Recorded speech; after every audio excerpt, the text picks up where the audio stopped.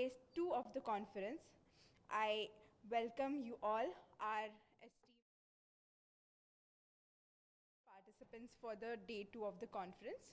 Today we would be having the track 3 and the track 4, which is transformational of traditional economy, encouraging MSME and digitalization of public service delivery as the track 3 of the conference, and the track 4, which is investment on human capital, skilling India in 21st century, as the fourth track for the conference. We are very honored to have Professor Bulbul Dhar James with us. It is with great pleasure that I want to introduce Professor Bulbul Dhar James. She is the head of Department of Political Science and Honorary Director of the Sarojini Naidu Center for Women's Studies at Jamia Millia Islamia, New Delhi. Professor James' expertise in political science, women's studies, and global political economy has earned her accolades and recognition. Her commitment to empowering women through her role as the Honorary Director of the Women's Studies Center exemplifies her dedication to fostering a gender-inclusive academic environment. We welcome you, ma'am. I request Professor Rumki Basu to felicitate ma'am with a memento.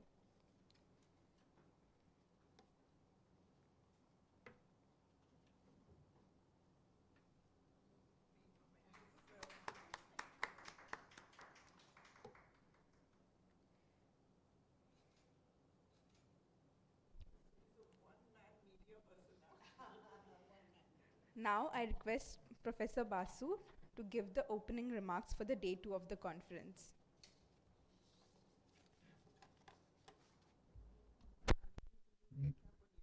Yes, yeah, right. Let me welcome you all. Am I audible at the back? Yes. Let me welcome you all to the second day of the 2-day national conference on G20-Y20. The theme is here, Future of Work in Amrit Kaal in India, the Demographic Dividend and 21st Century Skills.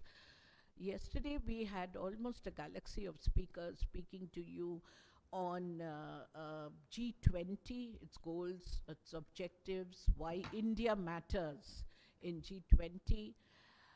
We had speakers speaking on Y20, what exactly are the objectives, because a lot of people do know about G20 since the past 6 months. There's so much happening in G20.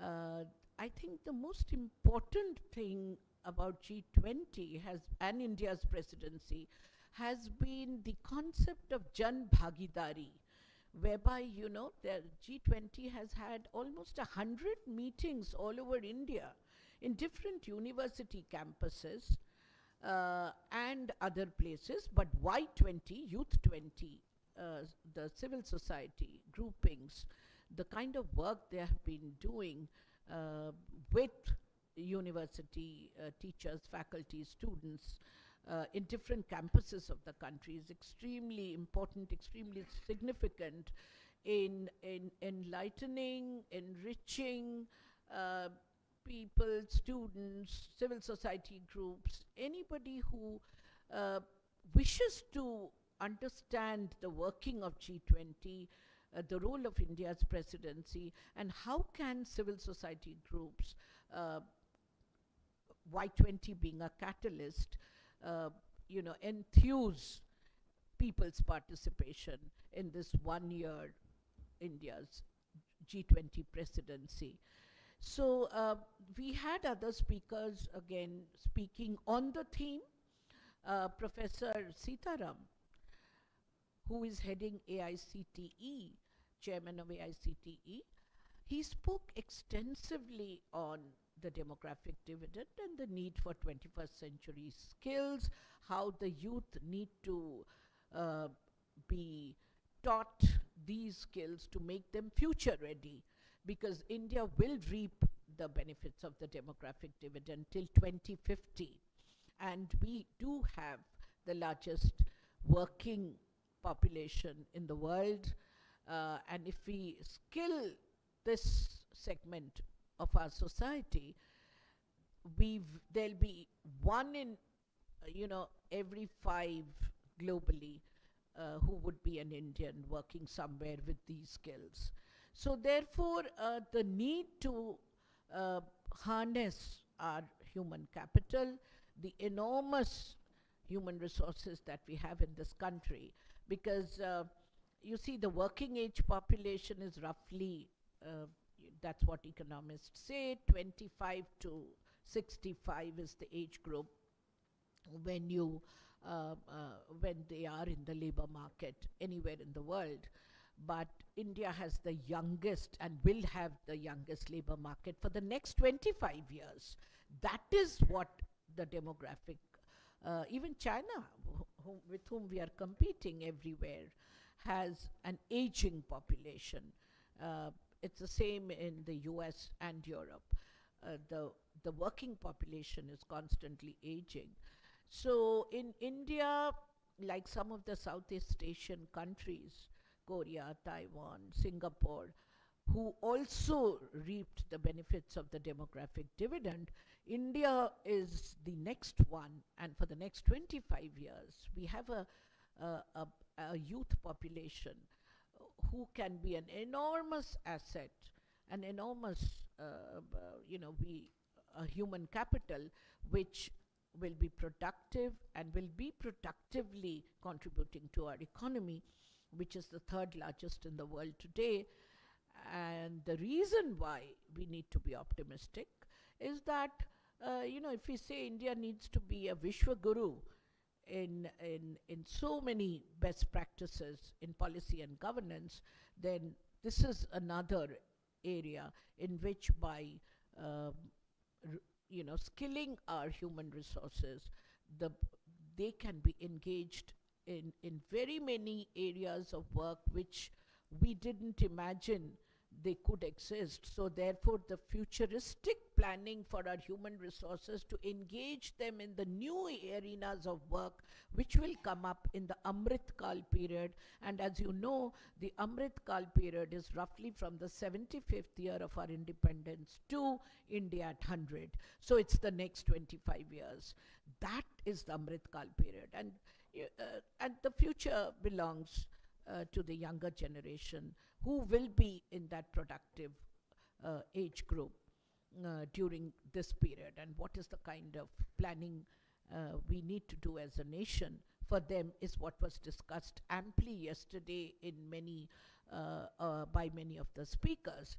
So, but let me tell you, when we planned this conference, the reason why I had asked for the Y20 logo, you have to formally apply for it in the G20 Secretariat, was because, in my capacity as head Center for Public Policy and Governance, which is a new center that got into operation from January 2022 only.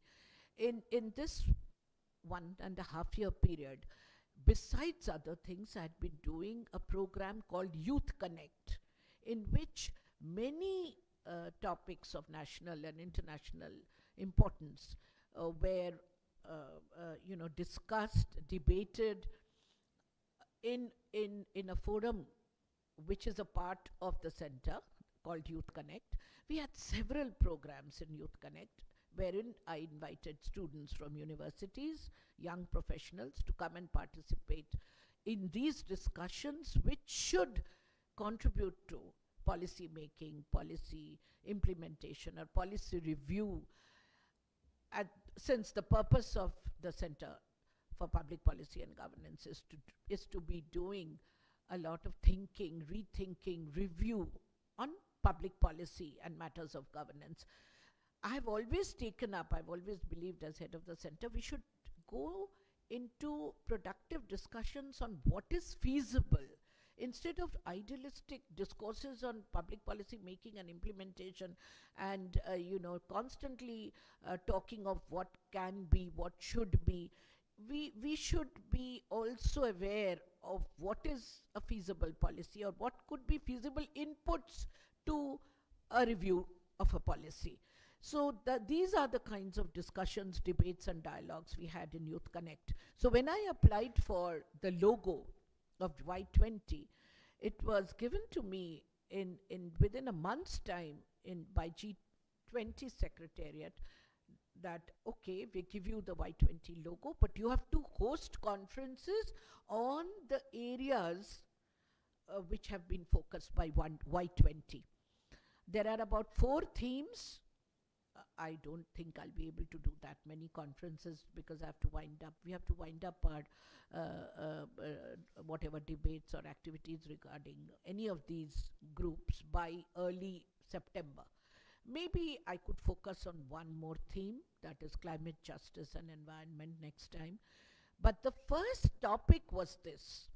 So it's not exactly my innovation in my center that I chose this theme. This is the first theme of Y20, which they would wish to focus. So I took it up.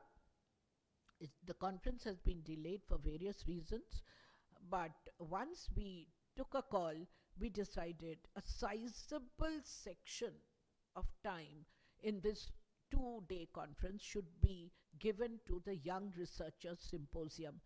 We received 75 abstracts, of which 43 were selected for presentation in these 2 days, which and most of the students will be presenting offline, some will be online. We have 4 tracks, and best 3 prizes, best 3 paper presentations will be given awards. That is what we want to do. So yesterday we had a lot of other speakers who addressed issues of G20, Y20 and the theme. Today will be completely focused on the 2 tracks of the symposium, but I'm happy to announce that we have a star speaker in the first session, Madam Bulbuldhar James, who will be speaking on G20 and women's empowerment. That is a very, very important theme that was not discussed yesterday by any speaker. So I kept that slot for her because she's been, a gender studies expert for a long time. Twice she headed the Sarojini Naidu, and she's still the honorary director of the Sarojini Naidu Center in Jamia Millia, besides being the head of the Department of Political Science in Jamia Millia Islamia. So please, Dr. Bulbul will, I think we needed a better audience and a larger audience to listen to this very, very important theme that she'll be speaking on, and the only theme that was not discussed yesterday. So G20 and women's empowerment, and you have Madam Bulbuldhar speaking to you on this. Yes, Bulbul.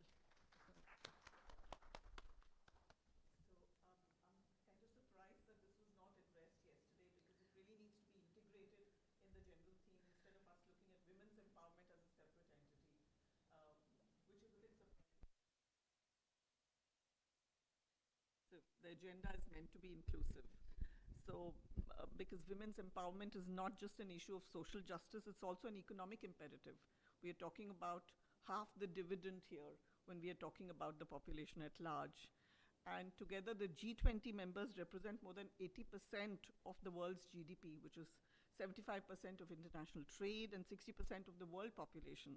So given its key role, it's significant here to discuss because given its key role in the global economy, the G20 holds a very strategic kind of position in securing future global economic growth and prosperity. And it has a huge potential to deliver on women's empowerment and gender equality. And I do want to emphasize here that each time we speak about gender equality, we assume it's to do with women and men. Let's look at other genders here as well, and it's important to address that. So I do want to flag that as an issue here. And of course, the G20 agenda itself, people, planet, and sustainability is all about empowerment. And today, when we are talking about 2023, women's empowerment for economic security is very, very central to it. And Y20, as Runki was explaining, also, the youth dividend is so enormous that, we really need to address that, and they need to address, and we need to listen to the youth as well. So I'm so glad that, she tells me there was a representative who's heading it, is an undergrad. And we can't kind of sideline the young who have ideas and clarity on a lot of quarters, and that is something we need to take up. So women, I mean, if we are only looking at women, women are equal partners and key actors for a strong, a resilient, inclusive, and a sustainable growth of any nation. And that is something we need to keep in mind. So central to achieving this is, of course, success vis-a-vis the three connected pillars: people, planet, and prosperity, and the 2030 agenda for the Sustainable Development Goals. It remains something which is central. And in this, you can see the gender quotient is very large in the SDGs, in the SDG goals. I also want to flag certain issues basically. The backdrop is, of course, COVID-19 as well, which disproportionately impacted the social and economic well-being of millions of women across the globe, not just India that we're looking at. But women were leading, more than 7 million in India alone, as frontline workers. Now that's a very significant testimony to the resilience and the strength of women, not just Indian women, but women in general. And as we know, what was coming out in terms of leadership, the women-headed countries were doing better in terms of COVID protocols and actually in terms of success in maintaining some kind of semblance of getting the rates down. And that was very clear in all those countries. G20 is also focused on women's empowerment, and that's something which is cross-cutting right from the beginning. And that's why I'm surprised that it was not addressed yesterday at all, at least as a side track. It should have really been addressed, because you can't look at development without looking at women's empowerment there. We're really not looking at it. We stand together in all the steps necessary for fostering gender equality. It's not just a one-way stream. This is also reflected in India's commitment to the Brisbane target and initiatives like W20, which is something that we need to put into practice now, operationally, instead of being idealistic about it, as Runki very rightly pointed out. So the highlights that G20 is focusing on in advancing women's is through entrepreneurship, through mentoring and capacity building, market access and financing. Role of STEM areas is really STEM education and innovation for scaling up holistic well-being, including mental and preventive health. Women's health is a major issue, which is part of SDGs as well. They eat least nutritional value. Medical checkups are done very, very infrequently. That whole concept of mother sacrificing is uniformly there, and we really need to, move beyond that, because that change has to happen at the first level, the family level, and then the changes will happen. And empowerment will take place, because I think we've reached an era, and this is something that we need to recognize, that we've reached an era that women are fairly empowered. It's the men who need to cope with women's empowerment. And hopefully, that should happen, because the men and boys are equally, impacted negatively with patriarchy. So each time we say that patriarchy is impacting women, we need to understand it's impacting men and boys, perhaps in a worse way, but they can't speak up because patriarchy gives them this whole notion of masculinity and, issues of mardangi, if you like. And that is something we need to question and look at, how they need to behave, the roles that they need to play, and the aggression that's, meant to be there in a whole lot of ways. So back to G20, it's also looking at increasing investment for quality and reach of education, digital education as well. Digital fluency, lifelong learning, strengthening women's empowerment, and participation in scientific and non-traditional sectors of the work. And those are very, very significant, because we are looking at ministries like the Health Ayush Ministry, looking at different facets of, medical reach, even in terms of questioning what are regarded as scientific developments, the other side of the scientific developments, which is not, if it is a development, questioning the concept of development itself, that if it is a development, how far-reaching is the impact, and what do we need to look at? So women need to be prominently at the forefront of all these agendas. It goes without saying. And I was looking at, since Runki told me, and I hadn't really looked at G20 as an agenda, I was looking at the way forward And Italy has been pretty much on the forefront of women-centric kind of working groups. In every working group, they put women there. India too, I notice, has kind of envisaged a very strong women-centered kind of agenda as the host of G20 presidency in 2013. So we have there. We've ratified a whole lot of significant conventions and human rights instruments. We are committed to secure equal rights of women, including things like CEDAW, which were there. But we are looking at India being considered the rape capital of the world. We're looking at the kind of violence that is taking place in myriad forms of violence. And I do want to flag this issue because we can talk about big things and say this is what we are doing. But at the ground level, the changes really need to be made, despite all kinds of acts related. We are the most right-based constitution that you can have. So, and a lot of these are part of the fundamental rights, but we are reasserting through other rights that are coming in, right from Widow Remarriage Act in 1856 to, Dissolution of Muslim Marriage Act 1939. Now you come to the Triple Talaq, another issue there. Immoral Traffic Prevention Act, maternity benefits, dowry prohibition, medical termination of PCP and DT later, which became medical termination of pregnancy, family courts that are there. And family courts are put in the women's laws place, which is ironic because, you're regarding the family to be the domain for the women, which means we are already making the distinction between private and the political in that sense of the term. And the private or the more, within closed grounds is the women's agenda in that sense of the term. Indecent Representation of Women's Act, Commission of Sati Prevention, then you have National Commission of Women, all these protection of women from domestic violence, later ones that we have are POCSO, which is protection of children from sexual abuses, sexual offenses, then Sexual Harassment at Workplace of Women, Women at Workplace Act, and so on and so forth. We have all these in place, yet in real terms, we are looking at myriad forms of violence continuing till day before yesterday. Yesterday, I'm sure, today as well. It's become data now. We really need to wipe this out from it being a data to something which is very real. It could be any one of us today or tomorrow. We have domestic violence, marital rape, and their laws for marital rape also is, being questioned now. Femicide. Interestingly, I want to take up marital rape here because the judge who gave the judgment said that Kerala High Court was the one which was taking the judgment out, and they said that how men regard women as their property.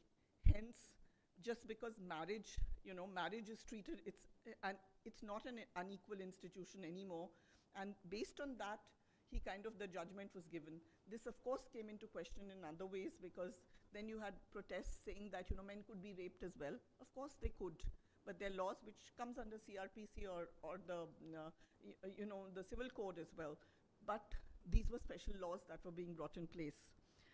We have early marriage, child marriage. Early marriage is a violence on women as well. Femicide, of course, amniocentesis is done and you're constantly living through all of that.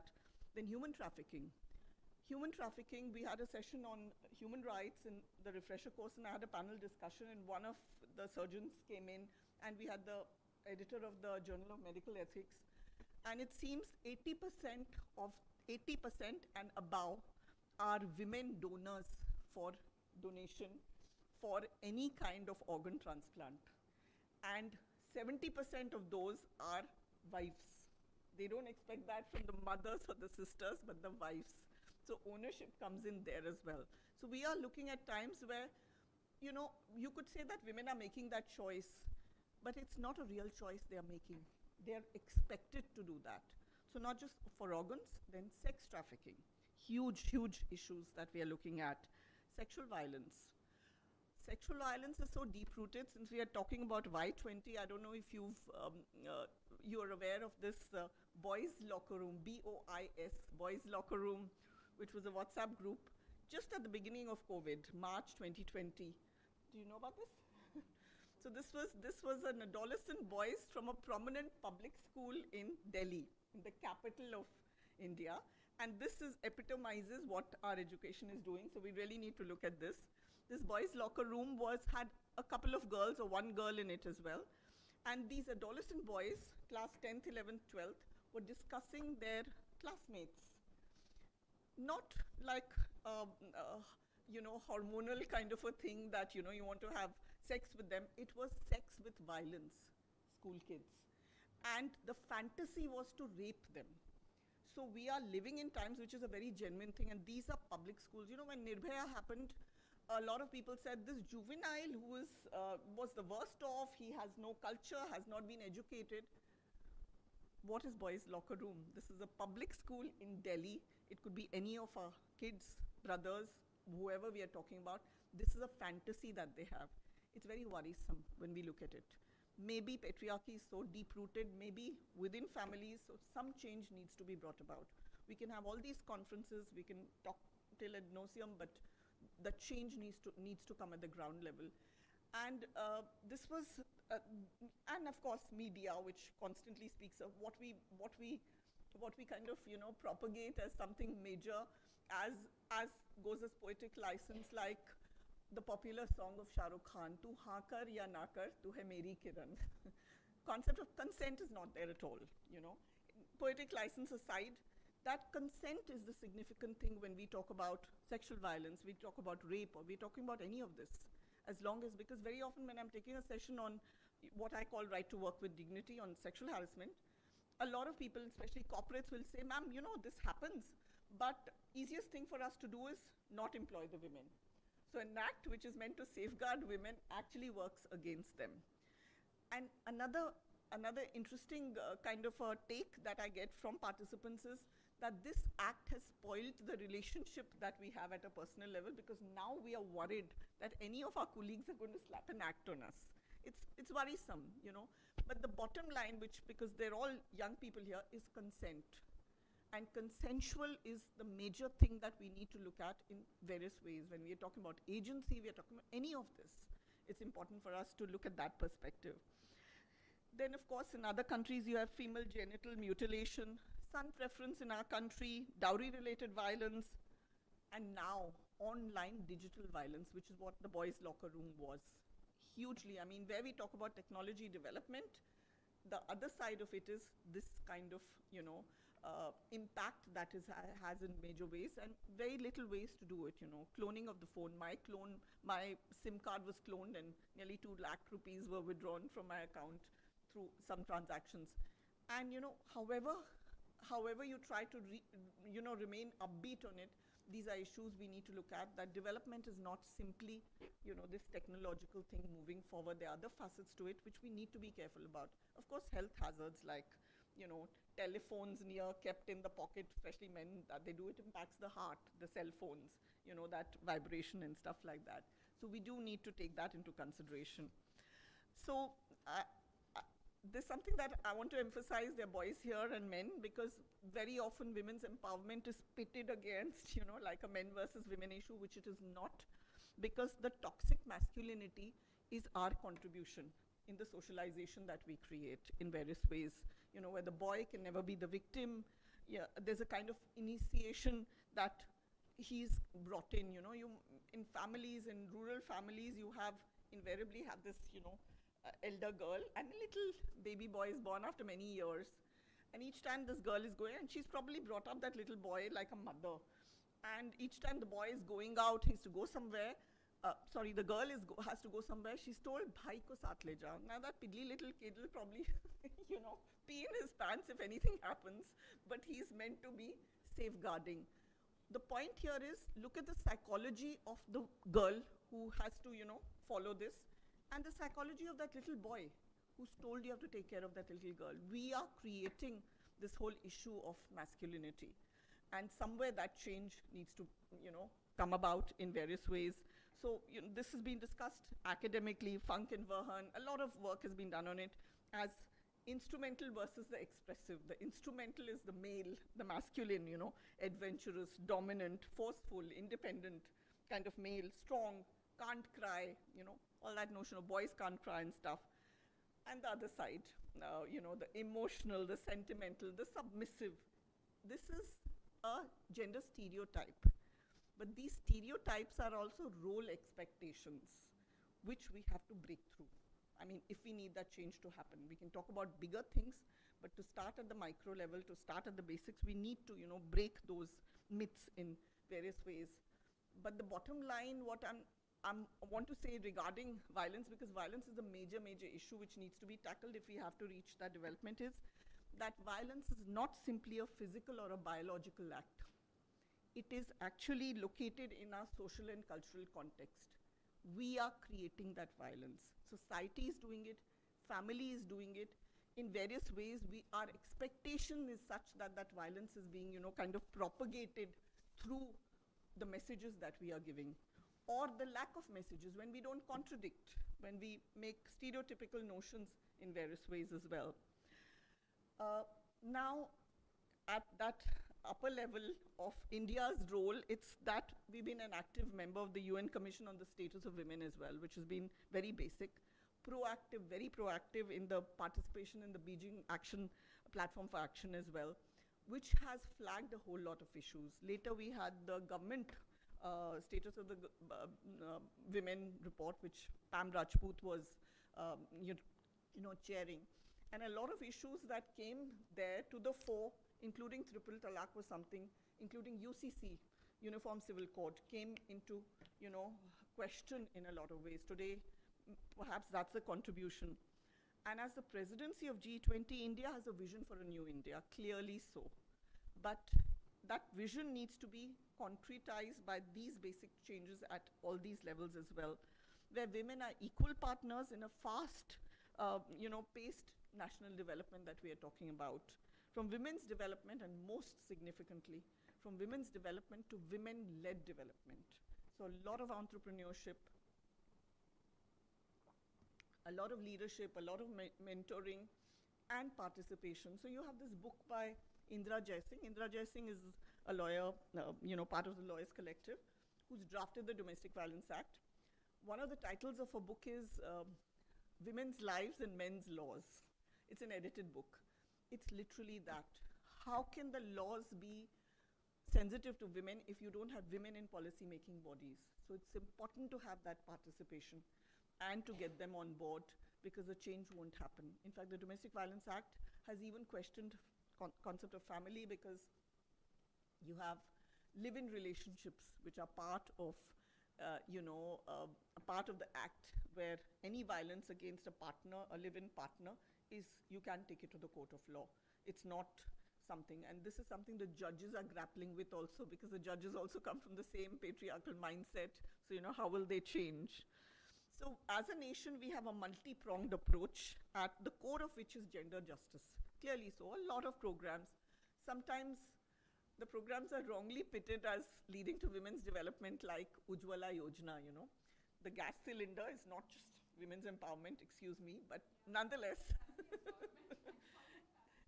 it needs to be, we need to understand the context there, that are we trying to reiterate those values, because the change won't come about, but nonetheless, there have been a lot of policy measures. Whatever, Ujjwala has kind of reached out in various ways. And the idea here, of course, being the core of this gender justice is equality and enabling full expression and participation of women in public life and socio-economic discourse of our country. So as in political theory, we did Lasky's theory of, concept of rights, and he said something which leads to your self-expression, something where, our rights are those which give you expression to whatever your personality, your best personality forward. And that is something we should look at in terms of equality across genders, and it's important. So women-led development, gender equality. In the women's-led development, all of the significance of India's G20 presidency comes in a major way. World Economic Forum, for that matter, study says it'll take 132 years to bring parity between men and women. We don't have 132 years. And we have just defaced half of it, in that time. So bridging the digital divide, it's important to do that with women in question. We have to technologically leapfrog now. It's something which needs to be done, because we can't. And take in the negative dimensions of technology also in question, so that it's not used, misused, abused. And Grassroots leadership, very, very significant to have that. So we have, very often we treat the women sarpanches as something which is an anomaly, or the fact that we talk about sarpanch pati more than that, but there are enough and more women who are coming forth and actually making that change. And these are not partisan women, because it's not political parties backing them more often than not. But that needs to be, brought in a major way. For women to make a radical shift, we need to put women in leadership positions. It's important to do that in all areas of governance, right from the direct democracy at the decentralized Panchayati Raj on to other levels that we are speaking about. Because when we talk about women leadership, or when we talk about women representation, we only look at those levels where the face of the woman is there. They're invisible women at every juncture who are hugely empowered. The fact that they have the agency and they're taking decisions, they could be housewives or whatever that they're doing. It's important for us to, recognize that, instead of assuming that empowerment just means that women coming forward and working outside of home and being visible, or by the attire that you see, in the West, the most disempowered could be the most modernly attired. We really need to look beyond what is visible. So to have this radical shift in leadership positions in all areas of governance, importantly, we need to have women. And of course, the mindset of men and boys should change for themselves also, because they are equally discriminated under patriarchy. And that is something, and patriarchy is not just a South Asian or an Indian concept, mind you. It is something manifest in different ways all over the world. It's there. So also, we need to look beyond the gender binary. Is something, I know this is not a mandate of women's empowerment, but you do have gay women, you have other issues here as well. So we need to look at it beyond this gender binary in terms of sexual orientation, which is lesbian, gay, bisexual, asexual, heterosexual. Many more names come up. I'm learning every day. And it's important, as somebody on the panel, I have to ask the person, how do you want me to address you? Like, you look like a woman, but maybe you don't want to be assumed to be one. So there was this absolutely beautiful film on Netflix, it was there, called Disclosures, where the protagonist makes a very evocative statement and says that, I want the outside of me to match the inside of me. So what you see is, it is full of pathos, because we just assume what we see. And we have students who are actually trans who are coming out. A lot of them, dissertations are, coming in. And that's sexual orientation. And then, of course, the gender identity, which is sexual orientation meaning, who do I love? Do I love a man or a woman? And then, of course, you have gender identity, which is, who am I? Am I a man or a woman? Identity questions. Transgender, transsexual, transvestite, intersex, gender fluid, gender non-binary, and many, many more. Yesterday I read something which said LGBTQ, QRLM, I don't know, it just went on with more alphabets. It's very worrisome, because one, we need to be politically correct and understand, but second, from the other perspective, it is, how many things can you take into consideration when you're doing this? And why should you be giving, any reservation is at the cost of somebody else, let's face it. It's not simply a reservation point that we are making. So it's significant to kind of put that into perspective. So we're living in times of gendered systems and spaces, Work is gendered. Invariably, you have marketplace is men, and kitchen or domestic work is women. Invariably, you might have men being chefs in places, but when they come home, they're not cooking. It's the wives or others who are doing it. Then, of course, political systems are gendered. Till recently, you didn't have the hardcore ministries led by women. It's now these couple of 2 terms that we've had, defense minister and a finance minister who's been a woman. Otherwise, it's always soft portfolios which are given, women in child and some entrepreneurship, and it's always soft portfolios. Spaces are gendered, where we look at. And the most, and I can't but say the most discriminated in these are other genders, where they're not even meant to be visible. They can be at street corners, could be sex workers somewhere, begging somewhere. They're not even meant to be visible. No spaces are provided for them.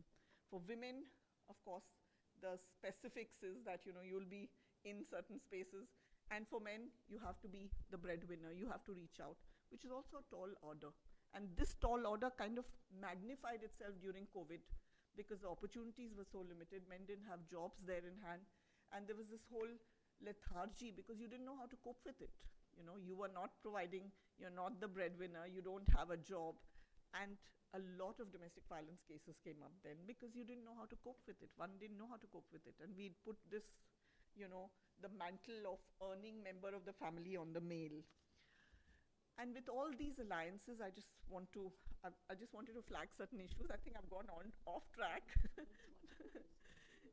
But I did want to, kind of put in that we might have all these conferences. It's important for us to go back to basics and rethink, especially education, our education system. We must be doing something wrong that despite all kinds of education, you have a Tarun Tejpal sting operation and he does a sexual harassment case and says the same thing that the police that I train, constables that I train, when they say, ma'am, wo chote chote kapde pehen ke aate hain, wo nyota de rahe hain sexual harassment ka, And he said the same thing in a more sophisticated way, that she encouraged me. And this was his daughter's friend.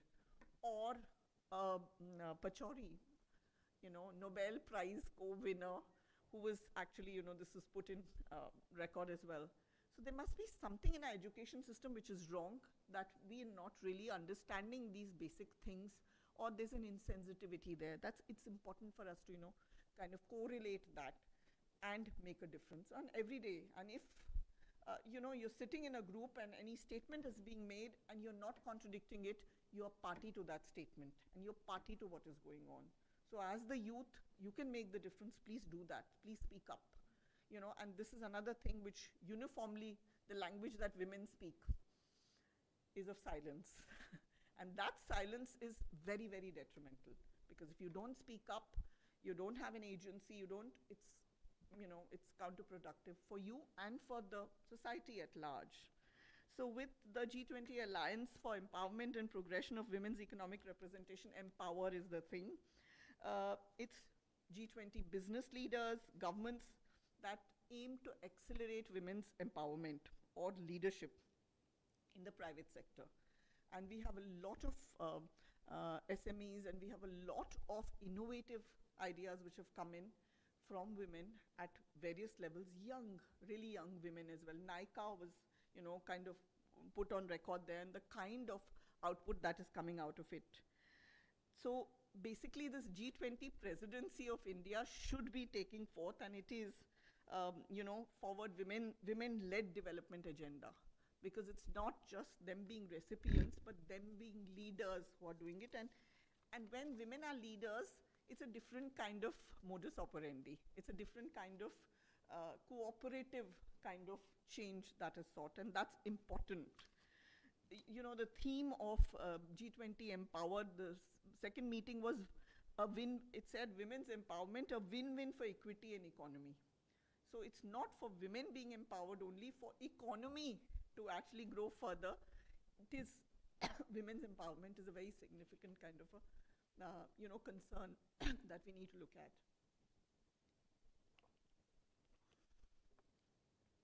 And India's, kind of G20 presidency is inclusive, it's equitable, it's ambitious, it's decisive, it's action-oriented, pushing forward transformative change. And that transformative change towards women's empowerment is significant. And just assuming that the empowerment is purely economic is not enough, because invariably, even now, it goes into the family income. Women, you need to have accounts in place, you need to have an accountability for where that money is being spent. It becomes part of the family income. So we do need to look at that also. Today, countries are focusing on empowering women like never before, because there's a dividend that they're getting out of it. Not because they probably want to empower women only, but there's an outcome economically which is much more significant for them. And India's G20 presidency has come at this critical juncture and an opportune time. We needed it as well. Priority areas of G20 Empower in 2023 are efforts made to accelerate this empowerment, and the whole Brisbane goals has become significant. other ways in which this transition is taking place is career opportunities, development opportunities, investing in enabling infrastructure to support the care economy. Now, women are invariably, whether it's senior citizens, it's children, it's homes, the whole care economy, which is not part of the GDP, is something that they handle. We have to target that. That has to be targeted in whatever way that you can.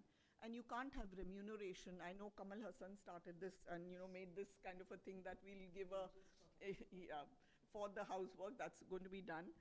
And it's always going to be criticized because you're not going to be able to, how can you decide how much a mother's love costs or that care costs, It's something. But we really need to understand that we need to appreciate that as part of the work being done. So enabling infrastructure to support the care economy and navigating corporate culture for women's empowerment. That wherever it is, the leadership positions need to be very, kind of significant. And the way this has been taken forth in the conferences that I was reading upon after she told me this was the theme, was they've actually had NIFT, National Institute for Fashion Technology, organizing events where they were showcasing women's engagement in cultivation of, say, tea production, tea, coffee, spices, coir, work of women-led indigenous toys, that is handloom, handicrafts, major thing, whether it was propagating the sari, which is also going out of, vogue, because you have all these weavers in there, sari or whatever, a setamundu from Kerala or a mekla chadar from Assam, whatever. Then Ayurvedic and wellness products, women-led, most of them. So, they had significant exhibitions which were part of these, and that was an important thing. Also, I think what G20 Empower is kind of reiterating is a collective belief in women-led development. It's important. And a pledge to kind of invalidate the assumption that it will take 132 years that, World Economic Forum spoke about to close this gender gap that they were speaking about in World Economic Forum 2022 made the statement.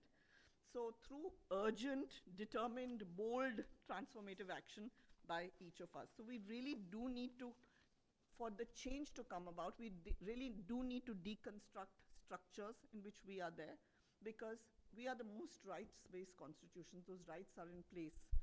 But to legally fight for anything is not the solution, because law or anything is never a solution. It's just a bargaining chip.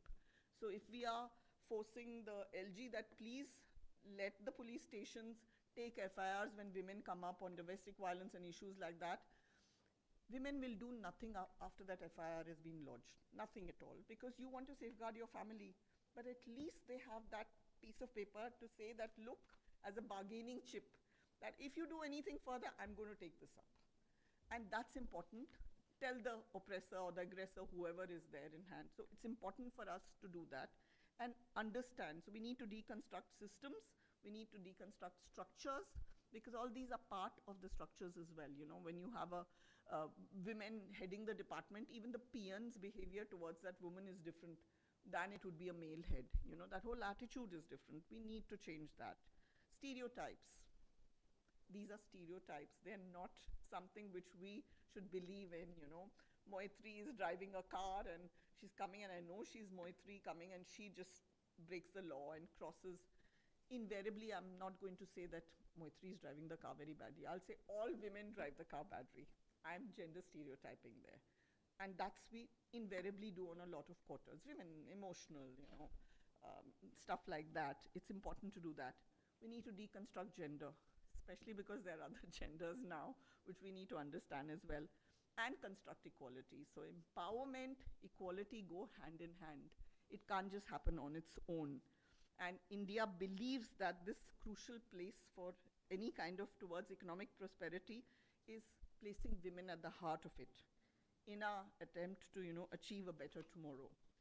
And if you want the future right, really, if you want the future, if we want to be future ready, we have to make sure that women are at the center of the discourse, and women are at the center of the decisions being taken, which is policy-making bodies as well. So I just want to end with, this is my world. my world of expectations, my world of do's and don'ts, my world of belonging, my world of relationships, relationships that are intimate, that are demanding, relationships that are compulsive and controlling. In these multiple roles and relationships, pushing and pulling me in various directions, I often lose touch with my being. I often lose touch with my process of becoming.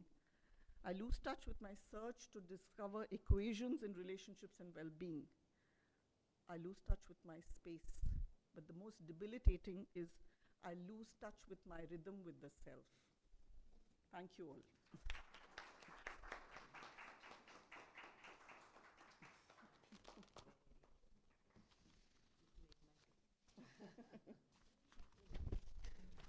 Thank you, ma'am, for your address. We surely need to rethink our education to accelerate women's empowerment. Now, we would be starting with our Young Researchers Symposium, and therefore, I request ma'am to please join us with the judges panel. We would be having a very short tea break of 10 minutes. You can go to the place where we had served lunch yesterday for the tea break. I request the first three participants to please have their tea very fast and join us until we start the next session. Yes. Dyuti, Rakshit and Priyanshu. Let me congratulate my ex-colleague, but she's been we've been friends for so long, so that's the formal introduction, but frankly, I think she's made my day. This was the kind of discourse that was required on women's empowerment. A lot of, people seem to think that when it's a talk on women's empowerment, it's something didactic, something, very preachy, and there are things that are expected to be spoken. But this is something, whatever she said, the content of her speech is more about gender mainstreaming than anything else. It's not just a question of women's empowerment or the traditional women's movements were regarding the battle of the sexes or whatever we said at that point of time. Today in 2023, when she's talking of gender or women's empowerment, we have to look at the global discourse and what is going on in India. She's summed up, she's spoken, she's raised and flagged issues and points which are important for the Amrit Kaal generation, I would say. This was really a talk meant for young people today, the Amrit Kaal generation, for whom the agenda on gender is completely different from what maybe the kind of activism we saw, we heard in our college days. So much has happened on the gender discourse since then. So it was important for her to say what she had to say. So I really thank you so much. And now she'll join the forum as a judge for the Young Researchers Symposium. Track 3 presenters offline. Please go and have your tea in 5 minutes flat and get back while we settle down with the other formalities and logistics. Thank you.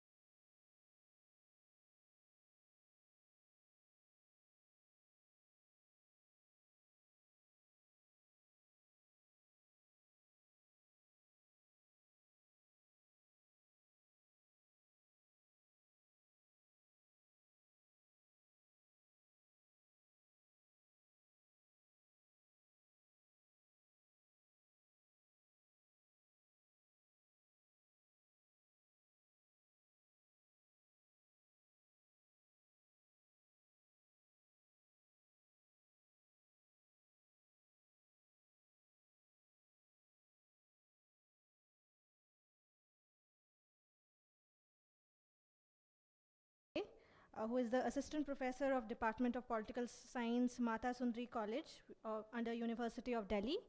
And finally, we have on our panel our very own Professor. Okay, you're not on the panel right now, so we have to, yeah. So we are still waiting for Dr. Pooja Paswan, but we can continue our symposium. So I will reiterate the rules for the symposium. So each of the presenters have 8 minutes to present, followed by a Q&A from the judges. And each of the judges have a file in front of them, and which has a mark sheet.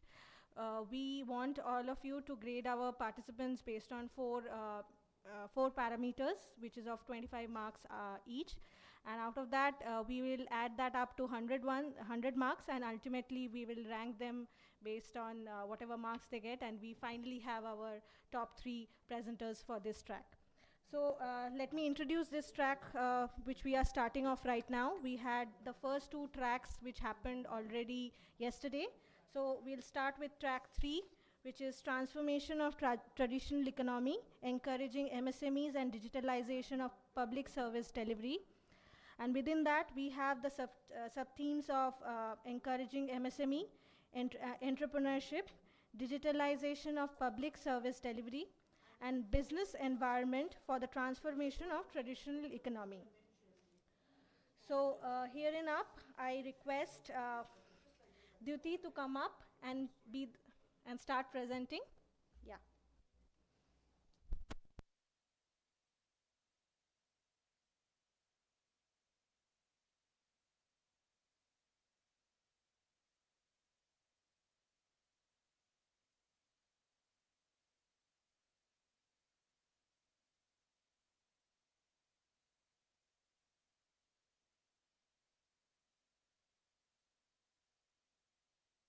MSMEs in post-COVID India. So basically,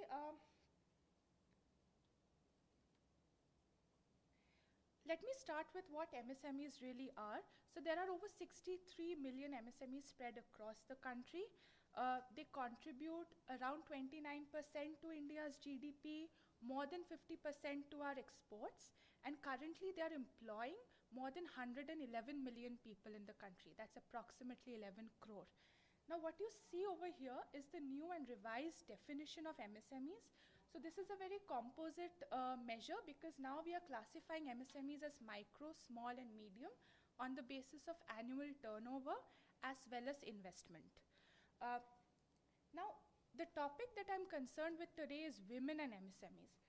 So let me look at where women stand in this regard, because we know they constitute nearly, or if not more than 50% of India's population. That's a huge demographic dividend that can be achieved. Basically, these are 3 quick stats that I want to give you. Firstly, if we look at the total MSME enterprises in our country, only 20.37 are owned and operated by women. That's a very low number. If I talk about employment in MSMEs, not ownership, in that case, only 24% of the workers in MSMEs are actually women. So again, that's a very low number. And look at the last figure. That's a very broad measure wherein we are looking at gender gap in entrepreneurship in the country. Now, entrepreneurship can arise from MSMEs, startups, or other kinds of firms. What we generally see is that only 33% of early stage entrepreneurs are women. So giving a basic look at this, let me move on to some stylized facts. This is a geographical distribution of women-owned and operated MSMEs in the country. So if you look at this map, so this data has been prepared. So this graph has been prepared by taking data from the Ministry of MSME. Basically, what we can see is that states like Maharashtra, Tamil Nadu, Gujarat, UP, and Karnataka, they are the best performers. Coincidentally, these are also the states with the highest state gross domestic product. So definitely there's a very high correlation between a state's income level and the number of women entrepreneurs coming out of that state. And if you look at the states which are not performing so well, we have states in Northeast India, Chhattisgarh, Jharkhand, and of course states like Uttarakhand and Himachal Pradesh, the hilly states. This is the distribution at a point in time. What about trends over time? So basically what is happening over time to MSMEs? So here I've looked at the data, so I've looked at them separately for micro, small and medium. What we see for micro enterprises is that over time, so I've looked at 7 successive quarters, over time the number of female owned and operated micro enterprises is steadily increasing over time. Apart from a sharp dip in the first quarter of 2021, which can be attributed to the second COVID wave, so that's quite expected. However, this is not being seen in case of small and medium enterprises. So just look for small enterprises, you'll see that after the first dip during the second wave, we see a fluctuating trend. So the number of enterprises owned by women is not increasing. In case of medium enterprises, the picture is even stark. We see that the number of medium enterprises owned by women is actually falling sharply. So there is something unusual about small and medium enterprises, that it's actually happening differently than micro enterprises in case of ownership by women. So what are the main reasons? A lot of women who own small and medium enterprises have said that credit constraint is the biggest factor for them. Why? Because whenever you're actually opening a small or medium enterprises, you need much more investment, much more capital than when you're opening a micro enterprise. More capital requirement means you need to borrow more because self-financing is not always an option. Now, while borrowing, women face a lot of constraints. Why? Because given our social structure, women do not own a lot of property and assets which can be pledged as collateral. And when you need to take a loan, you need to pledge a collateral against the loan, which you cannot do. Secondly, half of the loan that you are taking is actually spent in meeting your fixed capital requirements. Very little amount is left for you to invest in technology upgradation or paying higher wages to workers, and therefore your productivity decreases. What else? So let's look at the Pradhan Mantri Mudra Yojana, which specifically gives loans to entrepreneurs like these. Most of the women entrepreneurs fall under the Shishu loan category, wherein the maximum loan amount they can get is 50,000 rupees, not more than that. So with that amount, you cannot run or operate a small and medium enterprise. The maximum you can do is to run a micro enterprise. This is a graph which, so the data for this comes from the Pradhan Mantri Mudra Yojana. It just says that states which have a higher proportion of women owning savings bank accounts also tend to have more disbursement of loans towards women. That is to say, states which are more developed in terms of women empowerment, in terms of financial inclusion and financial literacy of women, for them we see that more and more women are getting loans for running different enterprises. So basically, financial literacy, financial inclusion is an important precursor for women to actually successfully run these MSME enterprises. Let me look at the challenges. Of course, whenever we are talking about India, we need to compare it with the global numbers. Compared to other South Asian countries, India is doing pretty well. But if we look at the global average, the average proportion of women in MSME enterprises stands at 38%, whereas for India, the number is only at 20%.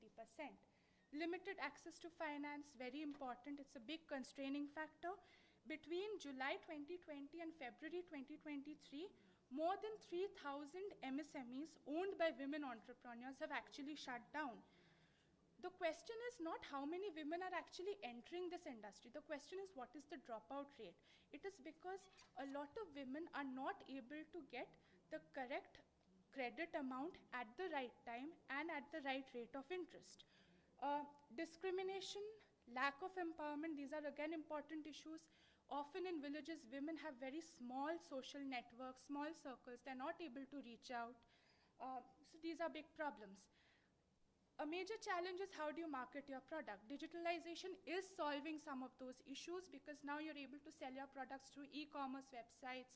However, internet penetration, ownership of smartphones is meager in case of women. A small glimpse of the way ahead, we need to have more gender equal public policies. We need to build societies where women's economic rights are strengthened, sound macroeconomic environment. So we need fiscal policies which support women, monetary policies so that women are able to take easy credit, and trade and industrial policies so that the products which are being manufactured by these women entrepreneurs are competitive enough, they are export oriented.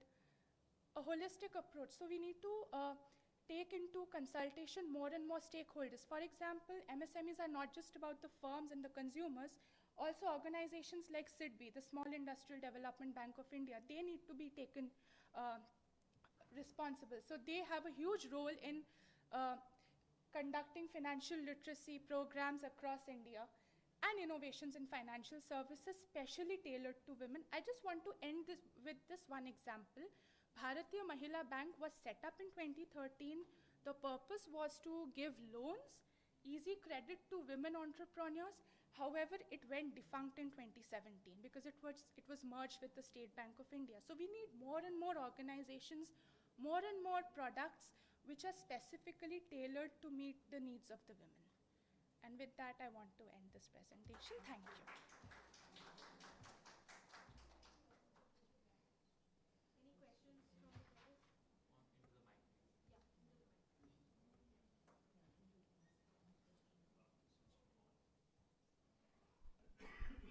Congratulations, Dhuti. One question which came to my mind while you were presenting, you said that the challenge is financial, but don't you think the private banks are also, they also have a preference of giving loan to women?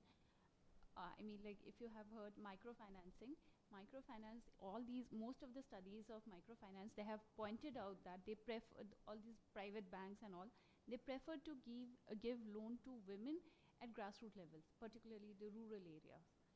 So kind of that is one question, like how do you see that? Because most of the not only government but also private bank also, they prefer, and you're saying that that is the challenge, capital investment, right? So they can also look for other options rather so what than is actually happening is most of the microfinance or self-help group operations are being met by cooperative banks, which are operating mostly in the rural areas. In case of private banks, they are much more profit-oriented. So it's true that a lot of work is happening in this front. Lots of government schemes have come about. However, these are still challenges because if you do not have collateral, if you do not have income security, it's very difficult to procure loan. Even now, data suggests that more than 80% female entrepreneurs have to depend on informal sources of credit. So either you go for self-financing or you borrow from your families and friends. So did you conduct any kind of study or survey, or do you intend to do that? This particular research is purely based on secondary data. Okay. Thank you. You have interesting challenges that you mention, and you also speak about the way forward. Do you see, I mean, what you mentioned here is from above, the changes that can be made in terms of, the fact that the Bharatiya Mahila Bank started and became defunct within 3, 4, 5 years. Do you see a bottom-up approach here as well? What can be, and those are suggestions which you can give, because you're saying there's a decline in the medium ones. You said that there's a decline in the MSMEs. So somewhere along the line, the fact that there is no collateral, what Moitri was asking, credit constraint issue and stuff, what is the bottom-up approach that you can look at? Is it the women's right to property being there as part of it, so that at least they can put that, if that is there, then the collateral will be there? In other ways, what are the constraints that you can, it'll be good if you identify those for policy change. Definitely. I think education is one very important issue. We need to ensure that women are able to form proper, strong networks of their own, because forming a social network actually helps you in a lot of ways. You can reach out, you can take loans from, so the idea behind a self-help group, you organize amongst yourselves. So that is very important. Secondly, I think digitalization has a very important role to play in this, even though there are drawbacks over there as well. But if we can ensure that women have that basic digital literacy and they can own a smartphone, they have access to the basic digital platforms, e-commerce websites, then they will be better able to market their products. We see a lot of women entrepreneurs across the country who are producing different things, but for them the major problem becomes marketing. And digital marketing, which is not Yes. easy, but the SHGs itself are competitive. How does, I mean, even amongst themselves, of course you need to network, Yes. but that access. Another thing that comes to my mind is very often I'm told that accessibility about the programs and the policies that are in place does not reach the people who it's meant to. That's right. Is that right? That's right. That's absolutely correct. In Most fact, people women are who not take aware. advantage of it are the ones who probably don't need it. So how that reach can be increased so that, you know, there's... I think there are a lot of leakages when it comes to targeting government policies and programs at the decentralized level, because you end up targeting those who do not need the benefit actually. So that is a big problem. Again, digitalization can solve a lot of those problems because you will be able to accurately identify who those people are. But then it has a lot of demerits as well. So we need to plug in those loopholes. Along with that, we need to carry forward the policies that we are doing. Like the advertisements pay for certain things, you need to have advertisements for this, literally like advertisements, to make that idea seductive and that you know that you need to reach out. Yes. But definitely. thanks, that was lovely. Thank you.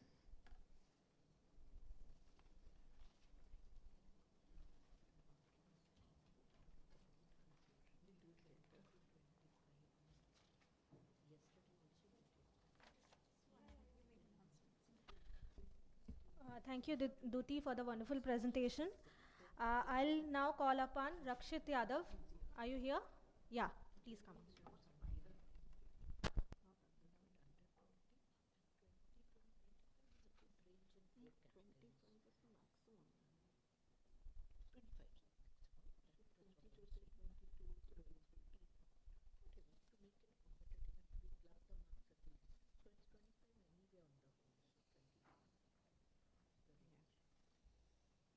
So for now, let's watch a few of them because it will also be comparative.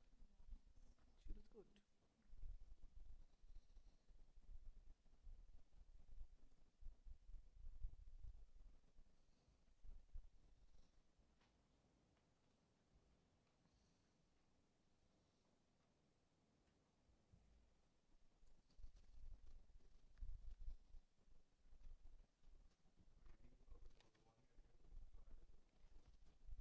Good morning, everyone. I am Rakshit Yadav. I have done my undergraduation from Christ DEMOGRAPHIC University, Delhi, and the topic of my paper is digitalizing public service delivery.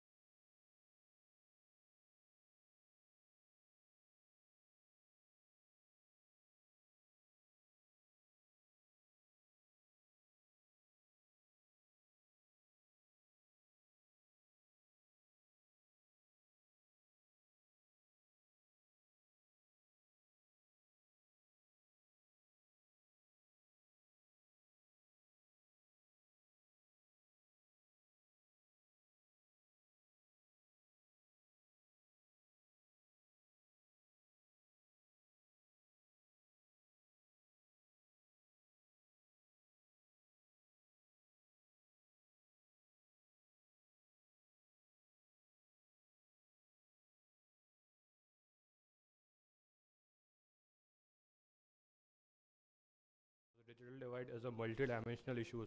So for that, I think first we should start from getting a broader picture of that. So that's why I took a qualitative study. So now I will come to the main part of my paper. So impact of digital divide on digitalization strategies. So the first point is impact of mandatory ID cards. So I think we all carry our Aadhaar cards these days. And I think for accessing many basic facilities of government, we need to have an ID card. And it was seen in this year's budget that there was a push to create mandatory digital IDs for everyone, which will have a record of their digital history. And it was, and then when it will come, it will be mandatory. But this process of having things mandatory becomes a problem for the people who are marginalized. So I will so there was a news report in 2019, a Hindi newspaper reported that there was a scheme of government, Pradhan Mantri Jan Arogya Yojana. And what complaint was coming mainly from Uttar Pradesh was that every day government hospitals were receiving more than 10 complaints, and the complaints were that people had their ID cards with them. But due to some technical glitches, they were not given the basic health services. So these are the things that we have to see when we have this thing like mandatory ID cards. Then second one is, an incident was reported in Lucknow. What happened that there were some children and they were not allowed admission into the schools. They were children of a daily wage worker, and they were only not allowed admission in the school because they didn't have their Aadhaar cards with them. So this is a thing about impact of mandatory ID cards. Then second, impact on government applications of digital divide. So during COVID, I think we all have used CoWIN for our vaccination.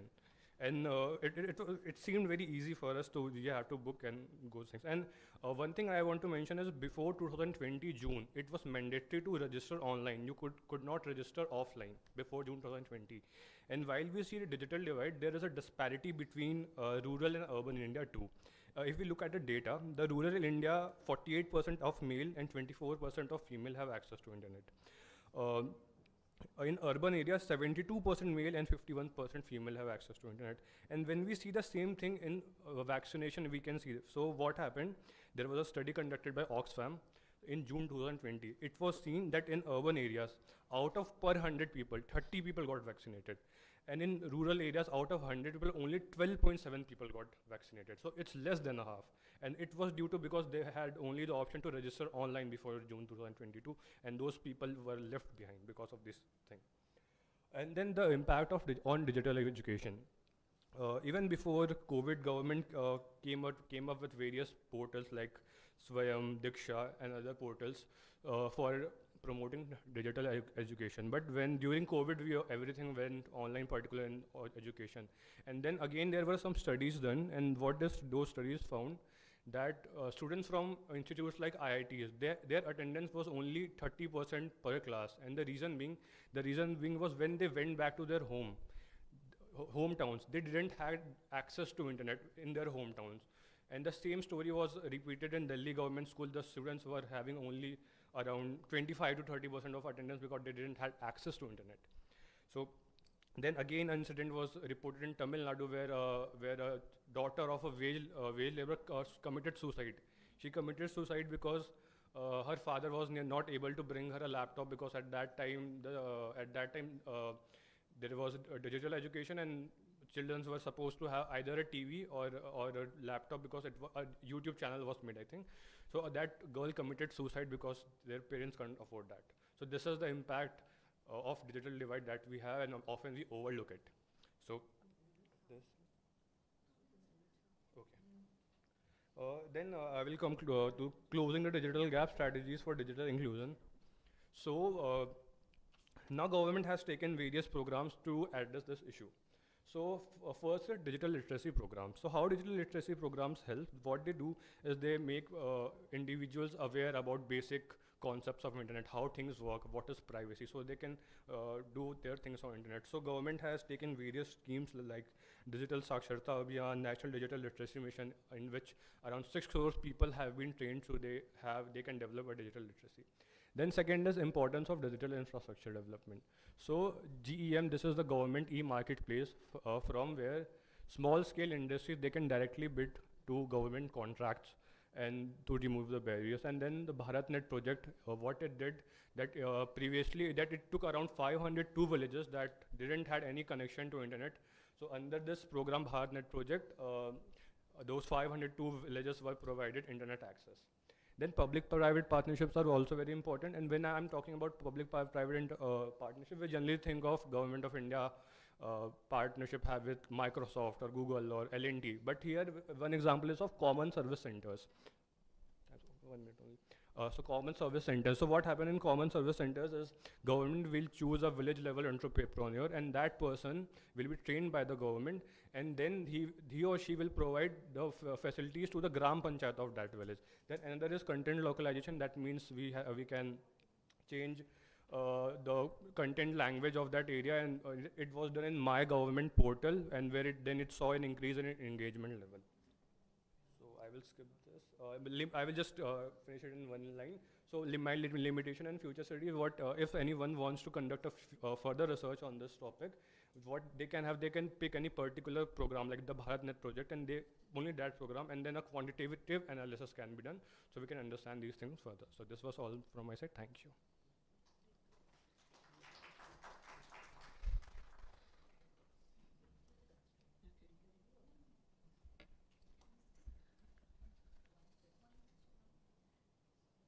So what is the way forward that you're suggesting? Because the accessibility of basically it's, your focus is on digitalization and inclusion through that. So what's the way forward that you're suggesting? Because even the gender parity, when you were talking about it, seemed very skewed. Yeah. So and why is it so skewed? And what is the way forward? Yeah. If ma'am, we particularly talk about the gender divide, I think the first is about basic education services, and then there are program like digital literacy programs, which I mentioned. So a particular focus can be made to inculcate those learnings by targeting that particular genders, like if not only women, other genders, because when these programs happen, generally the male who have so they will go and they will learn. So we'll look in the data. So a particular programs can be made so that women can come forward, and they can participate in. Or make it mandatory for women to come forward.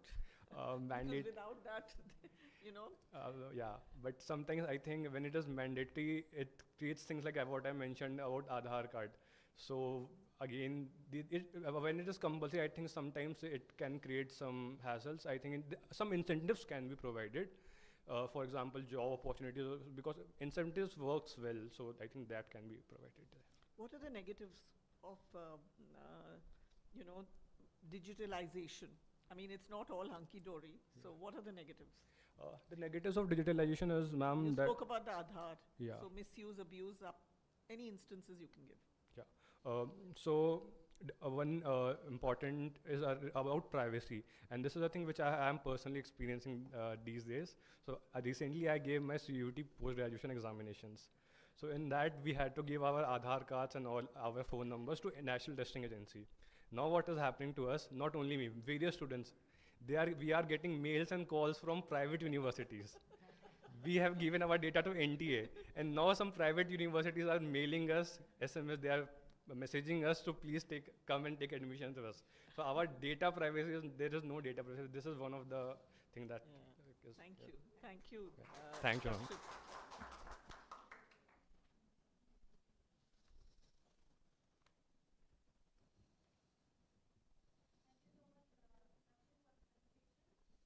I'll now request Priyanshu to come up. Yeah.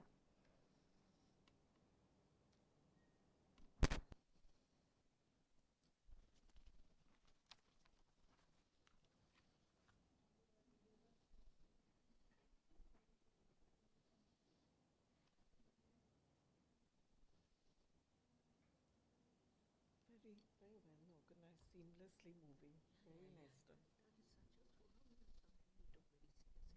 Very nice. And they all have.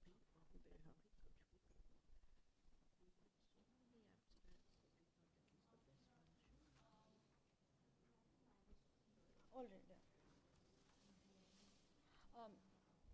Good afternoon to everybody. So I think a lot of issues have already been flagged by Professor Bulbul and my other presenters about this idea of women's issue. But again, from here, I would like to take from the fact that we are talking about equity and economy.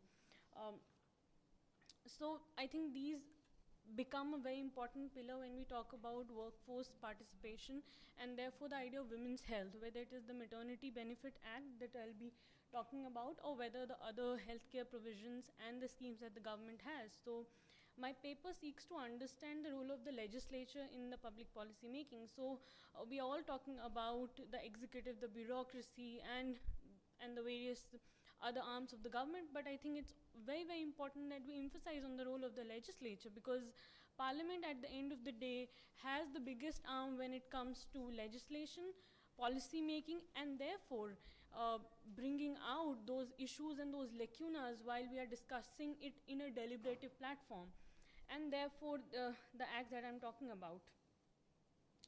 So the research methodology that I've used is the content analysis of the Parliament debates and the questions that have been raised during these discussions, and therefore we try to emphasize on the issues that perhaps have been missed by the political executive, because at the end of the day it is those political parties who have come to the forum or have got the power to make those schemes or those policies, but only when it comes to the forum of the House that these MPs bring out those issues coming from those constituencies where they actually see the problem happening. And therefore we see how through the outreach perspective of the gendered this digitalization process has been, and therefore in the implementation and the realization part. So I'll be talking about the primacy of the legislature. So a few idea I have given and thrown here and there as of now. So the policy objective, as I can see in the figure below, has been set by the political party itself. So whether it is the political manifesto, or while the Prime Minister is speaking and taking on and talking about various issues and the emphasis that he's going to bring about as he in the government. So that itself brings a clear picture of what, if that party is in power, would do. And therefore the cabinet. So cabinet and the entire idea of parliamentary committees, and therefore taking suggestions from the researchers and experts from out there playing in the field. And therefore the final approval from the legislature. Now that can come in the form of the budgetary allocation that happens, because most of the schemes are brought during the budget session, and the discussions in the budget session, whether it is through the cut motion or whether it is the token cut, or hence that have been brought by the individual MPs, show their interest. And therefore the final approval that the legislature gives, which starts not only from the, I would say, Lok Sabha, but also to Rajya Sabha, and therefore it goes to the president. So these three makes the part of the parliament, and we often forget. So here I'm talking about the monitoring of the implementation. Now it is not only the fact that they're talking about the policy formulation, but it is also the implementation. So how it has been implemented. Only after the implementation process that we understand that these are the loopholes. These are the loopholes that we can see while in the implementation and the practicality of things.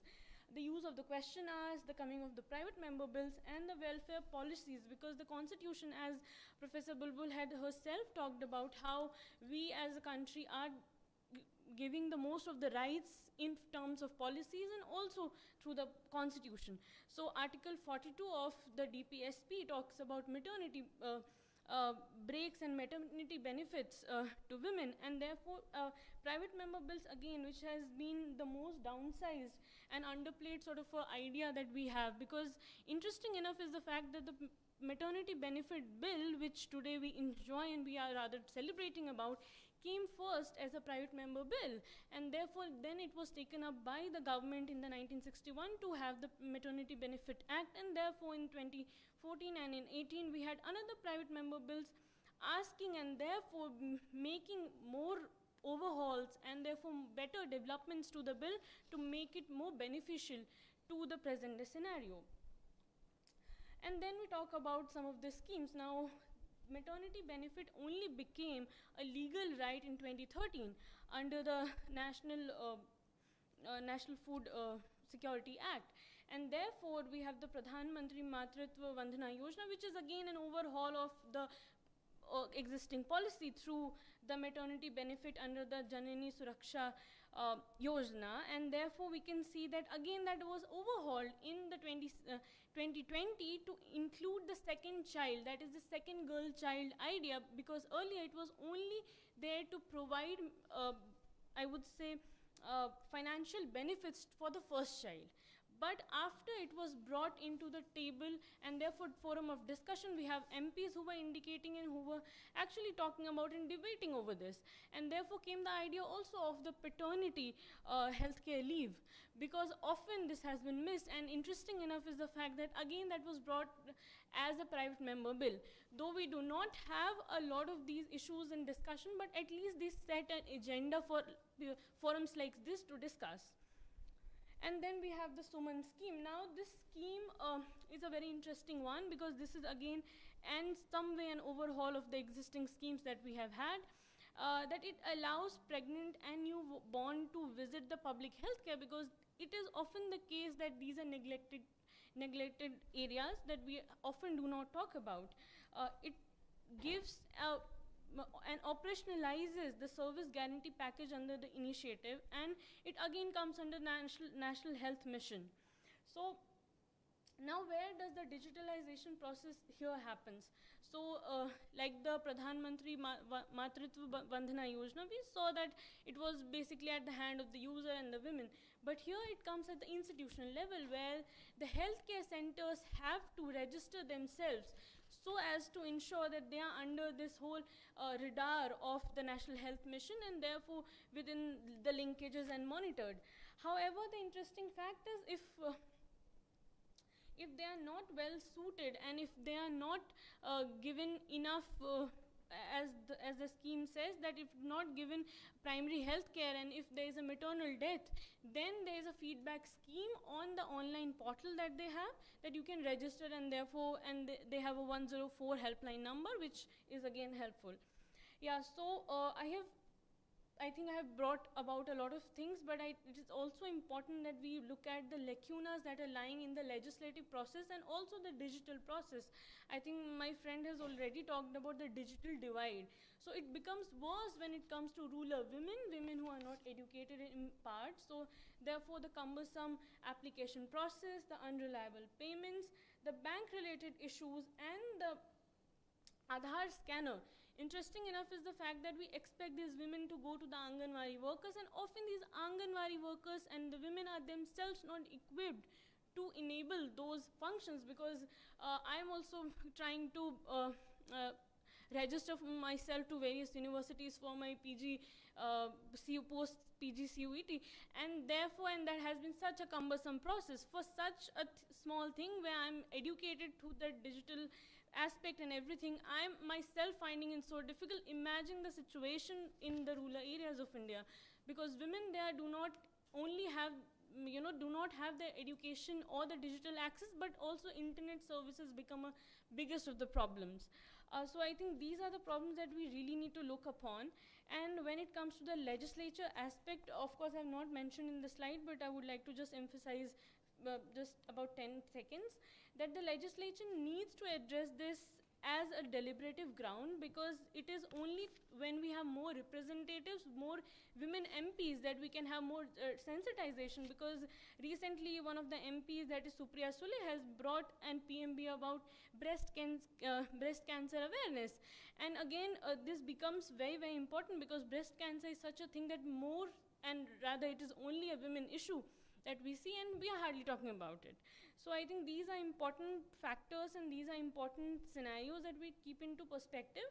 And also it is not just limited to women, but also male counterpart MPs that need to talk about these, and we need to have open discussion for better policy formulations in the country. Thank you.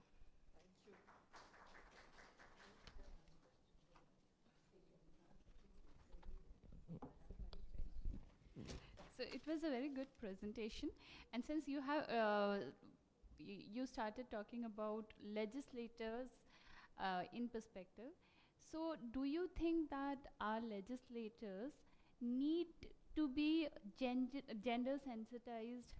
So gender sensitization should start from the parliament itself. Do you think that is the way out? Because when when you have quoted all these policies, most of the policies were introduced by female MP, not male. So, don't you think we also need to gender sensitize our parliamentarians? Ma'am, I absolutely agree with you, but I also, because I'm talking about the PMBs and I've just talked about the significant PMBs, but there have been a lot of these gender PMBs that, because I'm working under a professor on the private member bills and I have done a massive data analysis of it, but I find it very interesting that it has been more of male MPs who have brought things on women education. Of course, I think these are more sensitive issues which women themselves understand it more. This is my personal view to it, that they have taken these leaks and therefore bringing it out there. But things on such as work from home, uh, issues of lactating mothers, a lot of these issues have been brought by the male MPs too.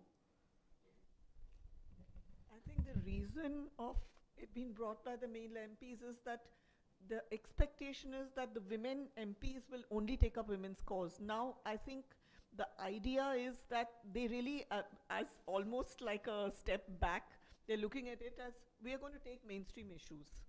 And thankfully, the men are taking it up. I think you raised a very, very crucial point on the application, the cumbersome application process that you yourself are facing. I have a PhD scholar who's working on it, and she said the form for MSMEs is so complicated. I couldn't understand, ma'am. I don't know how they are going to get loans. So that's a really crucial challenge to simplify things like that. You know, like you've simplified other ideas, almost made it in a comic book form.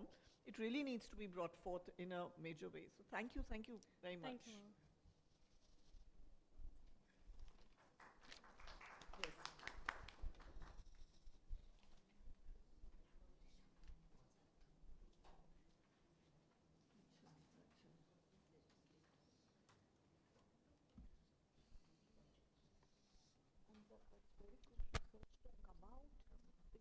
Thank you, Priyanshu, for the wonderful, wonderful presentation. We have Tinat with us after this. She will be joining us online. Yeah, so is Tinat with us? Ah, okay.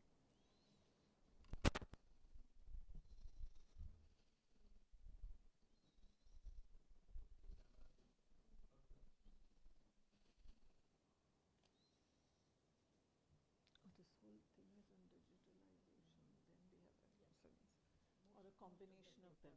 Yeah.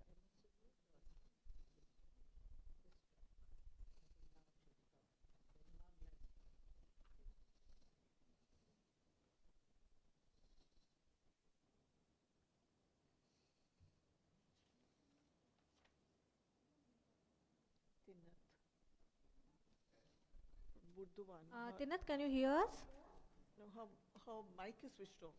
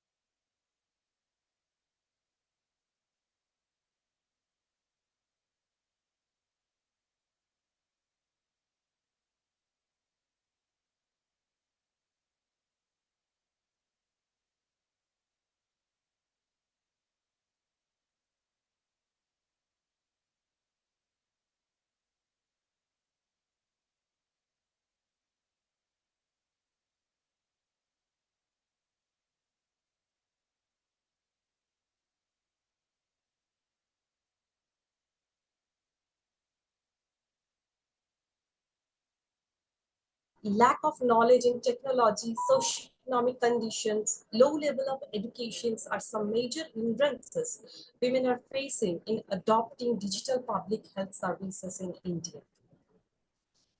So we can, uh, see that digitalization of health, lack of knowledge in technology, socioeconomic conditions, low level of educations are some major hindrances women are facing in adopting digital public health services in India. So we can see that digitalization of health, lack of knowledge in technology, socioeconomic conditions, low level of educations are some major hindrances women are facing in public health services in India.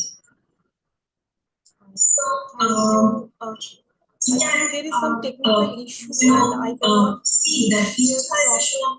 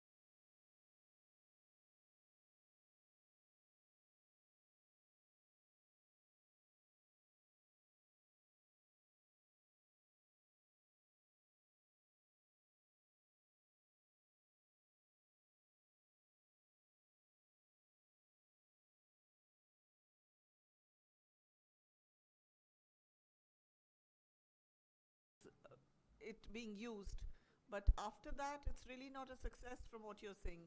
Is that right?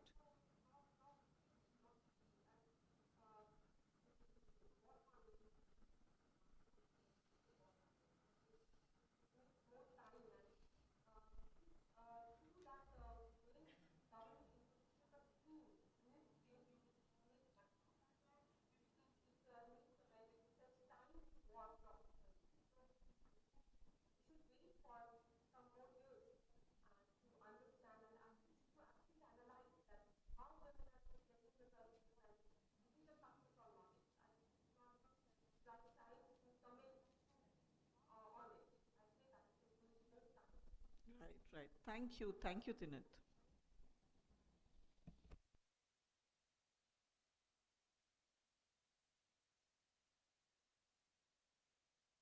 Uh, Thank you, Tenat. We now have Babita Sharma. She will also be joining us online.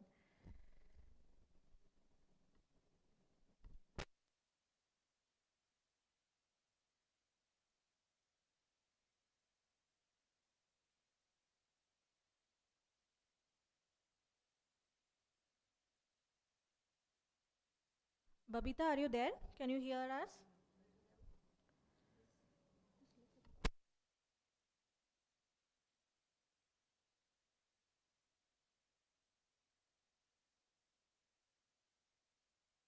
Hi, Babita. Can you hear us?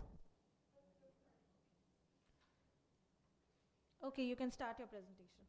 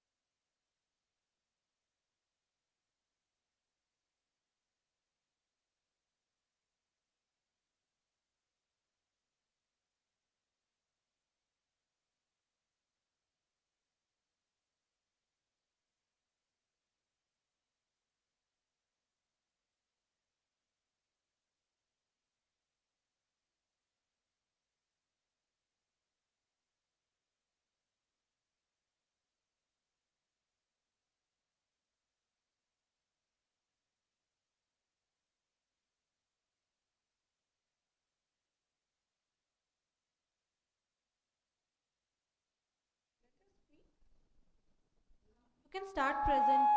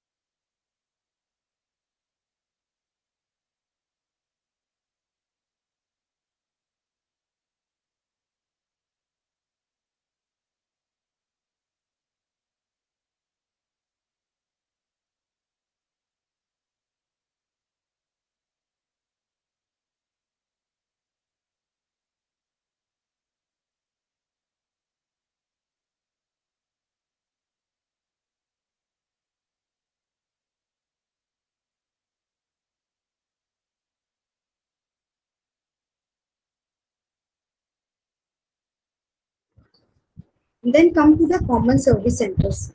Common service centers are the access delivery of government to citizens e-services within the reach of the citizens by creating the physical services service delivery ICT infrastructure. Based on the assessment of municipal common service center schemes, in the government of India has initiated CSC 2.0 project in August 2015 under the Digital India. The objective of CSC 2.0 project is to set up at least one CSC in 2.50 lakh gram panchayat across the country to deliver across citizen-centric services. It is a self-sustainable entrepreneurship model which is run by village-level entrepreneurs via e-district portal.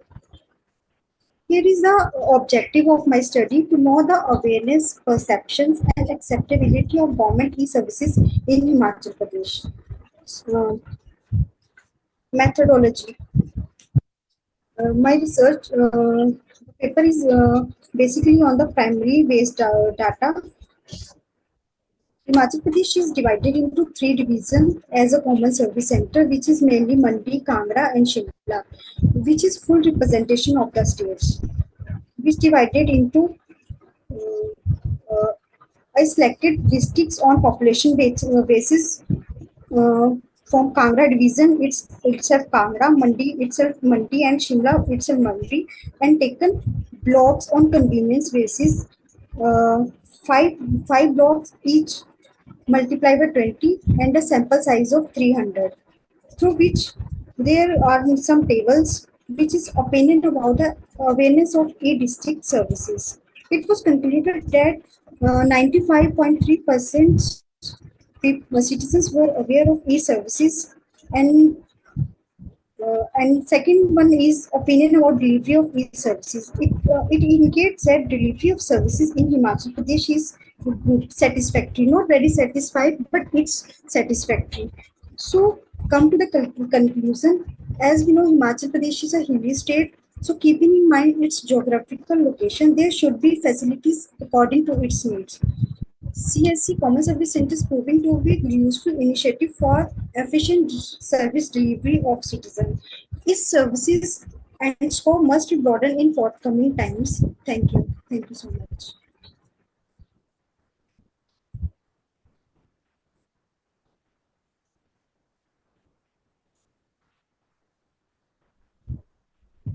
Congratulations, Pavita, for such a nice presentation. Thank you, And ma'am. since you have done primary based study for your paper, so can you please specify, you have taken Kangra only, right? Out of the three division, you said you took Kangra only, or you took all the three division? Kangra, Mandi, Shimla. So you took three of the division or only one out of the three? Am I audible? Yeah, you are audible. Are we audible to you? Yeah. Are we audible? Can you hear us? Are we audible? Okay. Can you hear us? Yes, ma'am. Yes, ma'am. Yes, ma'am. Yeah. So you said you did a primary survey, right? Yes, So ma'am. out of the three division, Kangra, Mandi, Shimla, you took all the three or only Kangra? And I took all the three divisions.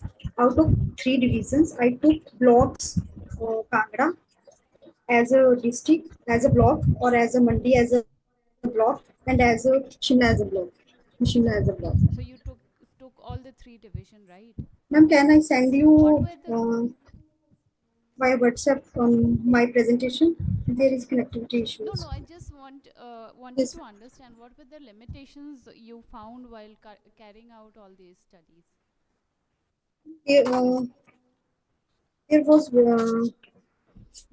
sample size of 300 users. Limitations. Were there any challenges you As faced during the? there was internet connectivity was the main issue. But you There, said that it is actually enhancing, or it is yes, ma'am. rather.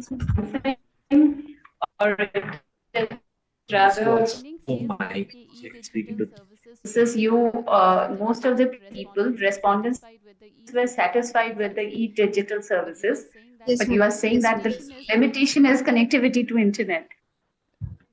Yes, But in ma'am. your abstract, you mention also the procedure of the services itself had difficulties.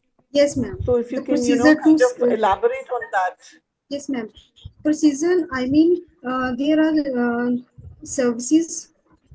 Their procedure of application forms is very complicated. So, I think to simplify procedure, when we go to e-district portal, there was a huge number of huge number of steps that are to be selected for these application forms. So application procedure is too complicated, and there is a language barrier also. uh, because all the people don't know English, they are not much aware about language, so there is a that is a difficulty area. It's in English only. Yes, ma'am, it's English only. So it's only in English, is it? Yes. And you're saying that there are issues with the internet as well? Yes, ma'am. So are you saying it's successful or it's not? I think that's what Maitri was asking. Yes, ma'am.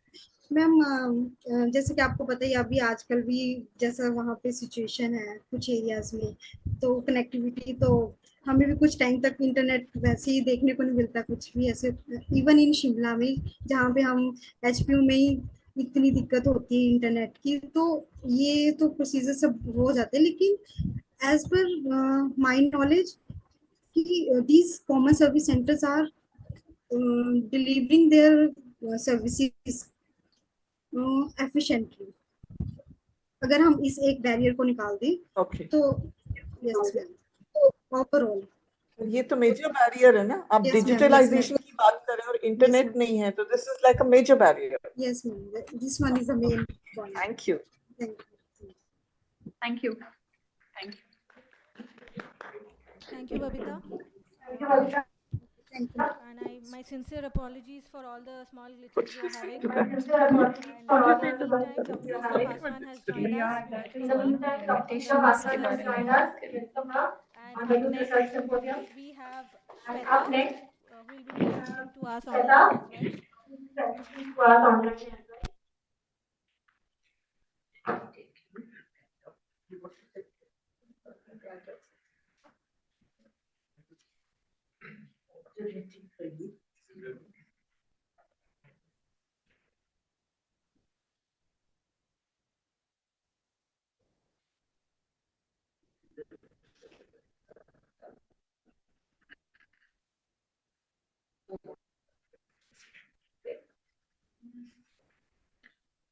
ये तो full marks.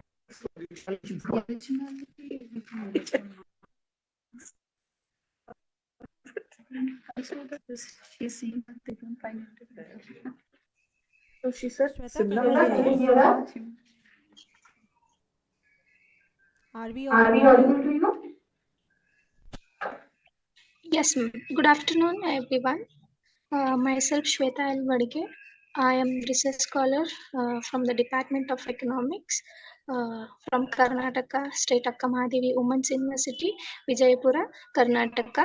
I am pursuing my PhD under the guidance of Professor D.M. Madhuri, Professor of Department of Economics, Karnataka State Akkamahadevi Women's University, Vijayapura. You can start. You can start with your presentation. Okay. Due to some technical issue, do you have a PPT present? PPT, ma'am. So I will share with papers only. just tell her to upload it. She's saying due to some technical reasons, she's not able to do that. Do you want to upload your PPT presentation if you have? Ma'am, due to some technical issues, it is not able. Yeah. So, do you want to help her quickly to upload it? Are you on the phone? Yeah, ma'am. Yeah, so the PPT and can then you just email us? can you just email us? Can you just email us your PowerPoint Can you just presentation email if you us have? your PowerPoint presentation if you have?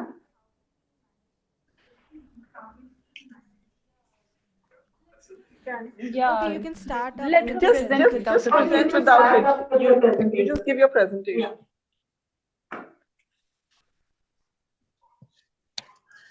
Yeah, today I'm going to present the paper on encouraging rural women entrepreneurship in India.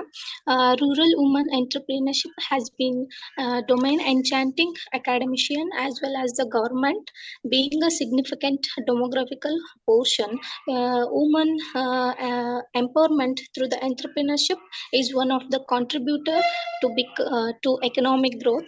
Women constitute about 50% of the total population, but only about the 14% of women entrepreneurs are playing an active role to boost the economic and social stability by guaranteeing social equality and enabling rural women entrepreneurs to live within the parameters. The Indian government has had a significant influence on the population, as a key role of women entrepreneurs are engaging in economy as nearly possible. Nearly 150 million of people would be employed by the women-owned MSMEs in the India by the 2030, according to the estimates.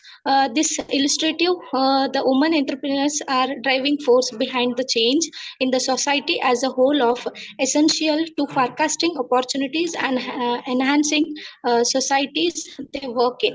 When the woman helps another, it has a contagious effect. In rural India, women may become entrepreneur by bridging the gender gap, assembling allies who can support one another. To promote the growth and the development of the country, it is necessary to equip women with a complete environment that includes equal economic uh, possibilities through the digital technology and exclusively promoting rural women entrepreneurship. It is possible. The objective of my study is it is based on the secondary data, and the methodology I have chosen for this is it is based on secondary data, and there are main objectives. The first one is to know about the entrepreneurship, rural women entrepreneurship, and the participations of rural women in MSMEs, and the women workforce participation by the recent eras, and to analyze the government initiatives and giving the suggestions for the rural women entrepreneurship development. As for the last 3 years after the pandemic, we can analyze that women are the rural women are engaging in more kind of a workforce from compared to the urban. The rural women are engaging in more kind of a workforce. For example, in 2019, it was about the 41.8 percentage. Compared to the urban, it was slightly 10% was increased. Then at the year of 2020, it was 41%, and in the year of 2021, it was about the 42%. Here we can analyze that compared to the urban areas, rural women workforce are engaging in more product activities, but they are not getting the recognition like creating capacity building programs and technological programs. They can go for the entrepreneurship, and they can start their business to get the economic stability and social stability.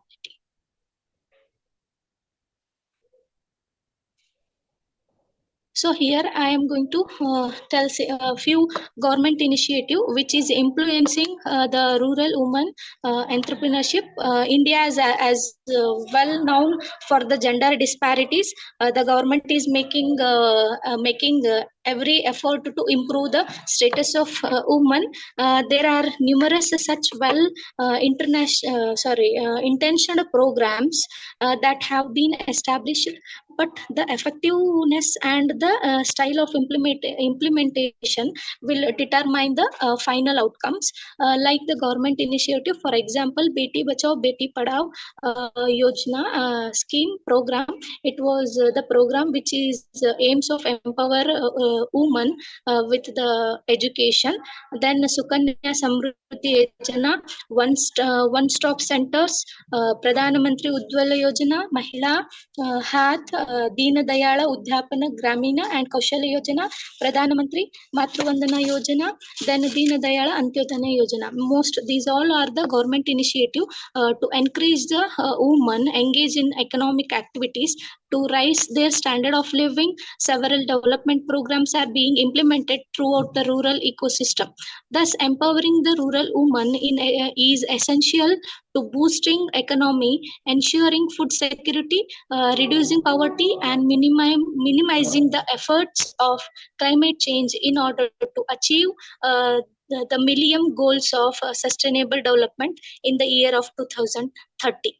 The major obstacles where I found in the secondary database, those are according to the Master Card Index of Women Entrepreneurship, just only 7 out of 100, only 7 are women business owners in India who are belongs. Only the 20% firms of the nation is owned by the women, according to the Google Brain analysis. While the World Economic Forum 2021 reports reveals a strategic gender imbalance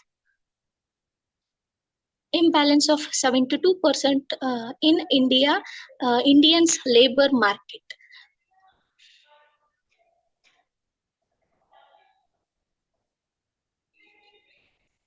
Even if they have driven to succeed or follow their own business dreams, women, especially those living in rural region, often faced many obstacles along with the many ways. While difficult, some patrial concerns are the problems of others. One of the biggest obstacles facing female entrepreneurs is temptation to comfort for the establishing of gender stereotypes. They are frequently argued that abandoning business in the favor of simple job that allows them devote more time to their family and kids. Another difficulty is comprehending government initiative. While the Indian government has taken step to help women receive financial to launch their business, not all the resources and services are equally available to the business run by women. The number of the quality of female entrepreneurs in India are poor as a result. Relevant programs that encourage women to start their business, giving them a chance to expand their business, or often financial or technical support to the women entrepreneurs. It has been also quite difficult for the women entrepreneurs to obtain the digital technology and become the digital literate. In high income nations, the gender gap in the digital adoption is about the 6%. In the low income nations, it can reach about the 82.5%. Only 33% of the Indian women, compared to out of 57% of a male, have ever used internet, according to the National Family Health Survey 2021. And only 54% of rural India do not have a phone, according to OECD research. These implements imply that rural women entrepreneurs in India comfort and significant hurdle. Hi, Shweta, you can conclude now. Your time is up. Thank you.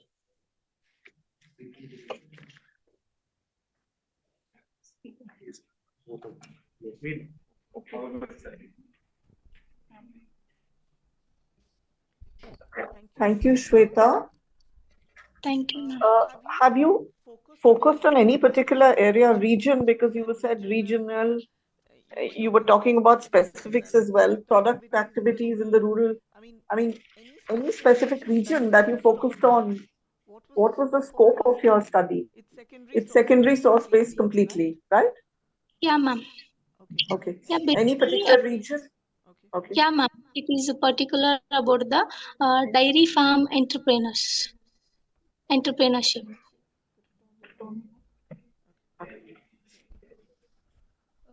Shweta, you mentioned a lot of programs, but none of the programs help women entrepreneurs. You mentioned Beti Bachao, Beti Padhao in your research. You mentioned Beti Bachao, Beti Padhao in your research, Deen Dayal Upadhyay. But these programs are not women entrepreneurial specific programs. There are other programs or government bank schemes which help women funding, rural women entrepreneurial funding, angel investors, and receiving fundings from state or even private entities, NGOs, etc., etc. Your paper does not talk about that. Maybe that is something you could look into. Again, business and profit are not gender specific. Profit is profit. So when you're talking about rural women entrepreneurs, we often find that people or families with family money, family wealth, those rural women are more successful because they have access to funds, whether it is through banks, through state, or even through family wealth. Okay, sorry, ma'am. For my further study, surely I will add up these all points and definitely I work on it. Thank you. Thank you, Shweta. Thank you. Thank you. Thank you, Thank you, Shweta. Shweta. We next have Tanya Sood presenting to us. Next have Tanya presenting to us.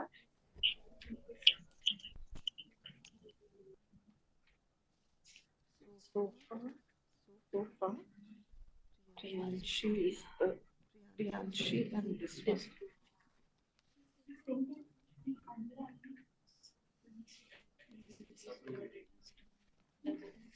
Yeah. Yes, 16, 18. Tanya, can you Tanya, hear us? can you hear us? Who? Priyanshu. No, nothing. Because there's no region, there's no idea at all. Are we audible? Just this. Okay. Now this one is another next one, maybe. Am I audible? I don't know what you mean. Is it Tanya? Hello, am I audible? Yes, you are. Yes, you are. If you have a presentation, just upload it immediately. Please share your screen.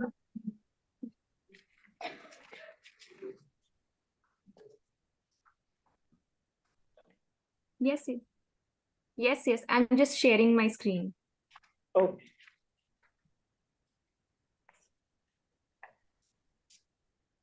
Is my screen visible? Yes, it is, and you're good to go. You Yes, can make you're it full audible. screen, Is my though. screen visible? Yes, it is. Can you hear me? Yes, Yes, both yes, of them. You want to make it full screen, you can do that. It's a normal mode. Just a second.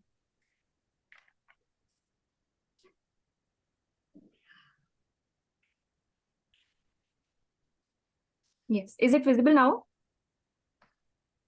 It's fine. It's fine. Okay. A very good morning, honorable judges and the august gathering.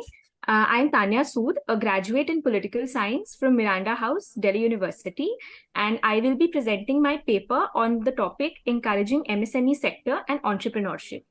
So, as India celebrates 75 years of independence, it's reflecting back on the vision of its founding fathers. So, to ascertain whether our socio-economic fabric has been able to fulfill that vision, we will analyze the MSME sector through the prism of PM Modi's flagship Make in India initiative. And discussing our research methodology, the paper draws on secondary sources to answer the research question, role of MSMEs in resuscitating the post-COVID economy. And the paper will draw over a chronological 3-level analysis, that is situation of MSMEs and Indian economy before COVID, during COVID and after COVID, through the prism of government's Make in India initiative. And we will take up a case study of the Indian startup Meesho in rebuilding entrepreneurial networks after the pandemic. But our major thrust would be to see how COVID-inflicted disruptions in the MSME sector have been tackled through government interventions, to drive the economic trajectory from MSME development to MSME-led development, and how far that has been successful or unsuccessful. So first and foremost, what is the Make in India initiative? It was launched under the leadership of PM Modi in September 2014, and it aimed to facilitate investment, innovation, skill development, and manufacturing infrastructure through public-private partnership. Now, the core aim was to turn India into a global manufacturing hub, and it covered a total of 27 sectors with a major focus on MSMEs. Our level 1 analysis will focus on MSME sector before the pandemic. Now, the micro, small and medium enterprises sector refers to a diverse group of small and medium-sized businesses that play a crucial role in India's economy. And these enterprises are defined based on their investment in... Yes, ma'am? Tanya, if you're moving the slides, if you're presenting the slides, then your they're not moving. It's stuck at the title slide. It's not moving. Oh, just a second, ma'am. I realize she's doing it, but it's not moving now also. No, it's just on the title slide. Tanya, you're probably sharing the wrong window. Yeah, there are two windows when you share your PowerPoint. There's a PowerPoint normal and the PowerPoint presentation. So actually, entire screen. You have to present entire screen. So just make sure which one you're doing. Is it the PowerPoint window or the PowerPoint presentation window? Just check once. Let me see it. Swap window 2 and you should be fine. I think she was saying, so I realized she's got a nice presentation which we can't see. Just a second, ma'am. I'm so sorry.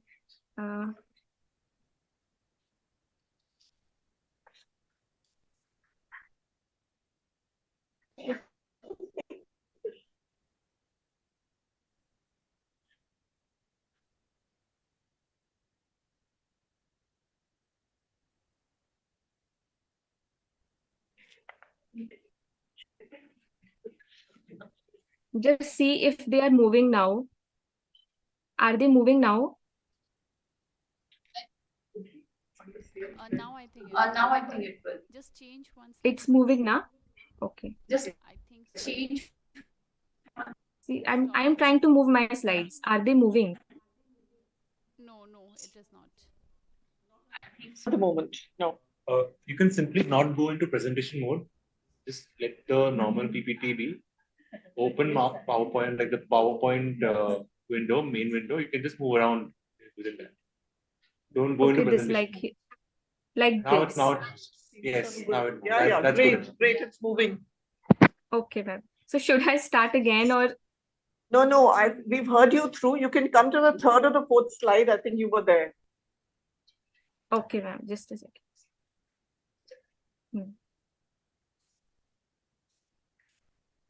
Yes. So the micro, small and medium enterprises sector, it refers to a diverse group of small and medium-sized businesses that play a crucial role in India's economy. And these enterprises are defined based on their investment in equipment and annual turnover. So the sector includes a wide range of industries and business activities. Before the pandemic, the sector was contributing 6.11% of manufacturing GDP, and it was running around 63.4 million units across India with a growth rate of 10% annually. And it was also employing 120 million people, and a majority of them, like a major chunk, that is 20%, were from rural areas. So observing these tables, we can see that majority of them, like 51%, were based in rural areas, and MSMEs also provided employment to marginalized communities, leading to social cohesion. And they employed around 24% of females on an average, as is shown by these pie charts. So FDI was increasing to $64 billion in 2018-19, and India's ranking at the Ease of Doing Business Index was also increasing. Of course, GST and demonetization, they led to disruptions, but certain government initiatives like Digital India, Startup India, Skill India, they were yielding good benefits, but all of them had their own structural fault lines. And now our level 2 analysis will be COVID-induced disruptions in the MSME sector. So employment had come down from 40 million in 2019-20 to 24.6 million post-lockdown. And due to this happened because of decrease in exports of labor-intensive products and labor supply shocks, consumer demand shocks, dismissal of contractual laborers, increase in transportation cost, declining purchasing power of consumers, all of those issues. And these graphs illustrate the dramatic increase in unemployment rate and decrease in industrial production of MSMEs during the lockdown period. Now, certain social issues were also there. For example, like MSMEs, they are a good source of employment for women and youth. But because of the lockdown, many women-led enterprises had closed down because women had turned to household work, and all of those issues affected their jobs. Also, it snatched labor jobs as well because COVID had seriously affected the health of the labor. Now, our level 3 analysis would be MSME-led post-COVID recovery. So in the backdrop of the pandemic, PM Modi had called for an Atmanirbhar Bharat Abhiyan, that is self-reliant India, to revive the economy to its pre-pandemic levels. And relief packages were announced in various tranches with a major focus on MSMEs. Interestingly, the definition of MSMEs itself was revised and modified to help them strengthen and grow. And major policy initiatives were undertaken to provide collateral-free loans to them and simplifying the registration process through the Udyam portal, encouraging technology adoption, etc. Few, not all the MSMEs, they followed suit and they gained access to national and international markets. Now we will take up a case study of Indian startup Meesho to show how MSME development has led to MSME-led development post-lockdown. So Meesho was founded in 2015 by 2 IIT Delhi graduates, and it is an e-commerce startup which is based on drop shipping, which is basically a retailing model where a seller does not have to keep any inventory. They will instead resell their products from suppliers who store their inventory in warehouses or factories. And suppliers will sell non-branded items that are sourced from across hundreds of cities across the country. So in the initial stages of its growth, the resellers, they mostly depended on Instagram and WhatsApp to reach out to their customers. And this was something that Meesho factored on to further build this network of entrepreneurs. So the company initially had a network of like 2 million resellers before the pandemic, which has grown to almost 7 million today, as is claimed by its founders. And 80% of these resellers are women who are conducting micro businesses from the comfort of their homes. So here we see how a startup has been facilitating micro startups with literally zero investments to spring up.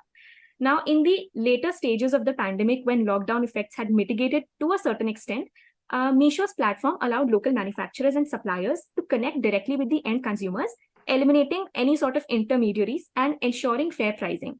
They also created job opportunities for delivery partners. And with their focus on Tier 2, Tier 3 cities and rural areas, it played a pivotal role in bringing digital commerce opportunities to these areas. It also facilitated financial inclusion for sellers who may not have had access to traditional banking services. And the platform integrated digital payment options and collaborated with various government initiatives to promote local products and support indigenous businesses. Now, Tanya, you have 1 minute to go. Sorry, I can't hear 1 you. minute left. Okay. So I'll just quickly sum up. 1 minute now, left. Okay. Thousands of women entrepreneurs participated in this project, and so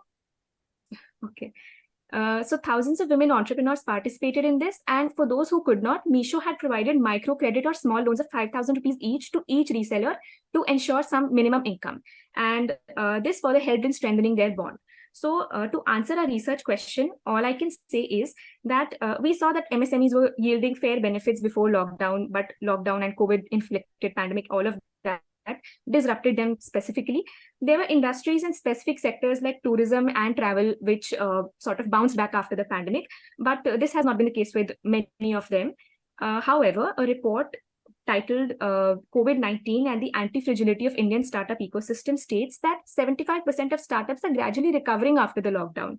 In fact, 4 Indian startups have become unicorns like Nykaa, Unacademy, Postman, and Razorpay. And as of May 2022, India has reached a milestone of having 100 unicorns. So this has led to increased foreign direct and indirect investment, employment generation, establishment of gig economy culture, and also digital and technological transformation to a certain extent. Now, the purpose of this case study is not to establish the fact that all the MSMEs or startups have seen this kind of growth after COVID.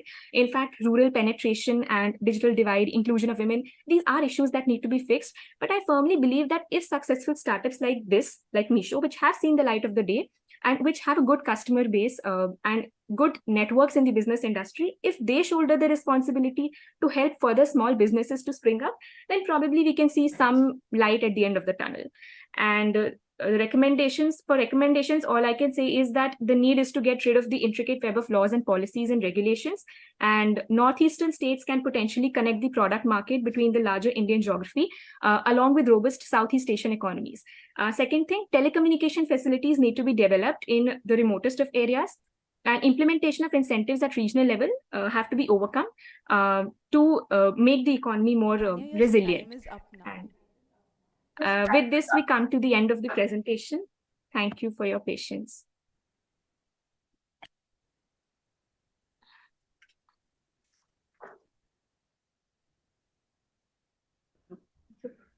Congratulations, Tanya, for an interesting presentation. Tanya, you have done very good research on this initiative. So, as a customer, there are lots of feedback about Meesho app that it's fraud and some kind of substandard products they are selling.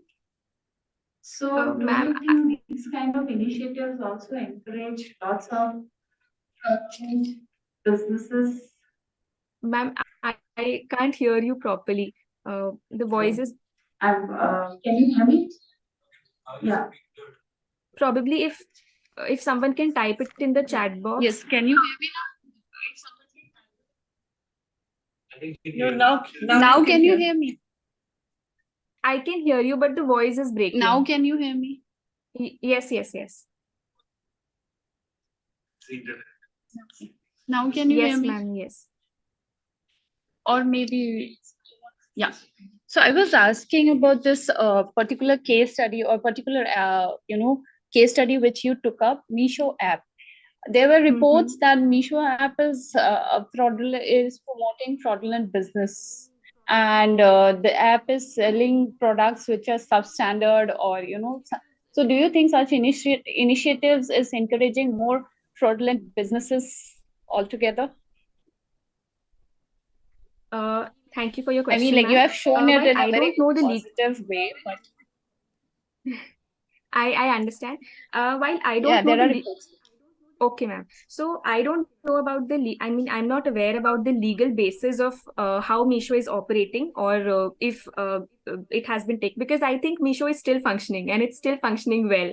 And I have personally seen a lot of women getting involved with the app to set up small businesses in my vicinity.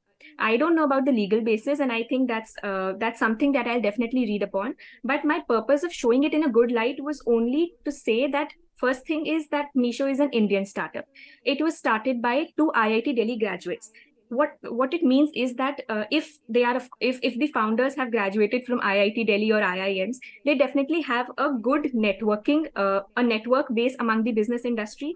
So if they take upon themselves this mantle of springing further micro startups, then probably we can say that some sort of success can be seen in this direction. My aim was not to say that Meesho is good or Meesho is bad. My aim was only to show that there are startups that are springing up. And if I am allowed to give some other examples, we also have the example of Sugar Cosmetics. We have the example of Nykaa, and Nykaa has become a unicorn. Mama, Nykaa and all, yeah. Absolutely. So we have examples of Nykaa, Mama Earth, and Sugar Cosmetics, which are again employing a lot of women. I think Sugar Cosmetics is employing 90% of women in its workforce. So that was my purpose of adopting this case study, and not to show that Meesho is good or bad. No, I'm just pointing out many of such businesses are actually a way to promote fraudulent businesses also. So that is what I wanted to point out. Okay, ma'am, sure. I'll include that in my discourse. Thank you. Thank you so much. Thank you. Thank you. Thank you. Tanya. Thank you, ma'am. Thank you so much, Tanya. Now we have the stage coming up. All the lectures just add on. I'm just marking the book.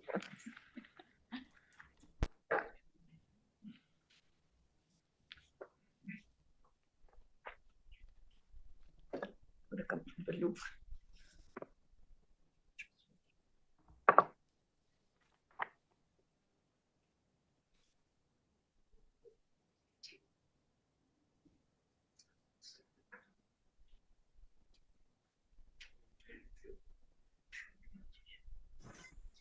Hello, am I audible?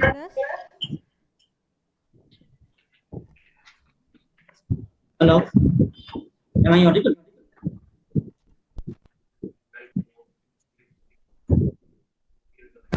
Hello. Hi Pratyay, can you hear us? Am I audible? Yes, you are. Okay. Good afternoon, all. Good afternoon, ma'am. Good afternoon, the coordinators and my fellow presenters. I am Pratyay Gupta. I have graduated from Scottish Church College, Kolkata, and my master's has been done from Calcutta University. Currently, I have been working in Ungio Gramin Bikash Bank. My topic of the presentation today is my presentation visible right now? Hello? No, it's not. No, it's not visible. No, it is not. It is not visible. Pratyay, if you have a presentation, please start sharing your screen. Yes, now your screen has started sharing. Okay, thank you. You can put it on slideshow mode.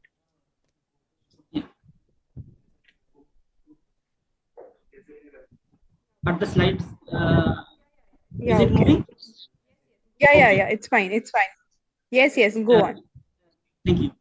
So my topic is MSME and rural entrepreneurship, how it impacts Indian villages. As you can see, let me start by uttering Prajahati Yada Kaman, Sharvana Parthamana Katan, Atmanya Eva Atmana Tushta Sthita Prakastadai Uchat. These teachings of Bhagavad Gita and the idea of Atmashakti or self-rule from Brihadaranya Upanishad have immensely influenced Gandhiji, our father of nation, which led him strongly to advocate for self-sufficient village economy and administration. Now, since independence, the economic model of the development of our country, which was known as economic planning or 5-year planning, had always been instrumental to throw light on the upliftment of the rural sector for job creation and empowerment of the downtrodden. This very process enabled the regional ethnicities to be produced under local entities. Now going back to the past, Britishers, when they left India, they left with very few things for the people of this country after the unimaginable exploitation they have made, as said by the historians. As a result, 833 million, that is 66% of the population, are under poverty level, and they are still living in the rural areas with lesser opportunity to focus on better healthcare and the education. States like Uttar Pradesh, Bihar, Rajasthan, Madhya Pradesh, and Chhattisgarh are still suffering to achieve the goals of the component of Human Development Index. But the most important thing is their one and only, first and foremost source of income is agriculture. So only depending on the agricultural income, the scenario could never be better. So here the idea of Gandhiji comes, where he guided us towards the MSME sector. Now, if we look, then what is MSME? We can see that MSME refers to the micro, small, medium enterprises, small businesses typically owned and operated by individuals or small groups of people.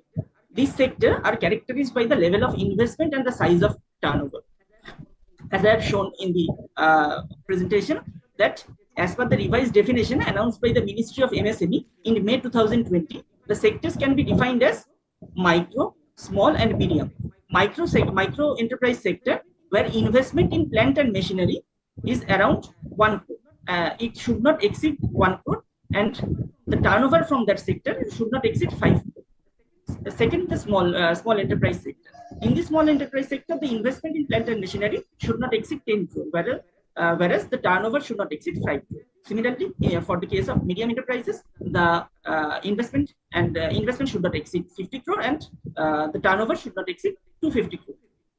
Now, if we look at the sectors or the inclusions of the MSME sectors in India, we can see from the slide that handicrafts, textile, garments, food processing, there are other sectors which are included in the MSME sectors in India. But our focus is on the rural MSME.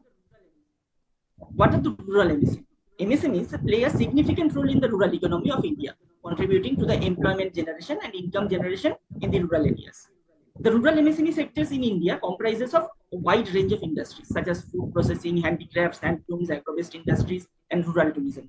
As you can see from the slide, that handicrafts industries include the pottery, embroidery, wood carving. These industries provide employment and income opportunities to the rural artisans and the craftsmen. Then the agro-based industries. Rural India have a significant agricultural base, and there are several agro-based MSMEs that process and add value to the agricultural products such as spices, vegetables, dairy products, cereals, etc. We can see from the food processing sector and rural tourism sector that contributes heavy amount in this rural sector of MSMEs. Now, government has correctly identified. We can see that Deen Dayal Antyodaya Yojana National Rural Livelihood Mission. This is the flagship program under Ministry of Rural Development in what? The most important part of this NRLM project are the SHGs, self-help groups on the rural houses. I personally work in bank which operates in a rural area.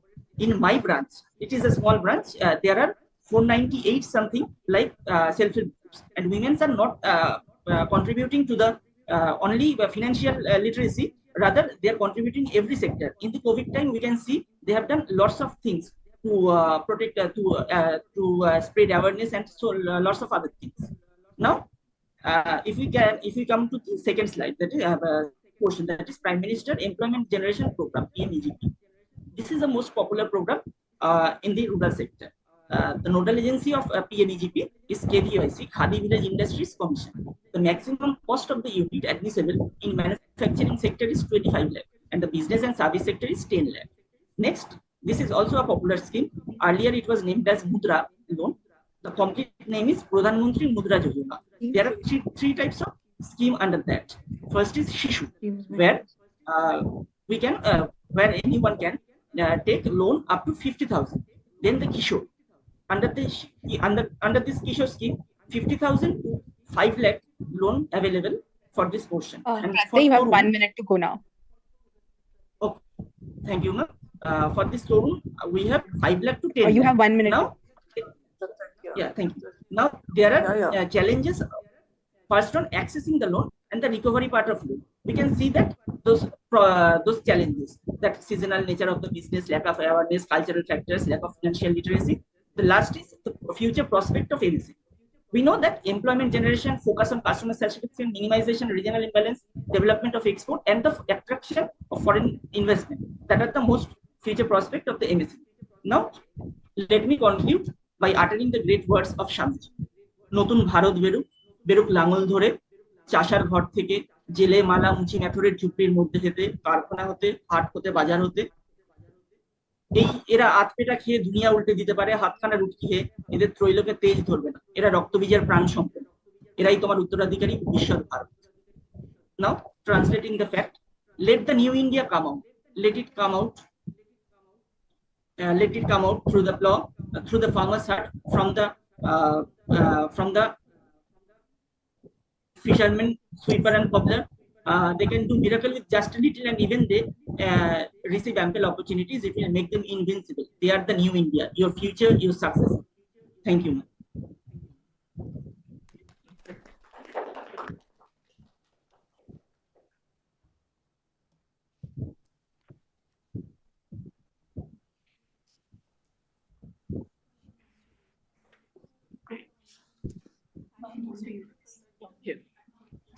Thank you, Pratagya. Pratagya, very nice presentation. A few suggestions to your paper. Talked about the fund, and you talked about the government support, and you also talked about foreign funding in MSME startups in India, particularly in rural areas, which are receiving a great deal of foreign funding. They have GI indicators. They have funding from not just the state, but funding from outside. But foreign funding requires an assistance from the central government. So if the state government is not in coherence with the central government, then those MSC which are in the state government can receive a problem. The state center aspect has to be looked at. the MSME could be excellent. They can employ as many women as possible. But then again, there is this underlying problem of state-center relation, which does cause problems in accessing funding. So if you could look at that angle in your paper, then it would make it more holistic. Ma'am, I have mentioned few schemes that are working with the collaboration of central and state governments. West Bengal Bhushat Credit Card, West Bengal Textile Incentive Scheme, even the Karmashati Prakalpo, they are the joint collaboration of state and central government. Governments are working, but there are, yes, as you have said, that there are certain things that are not working out. So government should work out on that. I agree with that.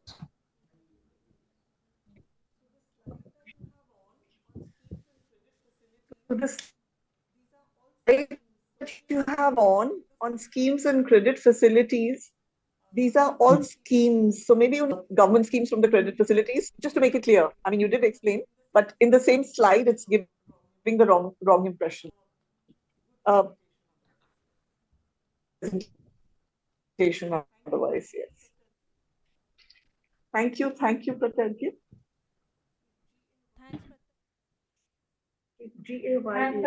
Thank you for the lovely presentation. We next have Amrit Kaal coming up. That's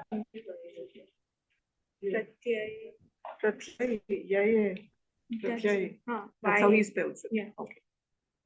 Okay.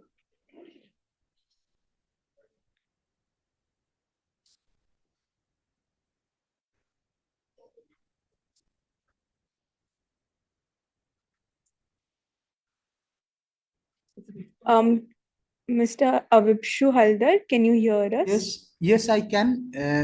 Am I audible? Am I audible? Yes, you're audible. If you have slides, you can. Yes, you're audible. If you have slides, you can start presenting your screen. Yes, I have.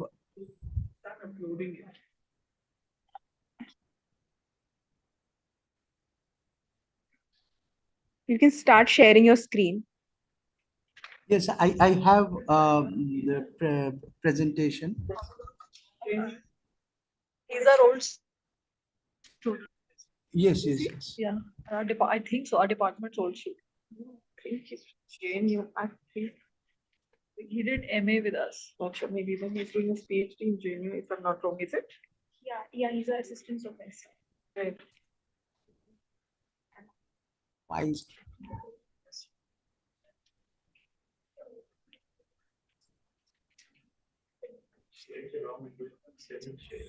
Madam, could you please enlighten me? How do I share? Just upload in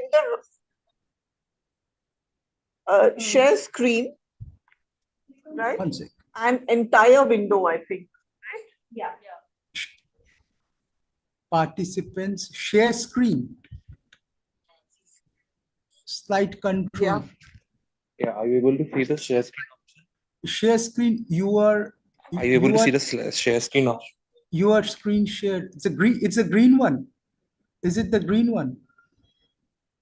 Yes. It is the green one. And do you have your PPT open somewhere? Okay. Let me open my PPT.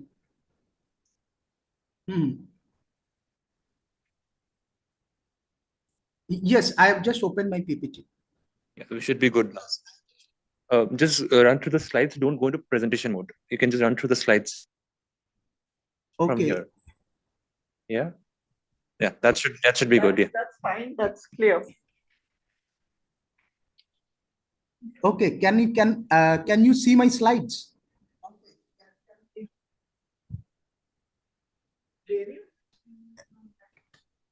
Is my slides?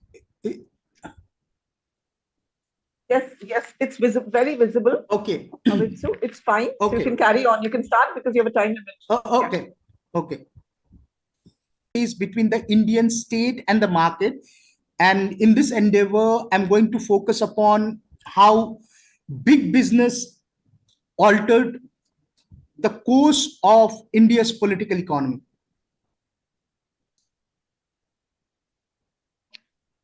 So if you look at the content of my presentation, first I'll briefly focus upon the background and focus on the rationale and scope of the study. Then I'll move on to the key research questions, and then I would analyze the core concepts. Then I'll enlarge it upon the methods of the study, and finally the findings. So when you talk about Indian economy, basically 1990s came into being due to certain constraints of internal factors. Say, for example, the command economic model which Indian economy was pursuing had certain pitfalls.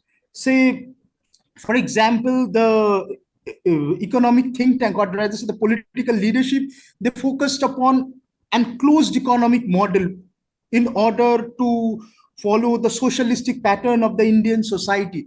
However, that socialistic pattern of Indian society has its contradictions. And interestingly, the big business also during the mid 70s, or rather say just going back to the mid 60s, they enjoyed certain protections from the Indian state apparatus. That is, say, for example, the MRTP Act and the FERA Act. So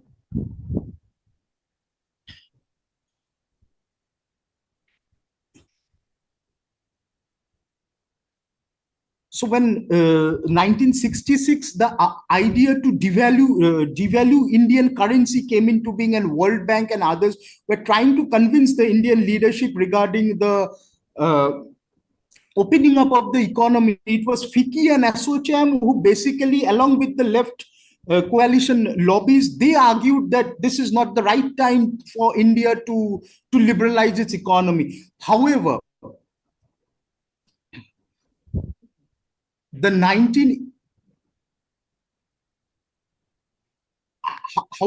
economic stagnation that took place in the 1970s and the early 80s made economic liberalization inevitable. So India, if you look at the trajectory of the economy, it moved from a pro-socialist stance to a pro-business tilt.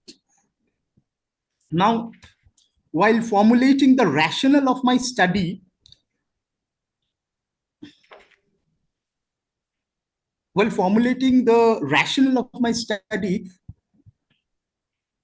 going to focus on the Indian constitution and its link with economic liberalization.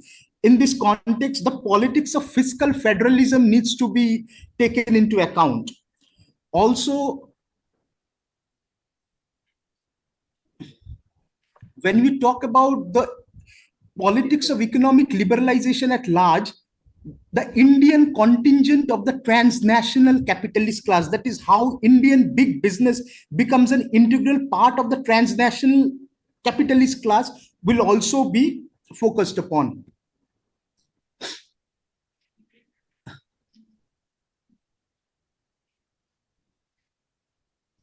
The politics of FDI in the provinces, an integral aspect, or rather say it's intricately linked to the idea of changing nature of the fiscal federalism in the post-liberalized era, and how it affected, or rather say how it empowered the business groups of India, and their intertwining with the transnational business will also be dealt with. Finally, the idea of corporate social responsibility and the changing nature of the welfare state, because this is a qualitative transformation which India, or rather the Indian state, undertook since the 3 generations of reforms which have taken place. Now let us analyze the key concepts of the study. So the neoliberal Indian state. So when I talk about the neoliberal Indian state,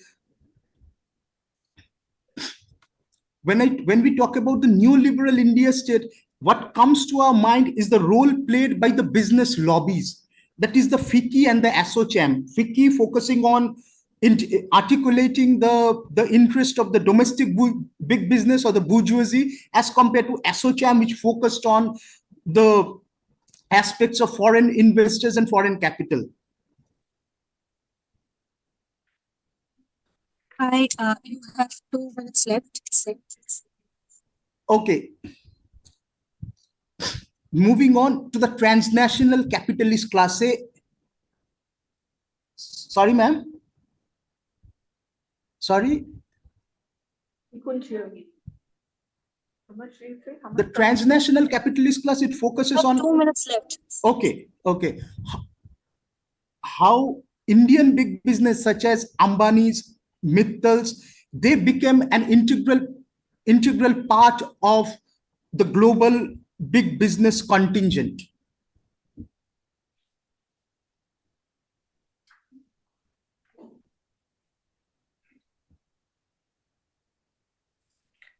Coming on to the aspect of fiscal federalism and the idea of cess, because I was referring to the case of Indian constitution. Now in the neoliberal era, it was argued that the state governments cannot or are not required to take prior permission of the center while inviting foreign investors from abroad. This configuration radically changed the economic status of some Indian states, and it created a sort of healthy competition among states when it came to inviting big business.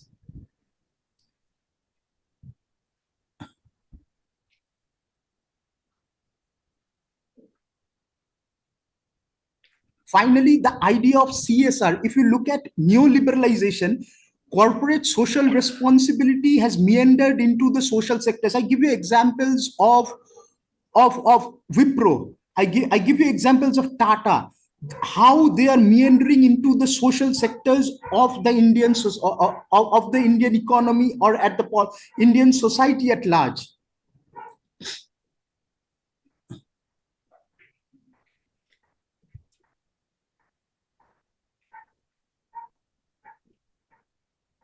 In view of the slides which I have presented, what I try to argue is that business environment or business class have become indispensable for India's economic development.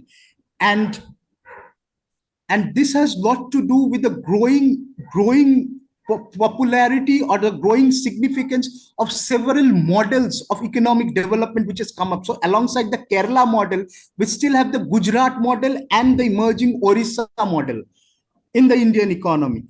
And when we talk about neoliberalization, the politics of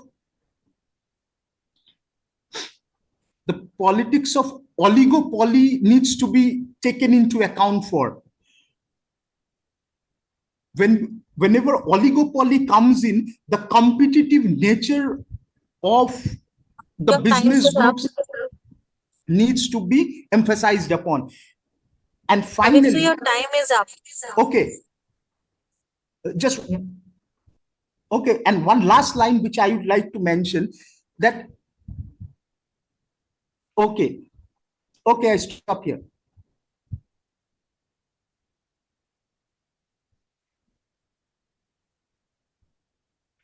Thank you. Can you hear us, Amrit? Yes. So your canvas is huge, and you haven't really mentioned the fact that this was not from command and control economies, you said, and the move to the pro-business kind of thing. We're really looking at structural adjustment program, really looking at stabilization programs as well. So, and this is not something that was voluntarily taken, as we know. The international financial institutions were instrumental in it. So the backdrop you've given to the current or what you're calling a oligopolistic kind of nature of the market, can you just tell us in one sentence, what is the conclusive thing in 2023 that you're presenting a paper with 1990s was the beginning of, what really you're looking at? Neoliberalization, Keynesian policies in place. How would you place that in today's perspective? What is the contemporary context? And there is this triad of the political, economic, and the social in terms of the state, the market, and the civil society, wherein the initiatives also need to be taken into consideration. This is part of the larger political economy framework that we are looking at. Okay. And maybe just a suggestion, maybe you can add Sandel also, on the market, the notion of the market and justice in the market, a lot of work, context. And post Sandel, a lot of criticism on that as well. So maybe you can look at that too. But you just want to contextualize it today, like 2023.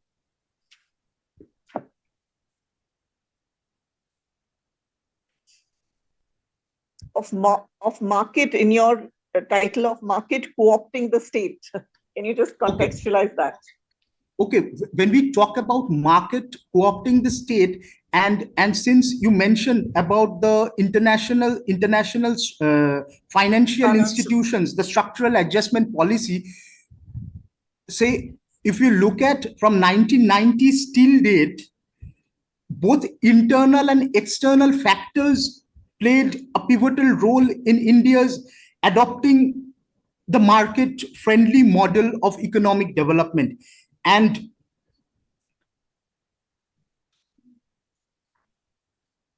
at the stroke of the 1990s, it was the business groups, that is the FICCI and the ASSOCHAM, going by the reports, reading by the reports, the FICCI and the ASSOCHAM, they were the ones who basically took the initiative, called for opening up of the market. Although there were some reservations, the votaries of the Bombay Club did make certain reservations. Nevertheless,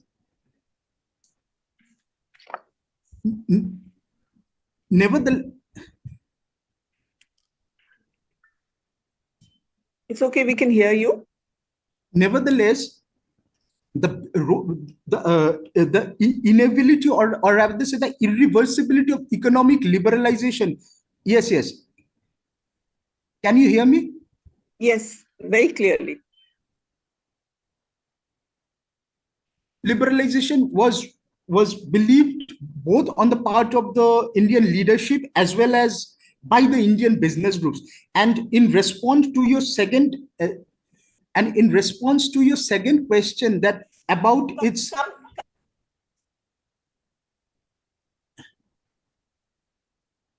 question, that how do you contextualize? I give one example from the 1990s, and one illustration from the contemporary era, which would sort of bridge the gap between the two aspects. First, I talk about the telecom reform bill, or the telecommunication bill.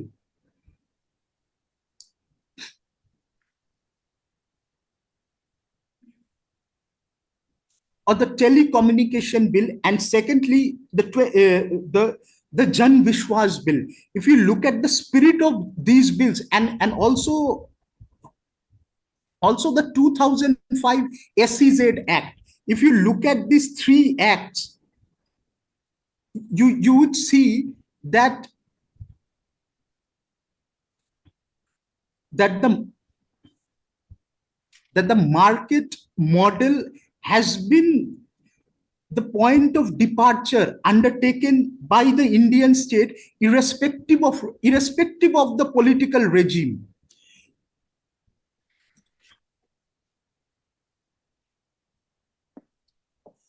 Okay, thank you. Thank you, Mr. Absu. So we have the last presentation of this track coming up. So we have Geeta with us, and fortunately this is the offline presentation. We have Geeta with us.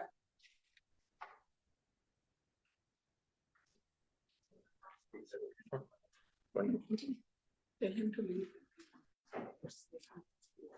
I'll just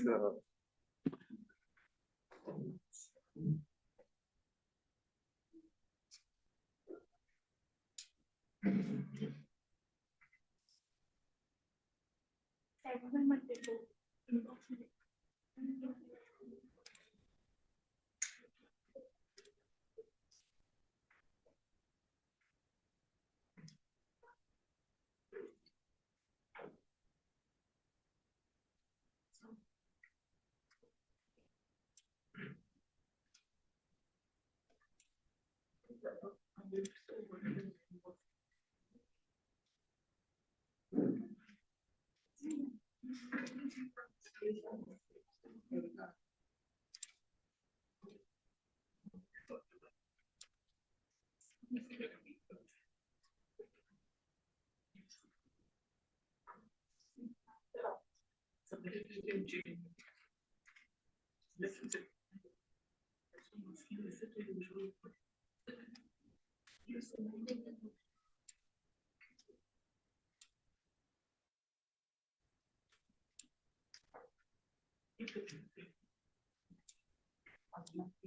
afternoon, everyone.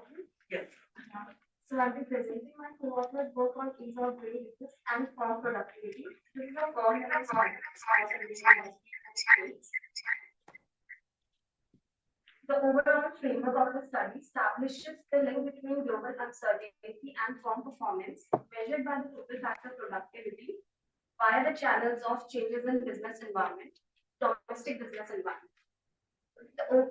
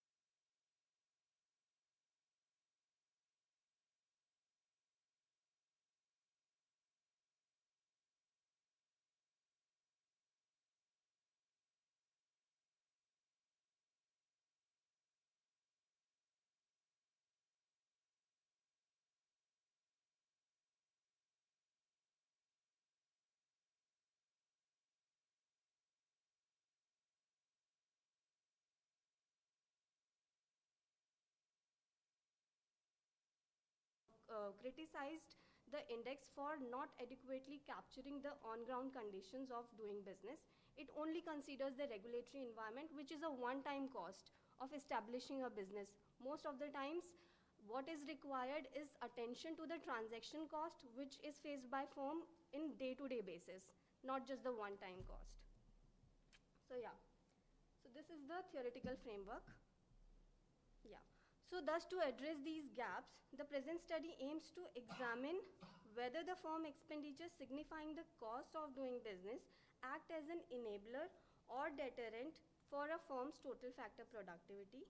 Second, it tries to analyze whether the results, after accounting for industry and state level heterogeneity, changes or not. And finally, it tries to understand the impact of country level characteristics of business environment on firm productivity. So for the third one, it is we are interacting firm expenses with the indicators of country level indicators of business environment, basically represented by several indices including logistics performance index, investment freedom index, public service index, so likewise. So, the data used by this study is from MCA XBRL database, which is Ministry of Corporate Affairs' exclusive database and is not accessible by everyone. And it includes data, firm level data for more than 6,000 firms, including manufacturing as well as services firms.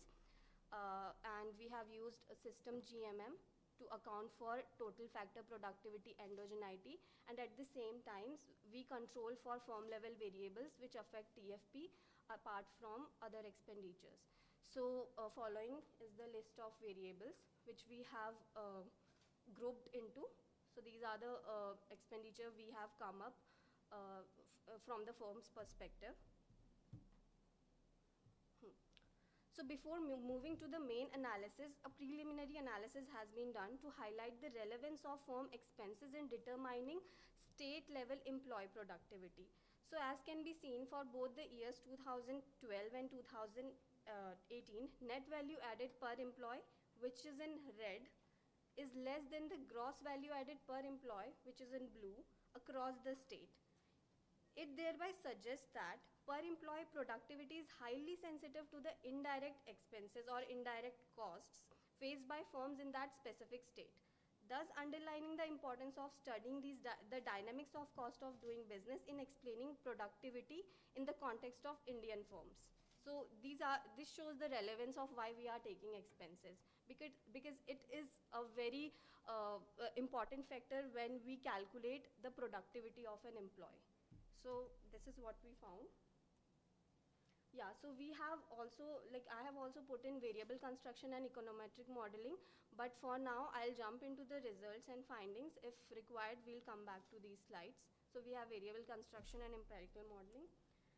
So these are the summary findings. Based on the regression analysis system GMM, it was found that logistics, finance, compliance, postal and telecom and land expenditures are enabler of firm productivity, having a positive impact on TFP of a firm, whereas utility expenditure, legal and salaries expenditure are deterrent of firm productivity. So what can we infer from these results? The positive impact of logistics expenditure is indicative of the existence of a supportive environment in the form of usage of high-tech designs, ML automation and digitization in the supply chain network, thereby resulting in higher marginal productivity for the investment made by firms in improving distributional channels and storage facilities, hence explaining the enabling role in enhancing firm performance. Next, a positive impact of financial expenses, which is basically the expenditure made by firms for borrowing through banks and other financial institutions to fulfill their working capital requirement or fixed capital requirements. So it has been found that these expenditure are positively impacting the productivity because of underlying benefits which has been provided by the improving environment in terms of improved transparency and lower administration costs. Similarly, IT investment is found to be an important source of competitive advantage for an organization, which further improves the productivity. Tax compliance is an indication of a firm's formalization into the economy, which again shows a positive impact, thus signifying that the incentives of governments are being transferred or translated to the firm's performance.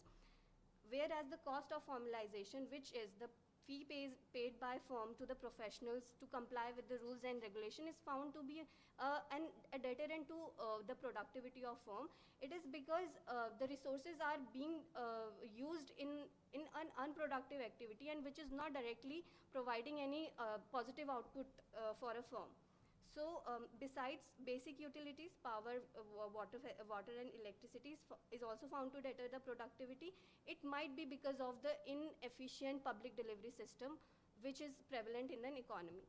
So along with this, we have done a robustness check where firm expenses are interacted with country level business environment components, and we found the similar results in that as well.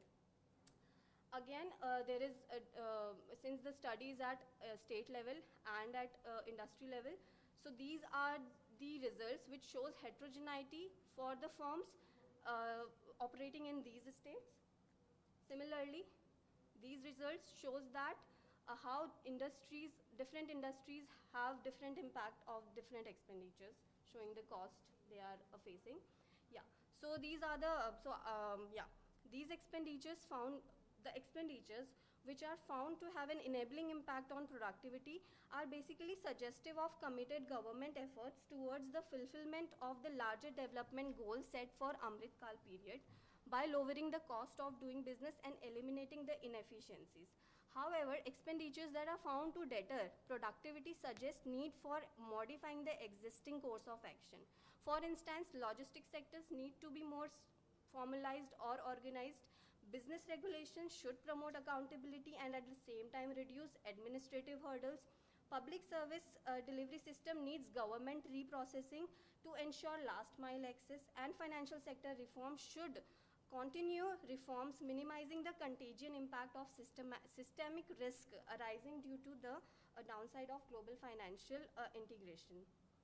So at last, conducive business environment can translate into larger economic benefits in the form of improved investments, increased employment generation capacity, and will also set a ground for the new business creation, which in turn will pave path for Indian firms to participate in global value chain and hence contribute towards India's sustainable growth story in the coming years. Thank you.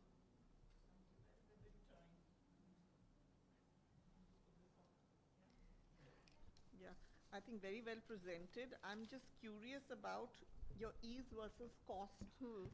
You're equating the two. So are you only looking at capital cost, or is it opportunity cost, time-wise? Ease of business in that sense of the term. Because if you just take the World Bank, are you taking just the World Bank definition or? So I think here the variable construction slide will help. So this is the variable construction, how we have done it. For example, land expenditure, we have taken the data from Ministry of Corporate Affairs' website, wherein the company reports their financial statements. So what is available there, we have taken all those expenditures and made a proxy. For example, land expenditure, it includes rent and cost lease rentals. Financial expenditure, it includes financial costs, bank charges, custodial charges. Compliance include total tax and rate payments. Utilities includes electricity, cost of water charges and power. Logistics include transportation, distribution expense, and commission paid to the agents which are there. So this is the kind of flow we have followed. I think it is very convincing, even in terms of your robustness check. Now, how can you replicate this in other areas? Is it possible? I mean, have you formed like a research model which can be used in terms of methodology? Sorry, I'm not getting it. In terms of your methodology, can it be replicated? For example, this is for all the firms, Indian firms. Exactly. Yeah, so we have done this separately for manufacturing firms as well as services firms. This is a study you've published, is it? No, it is not yet published. So yeah, the analysis has been done at manufacturing services, and these are the results for robustness check to the right side, where the variable is not the utility expenditure, but utility expenditure accounting for public services index. Similarly, logistic expenditure accounting for logistic performance index. So we found that the sign is almost same. So even if we account for larger business environment at country level, the results are same. So it is kind of providing a robustness check to our study. And the challenges that you mentioned in your conclusive thing, idiosyncratic policy environment. Yeah. So the idiosyncratic policy environment is basically suggesting whether we need only one policy for everything, or we need different policies for different sectors and different states. Obviously, we know we do need different policies for different sectors. It has to be tailor-made, given that how diverse business environment and resource allocation is there. So it has to be there, but again, it has to be connected as well. At a macro level, these have to be connected in terms of the uniform policy, for instance, sustainable development. Yeah, absolutely. These are the larger objectives, but at micro level, these has to be different, targeting the specific issues of that state or industry. But again, the major, I won't say drawback, but it is a starting point. So way forward can be a primary level survey, which is very important, and we don't have for India. We don't have primary survey suggesting how the costs, what are the costs Indian businesses are facing at the micro level. So I think that has to be the way forward to account for heterogeneity which exists across Indian industries and states. So I think this is just a supportive case, and it can be like extended to that stage. Thank you, Geeta. Last but certainly not the least. Thank you. Very good. Thank you, ma'am. Thank you. Thank you for your time. Sorry, do you guys have any questions? Yes, absolutely. So with that wonderful presentation from Geeta, we come to the end of track 3 presentations. So I think we and also the judges will require some more time to finalize the results of this track. In the meantime, I'll request every one of you who are in the audience to just join us for lunch, which is happening exactly where it happened yesterday. And my sincere apologies for the technical glitches we had. It was not meant to, but we couldn't help it. And thank you, judges, for all your time. Thank you so much. Please join us for lunch at the same place. And also do come back by 2:30. We are starting the track 4 presentations from 2:30. Abstract is meant to be like a thing, but considering the rest of our standard, extraordinary, yeah. अब ये हम लोग add करें yeah 3 4 5 6 7 okay 7 1 2 3 4 5 1 2 3 4 5 6 4 5 6 7 8 9 10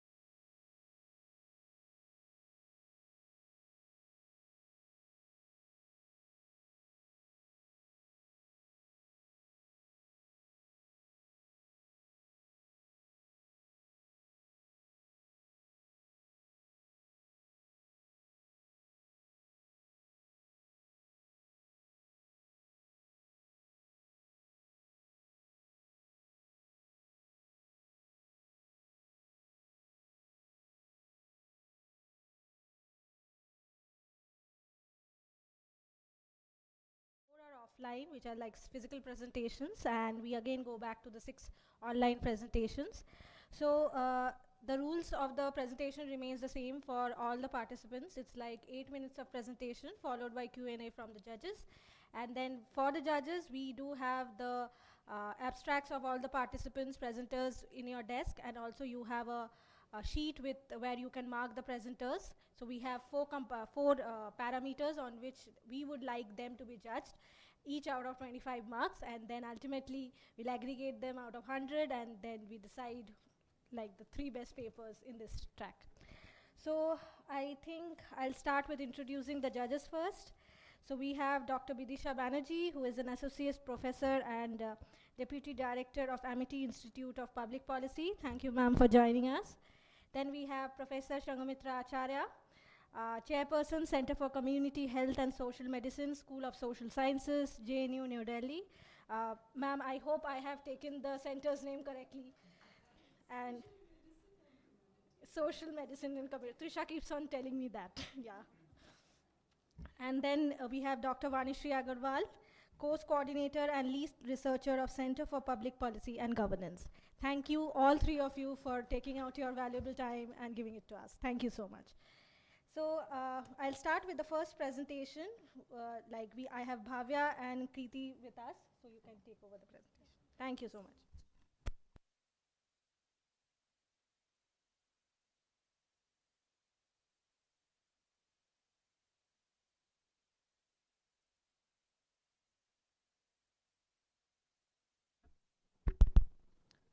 I hope I'm audible at the back.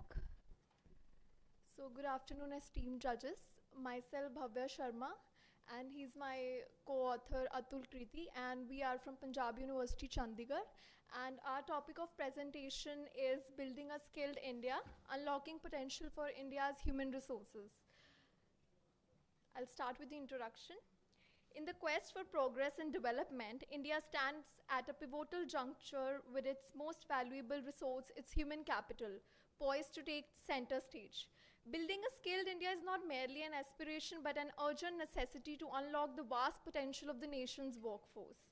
Empowering and upskilling India's human resources will not only drive economic growth but also pave the way for social and technological advancements. By investing in education, training, and innovation, targeted policy formations, we can harness the talent of millions, propelling the country towards a brighter and more prosperous future. The journey to a skilled India is a collective endeavor where each individual's growth contributes to the collective progress of the nation. Moving on to the objectives. To examine skill development programs effective in India, to analyze and contrast the skilling initiatives in India and China, to highlight the best practices adopted in various countries for promoting human resource development, to identify existing policy gaps and maximizes India's human resources. Moving on to the methodology. This research work is based on secondary data analysis from sources such as research, papers, books, reports, and academic articles. To ensure comprehensive coverage of the topic, the data collection procedure involved a thorough evaluation of the collection of published work in libraries, internet databases, and academic platforms. In order to identify recurrent patterns, key ideas, and significant conclusions, the collected data was thematically analyzed, making the nature of the paper descriptive as well as analytical. So here are some findings of the paper. Human capital plays a crucial role in creating and developing economic growth in the country. Investments in human capital will help in reduction of poverty, fostering the welfare of the people as a long-term benefit.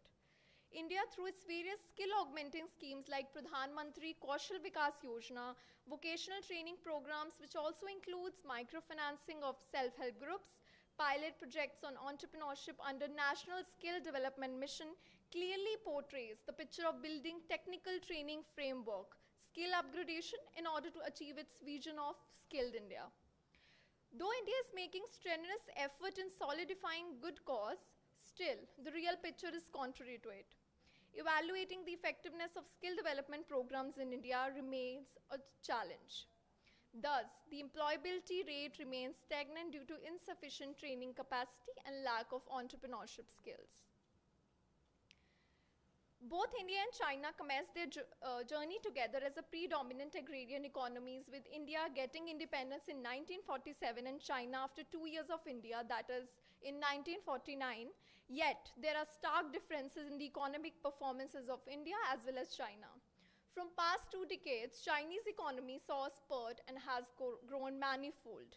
It has undergone such a structural transformation that has contributed immensely to output and employment. It has made all-round exponential growth, becoming the glorifying and colossal force in the world, whereas India is still termed as emerging power. So what China did differently than India, we'll focus upon that now. The policy formulators in China, keeping in view the baseline of their economy, designed their policies in such a manner which would work in tandem, keeping in view the context of globalization as well as the needs of the people. China's economic model focused upon gearing manufacturing industries towards export network. China got successful in understanding the emerging demand-supply narrative, which made Chinese products like iPod, T-shirts, air conditioners, furniture a household name, leading it to become the workshop of the world. For example, mobile phones in India have larger batteries and torch to cater to the Indian needs. What India needs to learn from China, I'll focus upon that now. India needs to learn from China, which was a poorer country than India in terms of GDP per capita till late as 1990s. China's reform and opening up in 1978 and then compulsory education laid foundation to have a high and strong labor workforce. To achieve the same kind of pace as China, India has to invest more in human capital base, especially strengthening education in rural areas and ensuring that the reach should be to every nook and corner of the country. Let us look at best practices from various countries that could be replicated to India. So we have taken example from 4 countries. So, academic success is considered a matter of pride in social life in South Korea, unlike to India. Germany, we have dual vocational training system, free education. Finland, they have paternity leave since 1978, promoting gender equality, and they have effective industry education collaboration. In Singapore, the finances, it shouldn't prove to be a constraint, and Skills Future Enterprise Credit Program to help cover the cost of upskilling. Let us address some successful Indian corporate houses and their efforts in skilling the workforce. So we have the example of Tata. So they have introduced this National Employability Enhancement Mission, NEEM, learning management system for leaders for augmenting the skills. And we have another corporate, that is Infosys. They have this Campus Connect program and foundation program to make students technically competent. So now I'll focus upon the lacunas that India has. India's human resources are underutilized due to significant policy gaps hindering their full potential in the workforce. Current policies fail to address the critical need for skill development and training, leading to a mismatch between available talent and industry requirements. Gender disparities persist in the Indian workforce, indicating a lack of comprehensive policies to promote gender equality and inclusivity. Limited accessibility and quality of education in rural areas hinder the full realization of India's human capital. Insufficient policies addressing labor migration and brain resources. I'll conclude it finally. Lack of effective education infrastructure, regional disparity in a digital divide attributed to India's poor performances in indices like HDI. As we are basking in the Amrit Kaal Mahotsav, India has the potential to unleash various of opportunities in its favor.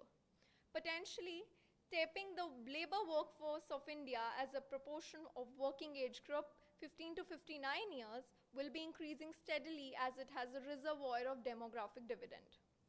Large-scale skill development is thus an imperative. Skill development for people working in the unorganized sector is a key strategy for the same, inculcating dignity of labor. Establishing a dedicated international platform for knowledge sharing and skilling, leveraging their successful initiatives while tailoring approaches to Indian context is a requisite. Evidence-based interventions are needful, ensuring practical implementations of policies like new education policy. Also, continuous monitoring, evaluation, and updating policies drawing from global experiences will ensure sustained progress and optimization of India's human capital. So here are some references. And that's how we end our presentation. Thank you so much.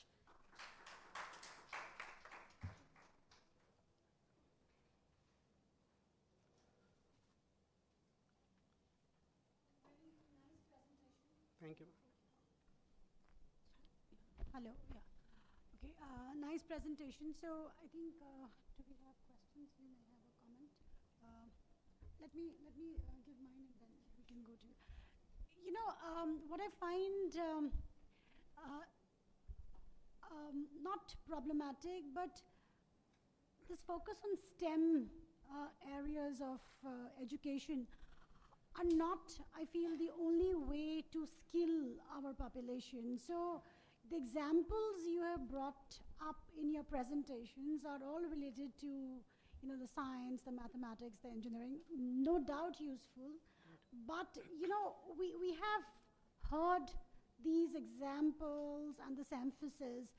It would be also interesting to know, you know, what else is being done in the other domains and which countries are doing things differently from which India can, you know, be inspired. Yeah.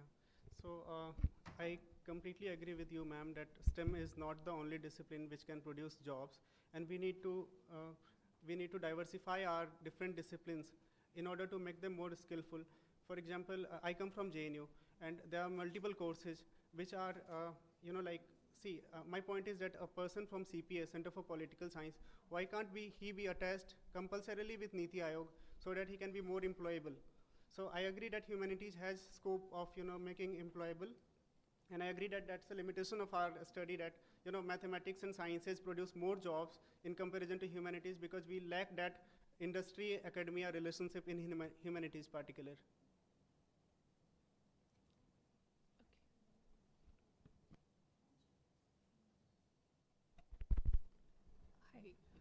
Good afternoon to all of you, and my apologies for not being here for the earlier sessions. I know that's completely my loss.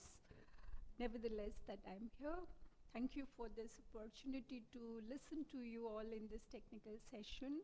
Very vibrant, and your presentations is certainly good. As young researchers, you've put together some very important points. I may not really pose a question to you, but I do want to pose a couple of observations because you are the future of research. You are the part of Y20. You know, when we sit down to write a research paper, as a research scholar, Atul is a research scholar, right? Yeah. I'm sure you know that we need to have a question that we can research. Right. Right. Yes, ma'am. Now, in this paper, what I'm trying to therefore tell you is, while descriptive analysis is important because that's where you want to get into what exactly you want to look at, right? Yeah. So your paper currently is fairly descriptive about how what you say skill building can happen vis-a-vis unlocking certain opportunities. Yeah. But how are we going to do that? To my mind, you've drawn from other countries. But then, as researchers, what's important to take note of is the differences between the countries that you're making comparison with. For example, Finland has an entirely different socio-cultural, economic backdrops as compared to India. China and India, we keep comparing, but then there are differences which is why we are not what China has become, although they gained independence 2 years later than ours. Therefore, the point I'm making is, when you've described the processes, when you've described the question that you want to address, it doesn't get connected with how you want to make that description go ahead. Right. And I'm bringing that connect by way of one of your slides, I think, where you're trying to say what can be done. Yes, ma'am. One of your bullets, and I'm reading you, I'm quoting you. Okay. Mobiles in India, there are larger batteries and torches to cater to Indian needs. Yes, ma'am. It doesn't explain anything to me. Okay. I could not Okay, figure okay. out what is it that you're trying to say. Point Why taken. Yes. is that different for India? And how do we know mobiles in India have this? Okay. What's the source of your information? Right. I'm sorry, I'm taking a little longer time, but I think it's important. It's absolutely fine. Yes, ma'am. Similarly, when you say we can draw from Finland vis-a-vis paternity leave, maternity leave, I'm sure as research scholars who are fairly vibrant, fairly vigilant, fairly awakened, you would know the maternity leave for us in India comes way back in 1940s, early 40s, by way of the mica mine study on the socioeconomic conditions of the miners when Dr. Ambedkar was the commissioner in the commissionerate. Right? Yes, That's when we get our maternity leave, what we enjoy today in terms of our benefits. We get our 5-day work schedule, etc., etc. Yes, So while we get to know about what Finland is doing, we forget to tap what has already happened to us, because probably we've never been taught in school and college. Right. The other point I want to make is when you say demographic dividends are waiting for us to get captured. No, they are not. And you reason it out for yourself. Okay. Demographic, by way of demographic structures, certainly the youth population is swelling. Yes, but that youth population has to become employable. Right. So how do we connect this young population with opportunities of education and opportunities of becoming employable? Right. And the outcome being employment being available. Yes, right? ma'am. Yes, ma'am. So that's the connect which I find missing in the paper. Right. It's there. I mean, you alluded to it, but I'm sure in 10 minutes presentation you can't bring everything out, but that's the knack. What's the best that you should throw up first? Okay? Yes, I hope. Yes, ma'am. If I can have a minute to explain on that. Let ma'am make her observations. Just 1 minute. Yeah, okay. Sure. Congratulations for a very, I think, evocative presentation done in a very short time. Thank you. And I think special congratulations to you both for taking it very seriously, as can be seen in your observation. Not a question, just my observation is you've tried to, I think, cover a lot of ground through your paper. What I would suggest for future would be take one research question and stick to it. Okay. And then we would get to know in greater detail about your viewpoint, whether it is deciding upon STEM or a comparison of 4 countries. Here today I felt I got a little entangled in what you were trying to say. Right. And I could not get the descriptive, hiatus of whatever you were trying to present. Right. So if the questions are, the objectives are lesser for us, then you will be, trying to concentrate more on a single or rather 2 issues, rather than expanding your vision so much that then we don't get to the nitty-gritties of it. Yes, because as policy people, as people coming from public administration, where is that India is lacking? Right. And my second observation being, please compare entities that are indeed comparable. Right. As ma'am said, please look at the socio-cultural context. We shouldn't pick up just countries, from here and there. Please see what are their economic trajectories, whether we should be comparing them or not. Stick to one country comparison so that things become clearer. Yes, ma'am. And then, as by way of third observation, I would say either compare public sector with public and private with private. When you bring Tata and Infosys and governments across the world, then your viewpoint is getting all the more muddled. Right. We are at a loss to understand what is your moot point. That is not coming across. Okay. If I can take a minute to respond to that. All the best. Thank you, ma'am. So 2 things that were, those were a part of the paper, but we couldn't convey it here about that mobile phone thing. So when China started becoming a manufacturing hub, they started sending their research and development guys here, and they discovered the need of Indian people. Since electricity wasn't prevalent all the time, they discovered the needs of Indian people, that we needed a larger battery, we needed a torch phone with a phone with a torch, right? So that's how they have become manufacturing hub. That was my point. I'm sorry I couldn't make it clear. The second point, that we have our localized solution. I come from Bihar. government in Bihar started giving cycle to girls way back in 2007. Now cycle gave them mobility. Girls started coming out of house. People started accepting them. That's a way of skilling, like in the long run. So the law enforcement agency became comfortable providing them security. So that's the social change. Maybe we couldn't bring it here because of the paucity of time, but we should have. Yeah, I acknowledge that. Thank you. Thank you, ma'am.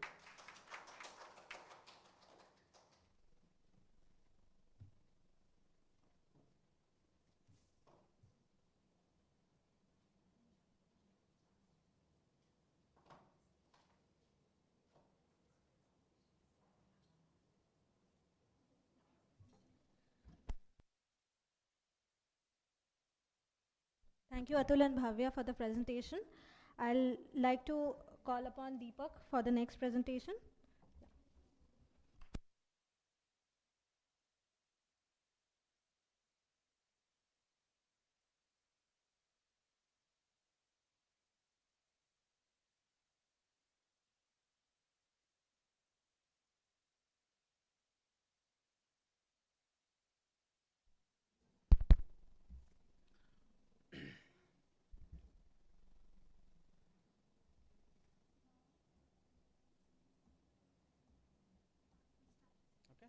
Shall we start? Yeah, I'm Deepak Srinivasa. I'm representing Indian Institute of Public Administration, Karnataka Regional Branch. I'm a research scholar of public administration. So my topic would cover not just the stream, but the whole gist of what the conference is aimed at. So in this Amrit Kaal, I think so this is my abstract. If you can take a few seconds to just go through it, the audience. It just speaks of where we stand in this Amrit Kaal and what do we have on our hands for the next 25 years, which could make India the real global power. So, what is the way that we are going to achieve, and what is the role of the youth, and how we use the human capital is going to be discussed in the slides to come. Okay. Firstly, speaking about human capital, we can say human capitals could be of three types: physical, financial, as well as the intellectual. But the first two are limited. You cannot have it seamlessly. But the intellectual capital is where we have the unlimited potential, and where research and development needs to be done is the need of the hour. So let us look at the objective. The objective is to develop the Indian way of administration, which could make India the real leader of Vasudhaiva Kutumbakam in the contemporary world, ensuring India's civilization values resonate across the globe. So it is time that India takes up the center stage and makes our values which could resonate in the global stage. So the need for the study is how we are going to invest on our intellectual capital is we have an idea of integrating administrative thought with practices. So we have a research backing for our administrative, we don't have a research backing for our administrative practice. So what would be the best idea is institutes like IIPA and Indian Institute of Social Sciences in collaboration can have a structure wherein we have devised administrative theory which can back the administrative practices and interconnect research with the action is what we need to look at. Can I move to the next slide? So this is the global experience of where administrative theory and practice have been tried to link. It's been a century-old process, but in India we have not taken it up seriously. Across the world, I think USA, London, and other Western countries are doing very well. New Zealand is performing the best at this point in time using the models of NPM and other things. So these are the recommendations. So I would like to strongly recommend that India needs to invest on its intellectual human capital and have innovation and research and development in public administration. Premium institutes like our IIPA and Indian Institute of Science, among others, should come together and facilitate interaction between the officers and the practitioners. And I request from G20-Y20 to provide a platform like American Institute of Public Administration, where young scholars can interact with their global counterparts, and we can have a stage set for the interaction. And this exercise should not be just looked at 1 year at a time. We should focus it till our next presidency and build a team which could produce the need of the hour. So to conclude upon, we need to understand that we are not trying to change the whole system, but the understanding the whole system is the need. So once we understand the whole system, we could probably design a scientific framework of governance which is result-oriented but not process-oriented. So once the result is taken care of, the process will definitely adjust itself, and we can know what is next to come. So with this, any queries?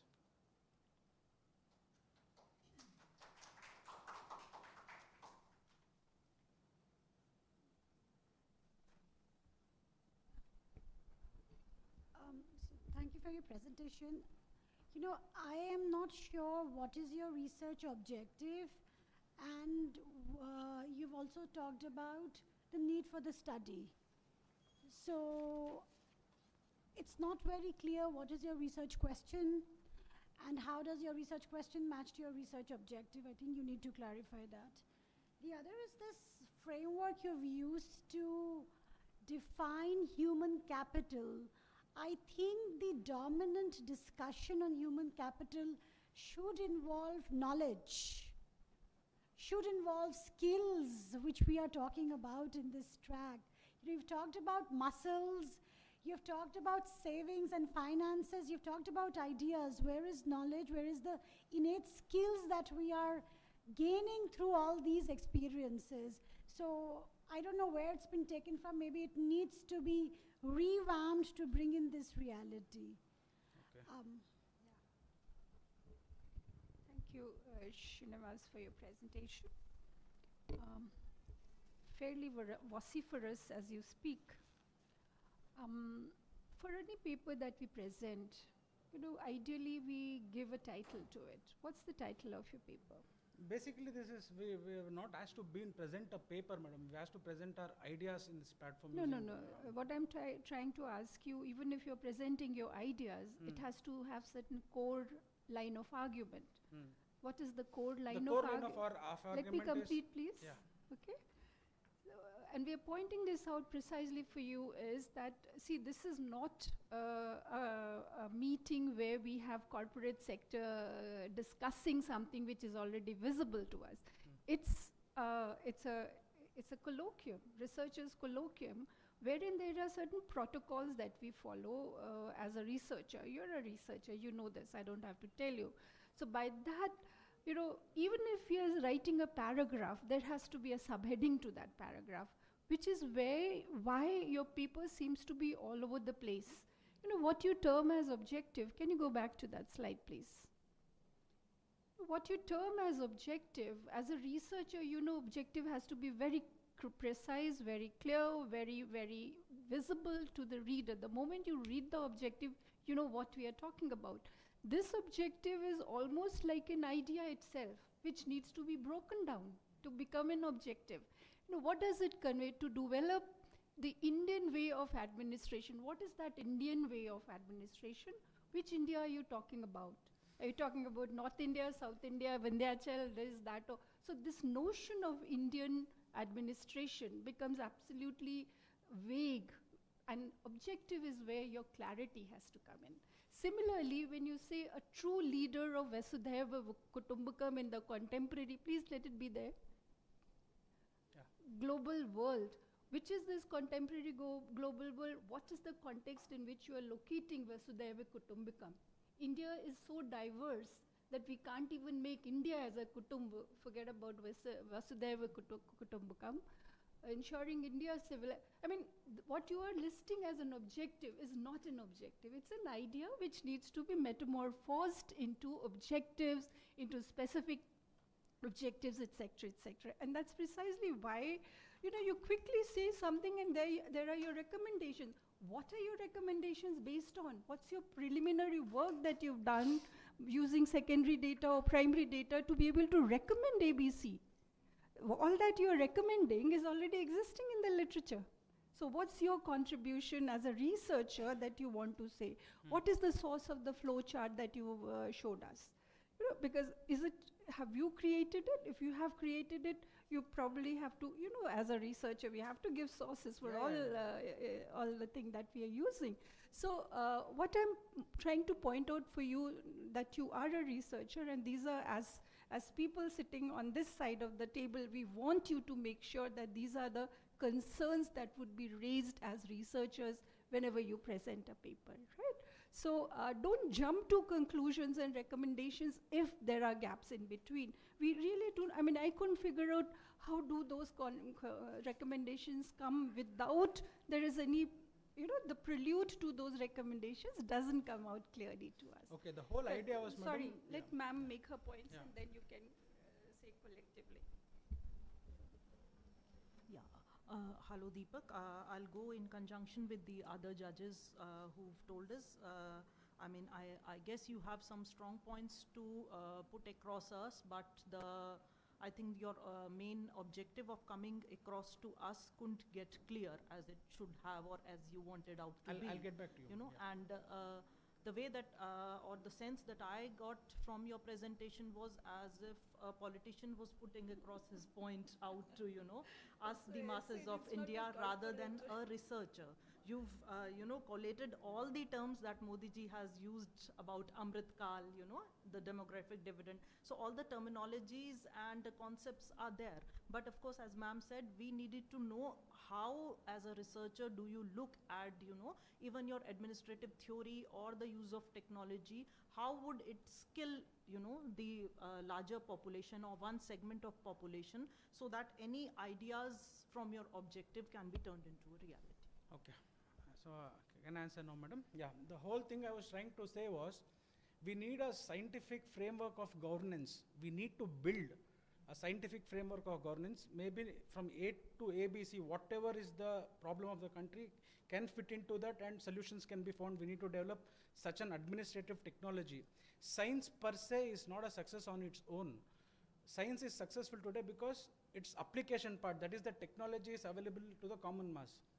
So we need to develop an administrative technology which is not just with the administrators, but it should reach the common mass. So that is the point I'm trying to make. So that's why institutes where if we have collaborated and build in such a technology which is need of the future. We need an administrative technology. A framework of governance is what needs to be developed, is my idea.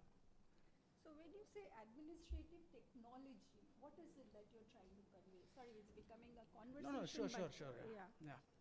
Administrative technology, by the word administrative technology, I mean we have administrative science, but we don't have administrative technology. So clarifying the terms between what is science and what is technology, understanding. I'm simply trying to understand the phrase administrative technology.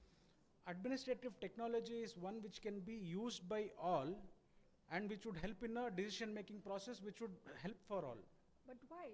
Not everybody is decision maker, right? So, see, that's Decision the point we are trying to tell you. Please focus to a core idea which you want to argue for. You're talking about administrative science, administrative technology, and we have Chanakya telling us so many things hundreds and thousands of years ago. So why is it that we are still lamenting? So the point I'm making is, in context of Vasudhaiva Kutumbakam, it's nothing new for us, the civilization which is as old as at least 5,000 of recorded history, years of recorded history, right? So when we are making a conjecture, it has to be supported by whatever can support be there. So that's the simple point we are making. It's a wonderful idea you're presenting, there's no doubt about it, but please speak as a researcher. We are not in a corporate sector, we are not in a political rally. So speak like that. It was a generalist idea. No, it can't be. It's a very specific thematic area in which you are making a presentation. Okay, madam. Thank you. Anything else, madam? Yeah, thank you so much. Yeah, wonderful.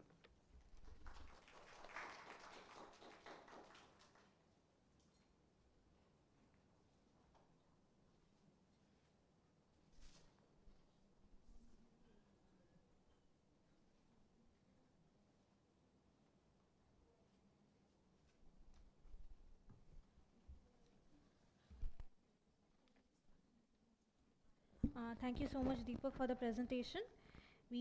I currently now invite upon Nandini to give a presentation to us.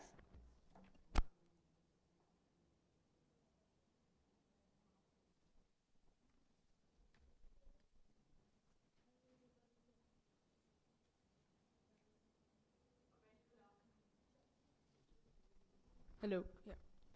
A very good afternoon to all present here. I'm Nandini Parashar, a second year student of Political Science Honours at Miranda House, University of Delhi. Before I begin formally with my presentation, I would like to request everybody present here to think about and reflect on that point of time when you all got your first salary, or when you first got money in your hands. At that point of time, at that young age, did you know what to do with that money? Did you know where to invest it? Or even if you did not want to invest it, did you know the options that were available to you?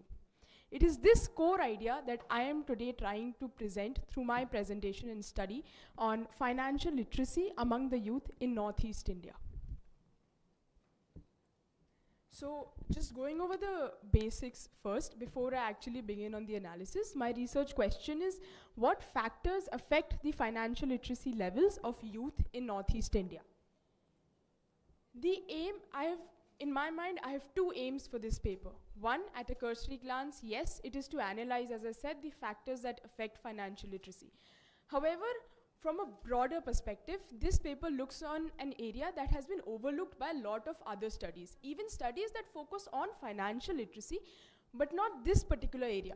So through this study, I also wanted to be a vanguard and the first foot in the door into a research area that should be looked upon. And I'll stress on the importance of why we need to look upon this area. Beginning with what is financial literacy. Financial literacy refers to the knowledge and skills required for money management. And a very simple explanation, financial literacy is simply knowing what you can do with your money, the many options you have, right? One core idea that is associated with financial literacy is financial inclusion. So financial inclusion means that people are a part of the banking system. However, financial literacy simply means that they're aware of it. So a lot of studies have proven that you need financial literacy to promote financial inclusion. My study focuses on only financial literacy. Now coming to why is it important to focus on the youth and why Northeast India? Beginning with the youth. Today we're all talking about since the morning about Amrit Kaal, the coming 25 years, right? We are living in an era where India is unleashing its economic potential. There are two ways to do so. One, from a top-down approach where we increase the productivity of the workers, we bring in FDI, we invest, create industries. But on the other hand, from the bottom-up approach, the population has to be equipped to handle that economic advancement, to handle that growth, to handle the money that is coming in, the financial advancement that takes place. And it is this bottom-up approach because of which I focus on financial literacy levels of a certain section of the population. Now, why the youth? Because they are the citizens of tomorrow. In the coming 25 years, they are the ones who are going to become the productive workforce. Also, and more importantly, the youth is a group of people who are specifically at an early stage of their life, which means if we instill proper financial management and literacy levels at this point of time, it will give us great benefits later on. It's a future investment. Then focusing on why Northeast India, right? Apart from being a region in the country that covers around 8% of India's total land area and more than 3% of India's population, over the past few years, the government has shifted a lot of their schemes towards Northeast India, like any dev scheme, for example. Now that means that there's going to be a lot of FDI that is going to come in that region. And FDI means economic advancement, which brings me back to my core idea of why we need people to be able to know how to handle that advancement and manage it. Just a brief literature review. There have been a lot of studies on the youth at the international level on different countries. Not many in India. Even those which have been done have all shown low financial literacy levels. Coming to area studies, there have been a couple of studies for India indeed, but there have not been a lot as compared to other countries. In India, those that focus on Northeast are only focusing on specific districts. So the RBI also conducted a study for 4 districts in Mizoram. So either the studies that have been conducted have had either too narrow a focus or too broad a focus, right? And none have been specifically for youth in Northeast. One of the biggest lacuna that I found, which I want to answer from my paper, is that all of the studies conducted on financial literacy have been from a quantitative point of view. So they've all associated financial literacy with demographic factors like age, gender, education, place of residence, so on and so forth, just to give just to express that people from this gender has this much financial literacy, from this educational background have this much. None of the studies have gone into a qualitative analysis into what factors are affecting these financial literacy levels, which is what I intend to do, which is also what I've intended to do from the questions I've asked in my questionnaire. Methodology, I've conducted a primary data collection through a Google form, and apart from the information about my methodology here, I asked three different types of questions in my questionnaire, right? Among 3 different headings. One was financial attitudes, one was financial behavior, and the third was financial influence. Financial attitudes and financial behaviors were important to gauge how the youth think. I had another aim, that is to know what are the factors that influence them, so that at the end, when I'm recommending strategies to increase financial literacy, we know what sources we can use to get through to them, because those are the factors that are influencing them the most. I'd also like to talk about my limitations. I began this study only a couple of weeks before the current political violence in Manipur, which is why I was not able to reach out to a lot of people, and my sample size remains a bit limited. However, because of this limitation, I am refraining from conducting a demographic quantitative analysis, ones that have been conducted by previous studies. I was also going to do it. I still believe that my study is extremely important, because with this sample that I have continued to do a qualitative analysis of the answers that have been given. Now, I asked a total of around 67 questions, compulsory objective-based questions, and a couple of optional subjective questions, from which I've analyzed 7 main themes. Beginning with the first one, attitudes about saving, investment, and maintaining records. Majority believe that yes, it's important to save, it's important to invest, maintain records. However, when it actually came to implementing that action of maintaining records, 52.9% said that they actually, a very few percentage of the respondents actually maintain detailed records. They believe in doing so, but they don't actually do it. And a similar theme, that is of whether they believe in increasing one's financial knowledge. Yes, they do believe it is important and they want to increase their knowledge. However, only 4.9% made the actual effort of keeping themselves updated with financial news. So this shows that they understand the importance, they want to do it, but that last mile connect and reach between wanting to do something and that action and reaching out to them is what is missing. This is just a graphical representation of the previous slide. Next, coming to 2 important themes. One is comfort with financial mechanism. So imagine if we don't understand financial jargon, we don't understand terms like SIPs, or we don't understand terms like, even simple terms like return on investment. Do you really think somebody will be motivated to actually implement financial literacy or management actions? They would not, which is what is proven from my study. I asked questions about whether they feel afraid from jargon or whether they feel comfortable with financial mechanisms, and most of them replied that they do get afraid of it. There's some hesitation there, right? Next, moving on to again, as I said, I've talked about financial influence, and I've understood, they've replied that they mostly get influenced by their parents, friends, and they talk about it once in a month. Here I want to just focus on the importance of workplace or internships as a place of socialization for increasing financial literacy. I asked this question, and most of the respondents don't even talk about their financial literacy levels at their workplace. The idea is not to actually discuss your finances. The idea is a workplace is a place where you get your money, right? That's where young people who've just entered the market are getting money for the first time in their lives. It is that place that I want to recommend. We should have some scheme or some manual that is distributed along with their orientation or when they get their first salary, that has just broad awareness about the various things they can do with that money. Last theme, we come to technology. So this theme is something that produced slightly mixed response. While most of them do use online apps and technological mechanisms to make payments and so on and so forth, they claim that they don't really get influenced by social media. So there's only a slight majority that gets influenced over those who do not get influenced, right? quickly summing up my presentation, coming to like conclusion and way forward. The idea for this study was to be able to determine what factors affect them and what are the sources through which we can reach out to the youth to help increase their financial literacy levels, right? So I believe that apart from like interventions, from an academic point of view, there is a need for more qualitative analysis of financial literacy beyond at the attempt that I've done here. There's also a need to mix qualitative and quantitative analysis of financial literacy together. What I've done is qualitative, mixing it with demographic factors would further produce more rich results. Then coming to how we can use it in the real world, right? What we can do with my study. We can use this information to create targeted interventions to promote financial literacy. So for example, if we, even building on my results about technology and social media, there's a slight majority of those who do get affected by social media. The government could reach out to social media influencers to promote financial literacy programs or to promote mechanisms through which people can invest or know about these things. These are just a few things. And at the very end, I also asked a question about whether they know about any government programs in their state, right?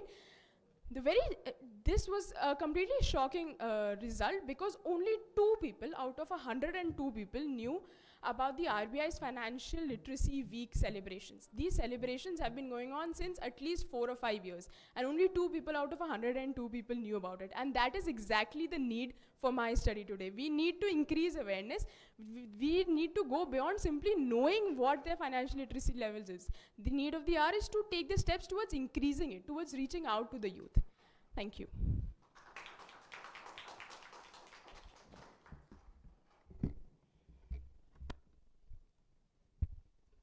Very cogently presented and very well articulated, so thank you very much. What you're talking about is very important. The region you're talking about, even more important. So I think the fact that you picked up this topic and you picked up a region which is not necessarily researched that much, especially in North India, I think it's very laudable. When we use Google Forms, we bring in a bias immediately, It has to be people who at the very least, own a smartphone. So to use youth of Northeast as a broad term, I think you need to be a little careful. The other thing is, I would be very interested in this study to look at the gender differences. So quantitative studies are important and they do reveal a lot. It's not, we are living in an age of mixed methods. So both qualitative and quantitative studies would be very unrequired. So, what's happening across genders would be very interesting, especially Northeast because it's supposed to be more matriarchal. So, does it make a difference would be an interesting thing to look at. A third would be about digital literacy. Does digital literacy impact financial literacy? So, you could correlate, and that's where technology comes in, skilling comes in, and you can look at that correlation, and it would just enrich, your findings, and you would have maybe come up with amazing recommendations, but great effort. Thank you, Nandini. It was a refreshing change. Thank you very much. Perhaps these are the platforms where we learn how to, evolve as a researcher, and I think you've done a good job for that. Fairly important area is what you've chosen, and as ma'am said, you've presented it very articulately also. Couple of pointers for you to think about in case you wish to take this study forward. Ma'am has already alluded to it. When we use broad terms like youth in Northeast, like ma'am has already said, no population segment is homogeneous. Within homogeneity, we have heterogeneities. So those heterogeneities need to come out. Gender is one, ma'am has already said. Within gender, perhaps age becomes also important, right? smartphone, who is prioritized in getting the smartphone within a family also. By way of using the Google form, remember, I do understand that the literacy levels of Manipur are fairly high than most other states. Nevertheless, access to internet perhaps can be one reason why you have therefore consciously excluded youth who do not have access to internet, right? Although smartphone, despite that, smartphone ownership, if you really look at the data, again, quantitative, you will know that it isn't very high. It's still pegged at somewhere close to 53% or something, if I recall my data correctly, right? So that's completely, but then these are points you can probably think about it. The other point, again drawing from what ma'am has already said, what is the social composition of this sample that you've studied, right? Because as researchers, and with the problem having arisen in Manipur, there would have been certain biases that would have filtered in. So if you want to take it further, you'll have to make sure how do you minimize those biases, right? So visiting a place could be one, like you said, but you said final year student of what? Is this master's dissertation? Okay. Undergrad, wonderful. I mean, considering that you are learning, please continue to learn at this pace and mode. So, so something of that sort. Last point, but I think as a young girl, you'll relate to it very well. When you say social media influencer, and you've quoted YouTube, etc., etc., how about the WhatsApp groups that most of us are connected with? Especially in context of financial literacy, financial access, inclusion, etc., etc. I have a group. My friend tells me I have invested in SIP. Why don't you do it? So while Facebook is there, YouTube is there, I can get those talks over there to learn about financial instruments, etc., etc. But like you said yourself, that these are the jargons, I am petrified out of it, right? So I wouldn't even bother to learn. But if my friend tells me, I will. And therefore, when you're looking up your social media influencers, I think WhatsApp groups will need to be brought on board. How you will do it, you'll probably have to go back to the instrument that you've used. But please, I hope you've given the due credit to the instrument. You said you've adapted from the, yeah, so please do that. So yes, keep it up. And your N value is 102, you said, right? Okay. Mixed method is, that's okay. Because when you're using percentages, the value should be more than 100. So at least 100, that's where you would want to peg it up. So that's a fairly good job that you've done, Nandini, and we really wish that you complete this work and publish it too. Thank you. Very well done, Nandini, I would say. As both of them have said, that is my larger observation. And the last one that I would like to point out is from your work, what didn't come across as very clear was, I think you've largely used qualitative data, as you said, but the questions, the way they were drafting, they could be easily drafted as quantitative ones. They are not coming out per se as qualitative ones. So be very clear in when you are using these terms, because the way the questions are formulated, they can easily be done using quantitative data. When you're talking about qualitative data, the methods, the research instruments, and the questionnaire would be very, very different. And the analysis is much, much tougher than you can, than the one that you can get across through a Google form. It's not a possibility. Until and unless you visit them, you talk to them, there's a focus group discussion happening, you won't get to the finer nuances of it, So that's my only suggestion, but for this stage, brilliant. Thank you, ma'am. Ma'am, if I just may, thank you so much for all of your suggestions. However, I would just like to disagree with ma'am, Professor Acharya, on the WhatsApp point. Ma'am, I sincerely believe that is not a good medium. WhatsApp is not verified. The government can promote its schemes on social media like Instagram and YouTube through verified accounts that are backed by the government. The WhatsApp is infamous for having its WhatsApp University, where we can have misinformation flowing more than information about that.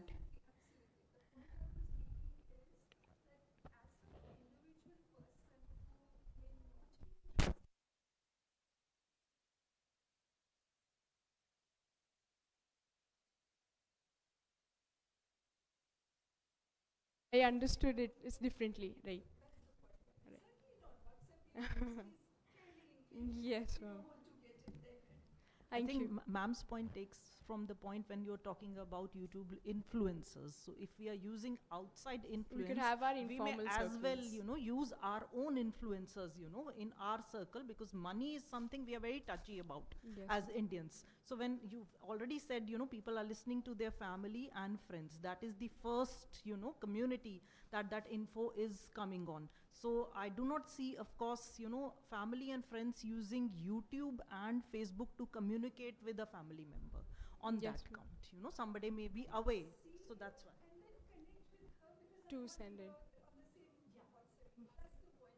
Yes. I'll include that surely. Right. Thank you.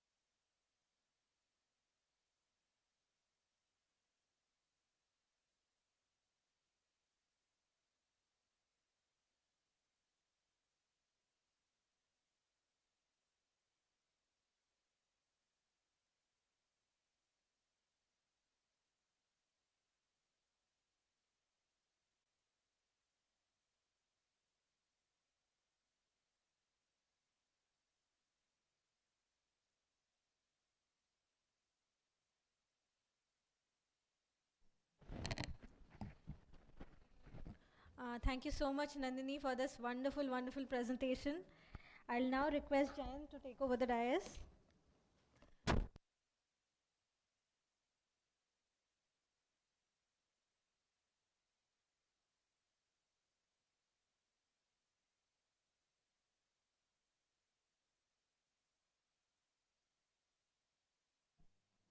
Hello, hello.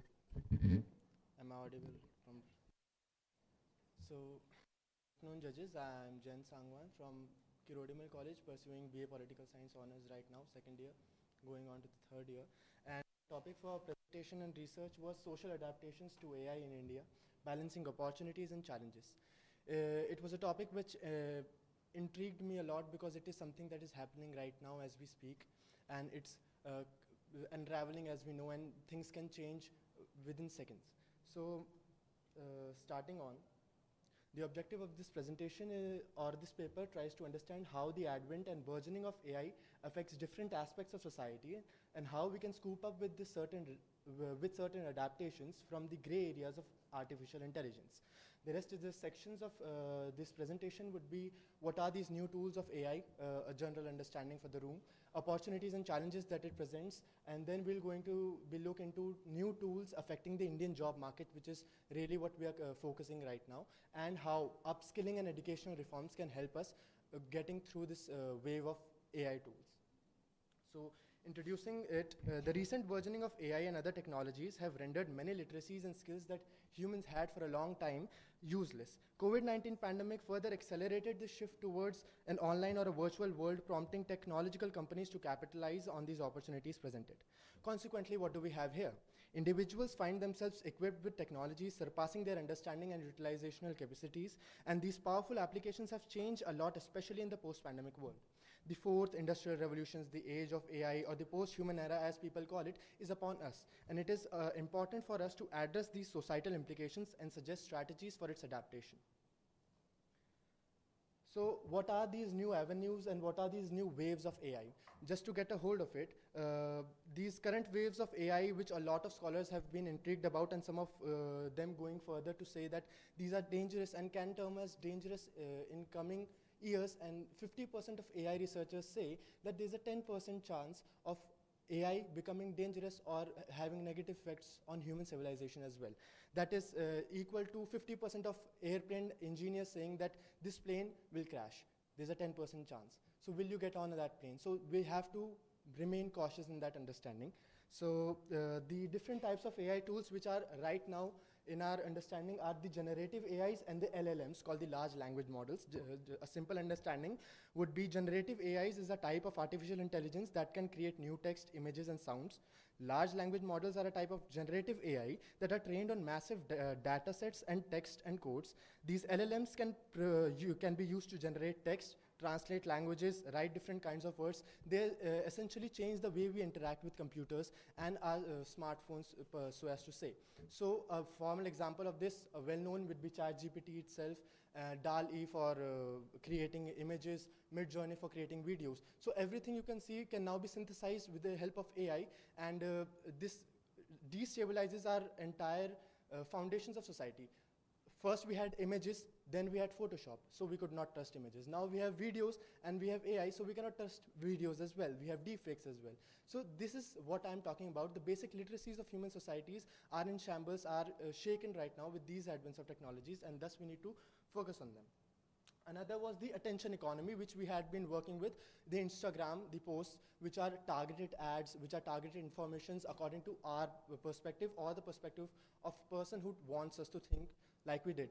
That was the case in Cambridge Analytica data sets, which were used and then used on Instagram to create codes which can be helped to divert political opinions, so as to say, because of the reach these social media platforms have right now. So getting forward, what is new this time is the access. These are now talked more due to everyone having its access to the internet, and then these tools having the powerful applications which are unimaginable, which I talked about. So these tools with it bring opportunities. Some of it are commonly known. They can work as our assistants. Come on, ChatGPT, give me a letter which I should write to my department head, requesting books, etc. They can help us as an assistant. They can boost human creativity, human, what we can say, productivity 10 times, 100 times. Clerical tasks are not a thing which humans should do right now. We should not be focusing on rote learning, because we are one click away from every knowledge we want. We can know who was the 13th president of Fiji, for example. And this is nothing we should memorize and focus on right now. We have different areas open to us. So these new opportunities, apart from the commonly known, are improved healthcare. AI can be used to develop new diagnostic tools, personalized treatment plans, provide remote patient care, which was used in India using ChatGPT. Personalized learning, education can be used for feedback from students, automate tasks, and grading systems, which will relieve students and professors both. And sustainable development can be, everything we have right now can be done better with the help of AI. That's what people, and that's what researchers are saying, and it's happening right now as we speak. So for India, AI holds a promise as a catalyst for accelerating progress and leapfrog, and helping in leapfrogging traditional hurdles such as poor infrastructure and red taping and bureaucracy. These are some things which these new AI tools can help us hurdle across, and in every sector, so as to think finance, healthcare, law enforcement, transportation, so on. Most importantly, these being challenges. Challenges are very far reached. We have seen them unfolding in various realms. We can see violences, entire mob lynchings happening due to fake news, information infoclips, as people speak, like Nina Schnick. So socially, they provide privacy challenges, social cohesion challenges. They can give hatred and whatever stuff. Politically, democracy and elections, for so as to say, are in shambles because of the ability of these companies and AIs to use data sets to derive political opinion and then change it as the user wants it, so as to say. Then we have economic inequality. People with digital divide here plays right now. People who do not have these digital technologies with us will be left far behind. And what do we have to do this? We have to, these are the challenges which we can see. Job erosion is what we will speak next, and well-being, mental health cases are on the rise, which we all know, and it is a direct example of attention economy, which I spoke of social media earlier. This was the first interaction of humans with AI. These new tools are a recent interaction. So AI and jobs. This is the big question. Will AI take our jobs? Historically, we have seen that throughout history, the emergence of new technologies such as steam engine, internet, spinning mills have sparked speculations about job erosion. Every new technology with it have come with the question, where will our jobs go? What will do if this will be done by the machine? But however, time and again, these innovations have demonstrated that their potential to create new industries, opportunities, demand for skilled laborers, and proving that technological progress can be a catalyst for economic growth. This is backed up by the reports of WEF, World Economic Forum. 87 million more jobs will be created, but the onset, 85 million jobs will be lost. This is what we have to talk about right now, because these new advent of technologies are really different from the machines which we had earlier. A lot of things going deep into human creativity is at stake, which was thought कि इससे ज़्यादा human नहीं हो सकता. Humans can create things, humans can think creatively, and this is now replicated by AI, which is what is dangerous right now. So even as technological related jobs continue to ascend and as technology is integrated with ever more thoroughly in every industry, the fact remains that technology will not provide jobs for everyone. Even if technological work were available to everyone who is qualified, the advance of robots, advanced machineries, and artificial intelligence suggests that ultimately technology itself will become the best candidate for many jobs. This is many economists, journalists, and thinkers argue that deep learning and machines and the exponential growth in big data and processing power are rendering human mind an economic relic. So going forward with these things, 20 million jobs will be, okay. Balancing creation. So we have to balance this creation and erosion of job. So this can be done by two programs, upskilling and reskilling, and the educational reforms, which I'll be talking in the next slides. We have less time, so I'll be running off right now. Upskilling programs like one provided by IITs and enhanced learning, and another is the AI skill development program by NASSCOM, the National Association of Software Services and Software and Services Companies. Apart from it, we have private ventures of Upgrad, Google India, etc. But we need to grasp the fact that upskilling and reskilling are really narrow in its scope because they tackle only job-related problems. We have problems of wider scope here, and which can be done with a basic, which have to be catered from the base, which I think is education. This is some facts. Education is the way forward because there is an historic role played by education in elevating the majority of people to the next level of economic development. And if the work of tomorrow demands more from us, we must demand more from our education system, particularly at the college level, clearly said by Jay On in his book, Robot Proof. Consequently, an education in the digital age needs to focus on not just on technology and understanding what technology can do, but also what it cannot do, at least for now, perhaps. In other words, a robot-proof education nurtures our unique capabilities as human beings, and a new model of learning should be developed, which I have talked about. There should be new basic literacies, not reading and writing. Digital literacy should now come as a basic literacy. And then we have focusing on increasing human skills, as I talked earlier. Emphasis on critical thinking, which is really what humans can do right now. Humans are left with critical thinking abilities, which rote learning, clerical work can be done by AI. We have to only think on creating more ideas and sending our work to AI. I have this idea, you do this, research, bring back what can we do on this idea. So human productivity can be increased manifolds, and it's just tremendous. A new area of skills become basic literacy. Okay, so customized plans is what I had just concluding in a minute. Customized education plans is something which I wanted to talk at a large scale but cannot. People, as NAP focused, we have to provide people with their customized plans on to what they have to speak, what they have to study, because they know and they have unique capabilities of their own which they can sharpen and become industry experts in their cells. So this was something which our new education model should focus upon. So concluding, the aim of this presentation was to highlight the challenges and potential solutions related to the rapid advancement in technology in general and in emerging into economy like India in particular. It is imperative to strike a balance between job erosion and creation, ensuring the benefits of technology are widespread and inclusive, to be fair. Moreover, we need to foster a society that is AI-proof. Just to clear in myself what AI-proof means, is a society that is capable for itself to navigate to different complexities brought in by AI towards a more prosperous future. Thank you.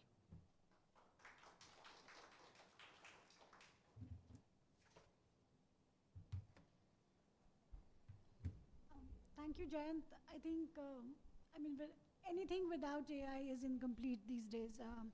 So we have to talk about artificial intelligence, ChatGPT-4, especially in this forum where we talk about skilling. One thing I would request you to add is when you talk about challenges, I think it may not be a bad idea to add environment. Because, technology does pose, it helps in sustainable development, but it also poses its own challenge of energy requirements, building up of servers, etc. So you can probably add that.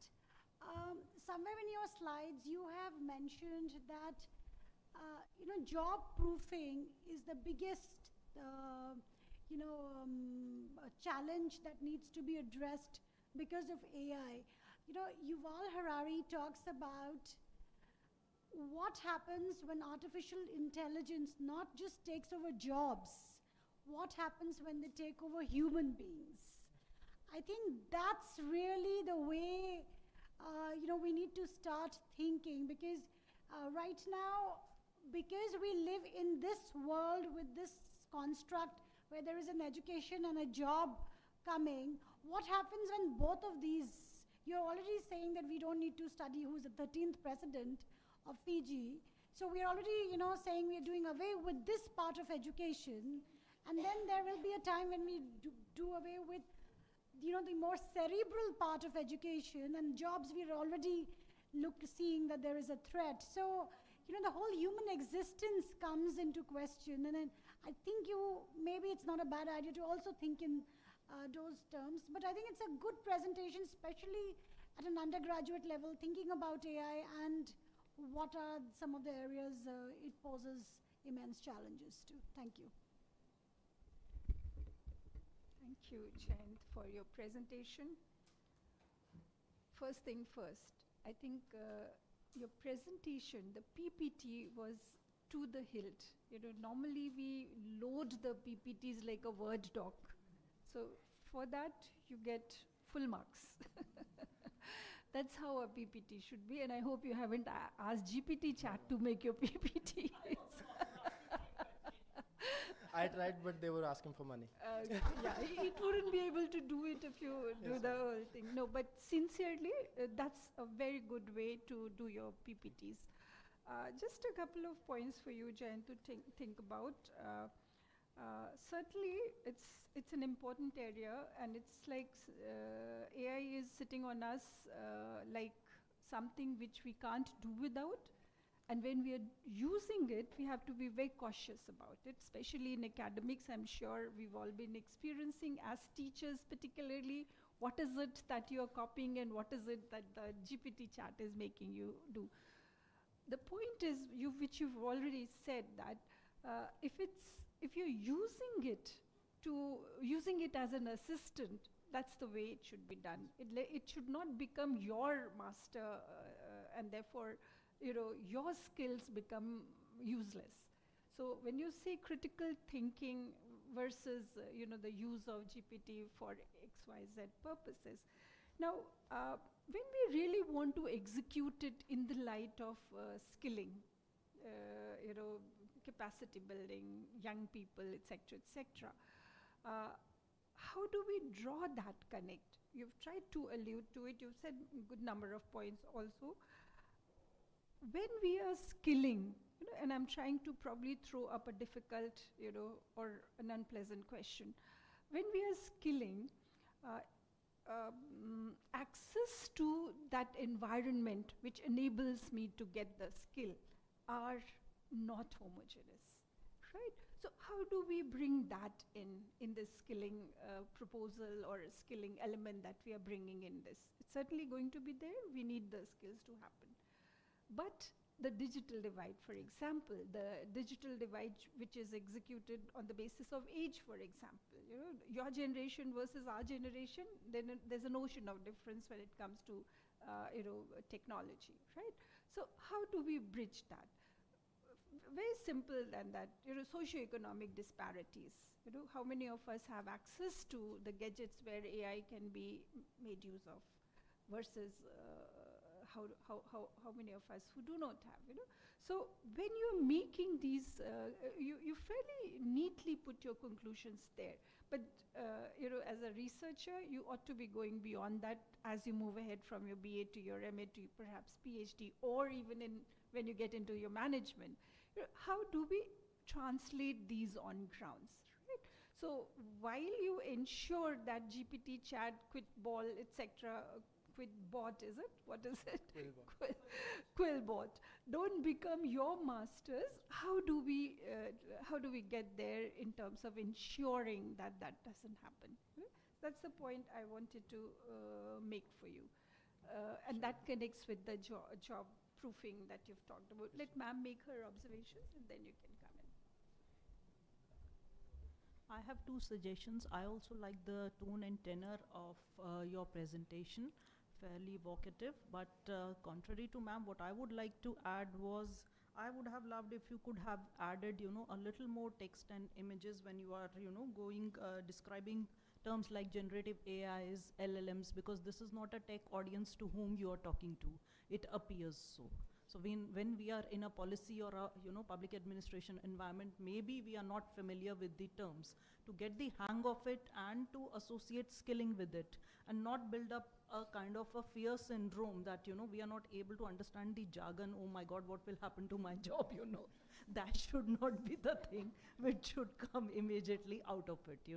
So try and unbuild the, as I can say, the mahal of fear, that comes out of AI. What are the opportunities? And more so for a country like India, where even digital literacy is a very big issue, How many jobs can AI actually take up, We can't just put up an AI machine in a stand and say that sab kuch ho jayega. No, it would definitely require some form of human operator to translate that scheme to that person, And second point would be, do look at rural India in some format. It is not only reskilling and upskilling through NASCOMs or IITs. Very minuscule population can reach that level. What is the interaction between AI, its impact on the rural India at large, where the masses are still living and dwelling? That is an important point you can add. All the best. So, coming to ma'am. Ma'am, it's quite evident that, okay. It's okay. That's all right. Please, okay. We can interact otherwise also. Don't worry. No, if it's short. That's why I said we can interact. Yes, it's as you said, it's quite right. We can talk over the tea. Okay. She's already short of time. That's okay.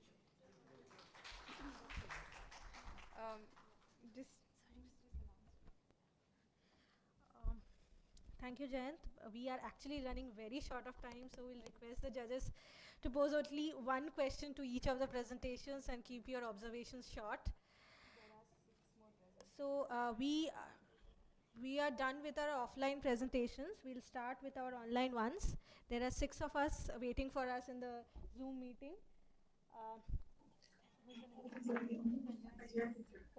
So we have Anjana coming up next. Is Anjana?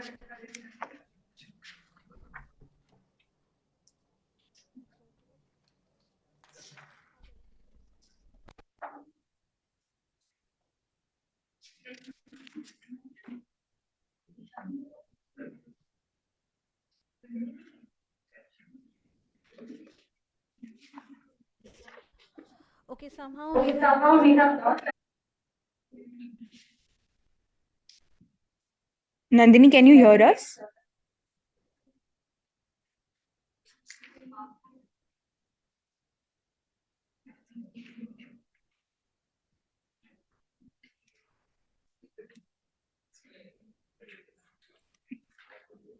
Nandini, can you please start your video?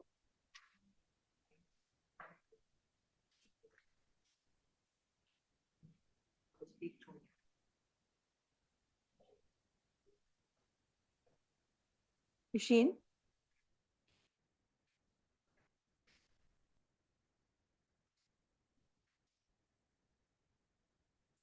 Can you please turn on?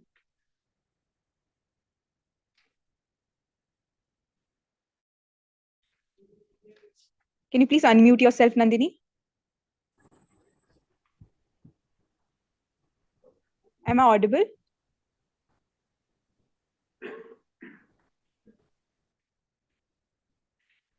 You're muted, Nandini. Now you can speak. Am I audible? Yes, you are. You may start. Okay. If you have a presentation, please start sharing your screen. If not, you can directly start presenting.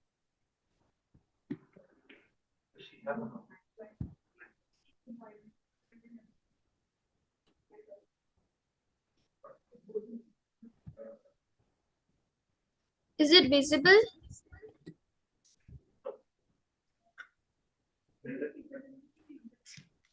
You're not sharing your screen yet. Use the share screen option. Yeah. Now it started. It's visible, right? Not yet, but you have started screen sharing. It's starting.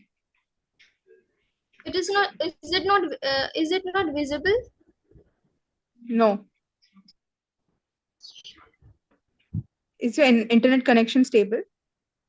Yeah, absolutely. Think.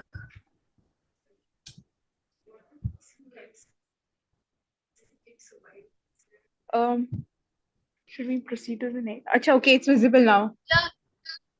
Yeah, you can. Can you put it on full screen? Okay, don't do that. Just move your.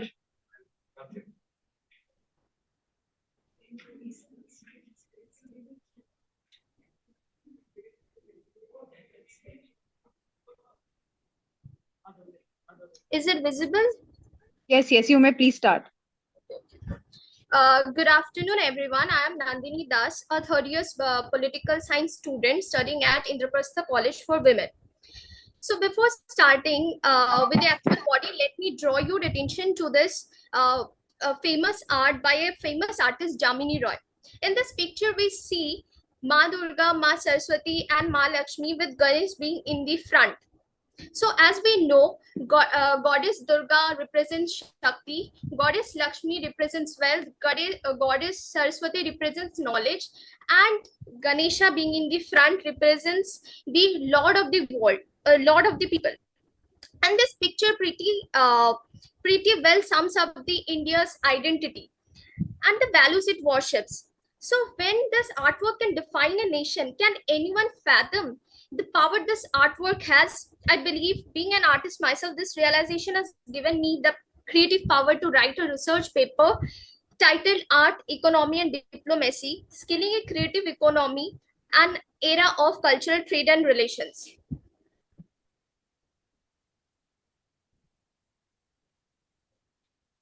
Sorry to interrupt, Nandini. Just so you have the zoom level on your bottom right? It's a 31%.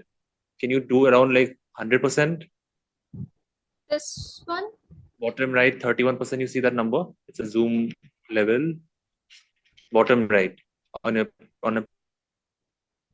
PowerPoint.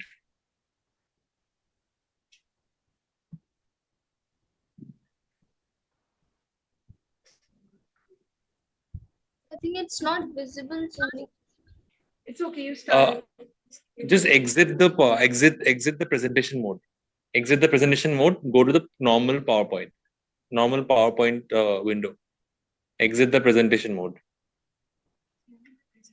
It isn't moving any slides on one. Is it not visible? So you are in a presentation mode. Move back into your PowerPoint has frozen.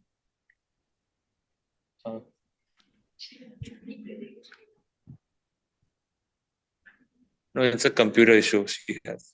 Yeah.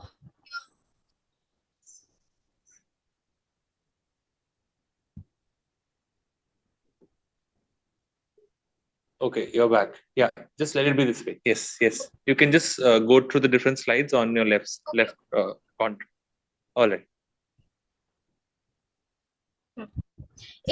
So this next comes to the second slide. So as we know, art is a repository of varied experiences an artist can have. India's diversity and culture likewise makes it an artist. However, the value that artists must get have not been given to them. So now it becomes imperative for all the Indians to harness their skill and deploy their talent to the fullest. As you can see at the international scenario of power, creative industries seem to be the next big idea. So here, therefore, I embark upon the path to explore the power of art and artists. Yes, here are my objectives. So I will explain this the approach, that is WEP approach, in next slides. Further, I would highlight the main objective, that is to assess how much the realization of the importance of making and skilling artists has been made on ground, and the gap between this realization and India's diplomatic demands. Now let's look at India's creative economy. The policymakers realized that the world would be led by creative industries by the next few years, which is supported by the current growth rate of 10% in developing countries, which is remarkable, which is projected to contribute 10% to the global GDP. After the emergence of the pandemic, a survey noted that 51.2 million users on LinkedIn work in the sector. Policies at international level, like declaring 2021 as the year of creative economy, Bali agenda, all point to this big idea.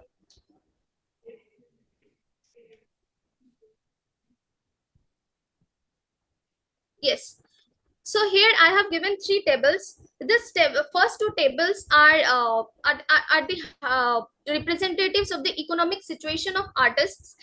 But one thing I would like to add here, I would like to draw your attention to the to one noticeable thing, that I have used two terms, visual arts and fine arts. So while going through various literature, but I found that there is no consensus between the categorizations and the definitions of the various sectors of creative arts. So this is something I would mention here.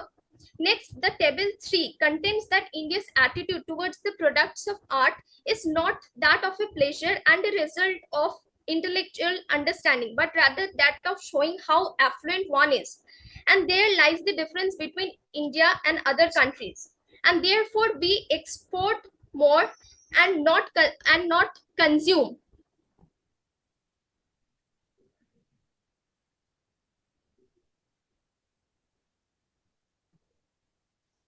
Now let's look at the creative scenario, the creative scenario of art and artists in India. So creative sector in India grows at 5%, which is really impressive, and has become hub of art galleries. The evolution of various art forms in the past makes India a potential hub of diverse choices of art forms and artistic experiences. But as given in the table, contemporary as given in this slide, the world spends 8% of the expenditure in world's treasure, consisting of fine arts and paintings. India spends 0.02%.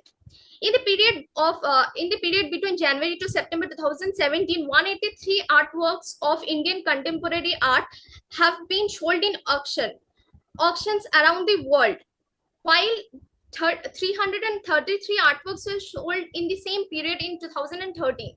Even the emphasis upon research and fine arts has been meager and mostly confined to the documents and agreements signed between the Ministry of Culture and art academies.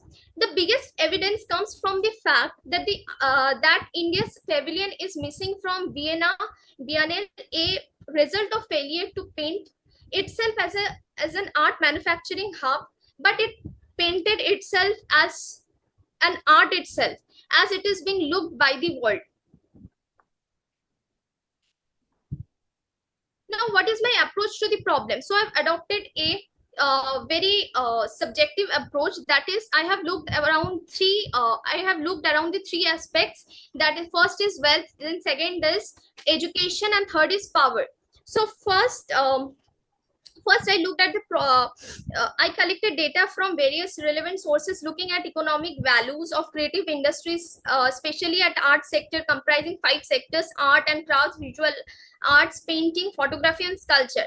Then I looked at the skilling programs of India at 2 levels: domestic and foreign collaborations. In the power sector, I distributed the investigation into 2 categories: a theoretical domain, that is, how can India impart India's power through soft methods, and empirical domain. I assessed the scenario of creative spaces in which 90% attention has been given to fine arts sector and the agreements and collaborations in organizing events and building infrastructure. Further, I drew upon the artists I know in my circle. I have taken their opinion as well as the opinions of those artists mentioned in the references that I've used in my research. Yes. So now this slide shows my study results after waving through various documents related to skilling initiatives and schemes available on the websites of the Ministry of Skill Development and Entrepreneurship. The Ministry of Culture, the opinions they gathered through questionnaire. First is attention primarily on the courses of art are of technical nature. Second is incorporating fine arts in the general economic framework, absence of any policy. Art has mainly been seen through 2 extreme lenses. First is economic, and at the other extreme is the cultural end. And this has prevented it from being used in other sectors.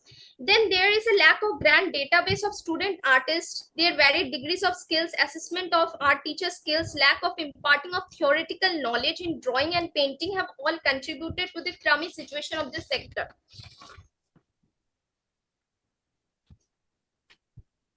Now, let's come to the diplomatic aspect of my research paper. India's diplomatic relations has focused on cultural exchanges, setting up of galleries, artist exchanges, and exhibitions, which have now become the thing of past. Due to absence of any robust policy concerning visual arts or fine arts, has created a domestic vacuum which has adversely impacted India's diplomatic endeavors for international collaboration in skilling artists. And this is very much visible when we look at the skilling initiatives under IISC. The definition and categorizations of the creative sector has not been done. Absence of special attention to fine arts or visual arts has portrayed India's image as not as a place of fine arts and visual arts, and therefore the opportunity of Nandini, you have 1 minute to go now. Oh, okay. And therefore the opportunity of attracting students from other countries to it for education in fine arts is not in propinquity to diplomatic endeavors in the field of education. It has also not harnessed the normative sector, normative domain of this diplomatic endeavors. Like, we can draw inspiration from Thompson's experimental geography and Paglin's thought.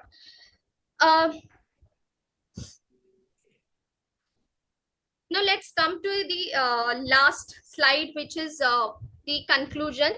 So here comes therefore areas which need to be worked on. Still living and dwelling. That is an important. So clearly, so here are few points to clearly define and categorize creative sectors and make a policy. Economy has to be differently related to the subsector. Need to create a database of current artists and potential students. Educational institutions can play a very great role in keeping records. Then we need to go beyond the concept of art as cultural product.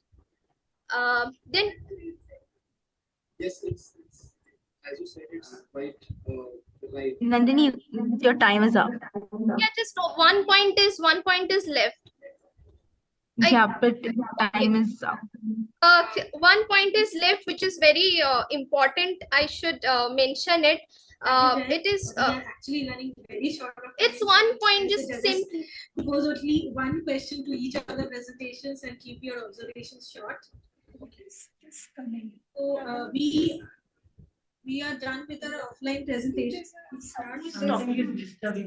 6 of us looking for a meeting. Is your background noisy? हमारा yeah.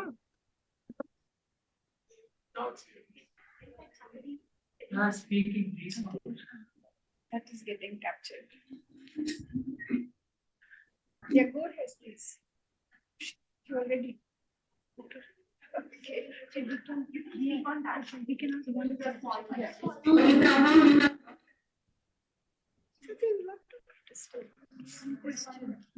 Can you hear us? Yeah. Yes, ma'am. I can hear you. Yeah, can you hear us? Okay. So, Nandini, I do commend you for connecting art and culture, which is not often, brought up in discussions on scaling. So I think it's a very good effort. So congratulations on that. But going by the overall, tenor of the conference, I think it would have helped if you had brought up AI and what it is doing to art. I'm sure you know that in Colorado, this painting, this digital painting, won the first prize, and no one could guess that it was created by AI. So I think it brings up new challenges, but also new opportunities in the art and culture space. So maybe you could probe it further in your research. Nandini, just to add on to what ma'am has just said. Hello, can you hear me, Nandini? If you have a presentation, Nandini, Nandini, can you hear me? Can you hear? Hello. Okay. I just wanted to add to what ma'am said. When you're talking about art, art has many different forms. Fine art is what you've been talking about, but there are performing arts. Then you can disaggregate as classical art forms versus fine arts, etc., etc. So when you were talking about art, and if you're clubbing all of these together, I think as a researcher, you might want to take a call on that, because each one of them has a different nurturing background and different outcomes also, right? So a folk artist versus a fine art person will have different backdrops and different outcomes. Just wanted to make that point clear. Thank you. Now we have our next presenter, Anjana Shukla. She will be Anjana Shukla. She will be speaking on investments on new capital, giving India in 20%. Okay, don't do that. Just do your. Where is it capturing this from? Live. AI. Some live is playing on. Yeah. Yeah, that's. Good afternoon, everyone. Myself, Anjana Shukla. I'm pursuing bachelor's in political science from Kalindi College, Delhi University. And today I would like to present a paper on human capital investment, skilling India in 21st century. This paper aims to study, reveal, and understand one of the most important production factor considered by some as being labor, understood nowadays as human capital. It is important to reveal and to demonstrate that the investment into human capital will have results with a very high. Anjana, can you pause for a second? Can you pause for a second? Yeah.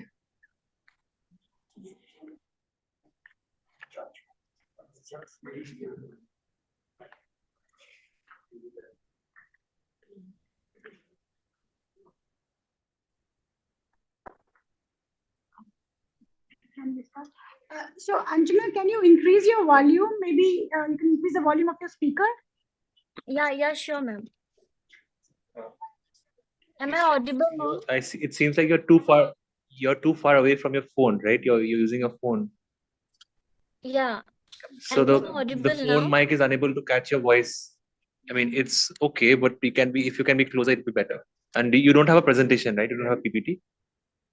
No, I don't have. Okay, so just stay close to the camera, the phone. It should be fine. Is it fine now?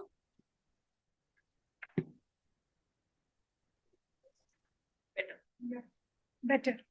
Is it fine Better. now? Please restart. Yes, yes. Yes, sure. This paper aims to study, reveal, and understand one of the most important production factor considered by some being labor, understood nowadays as human capital. It is important to reveal and to demonstrate that the investment into human capital will have results with a very high return on investment, maybe not so seen in the first years to come just after investment, but for sure as a big result and a cause for economic development. Investing in people through nutrition, healthcare, quality education, jobs and skill help develop human capital.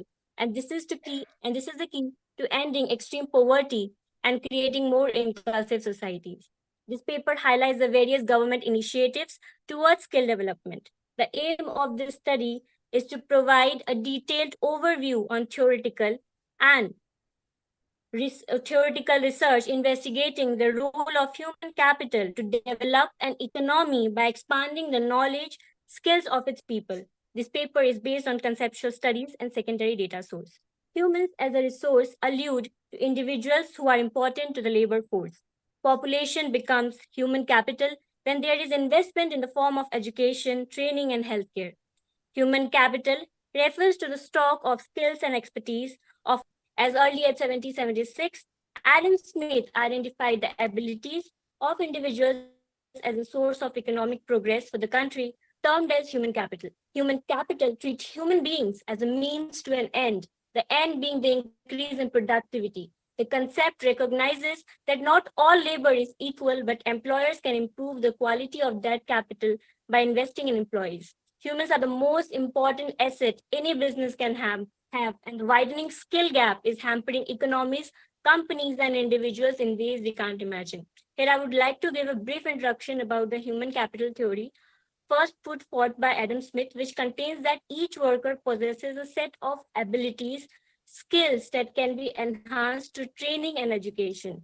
The theoretical framework most responsible for the wholesome adoption of education and development policy has come to be known as human capital theory. Theory assumes that investment in education is necessary to acquire skills and training, which in turn will increase human capital.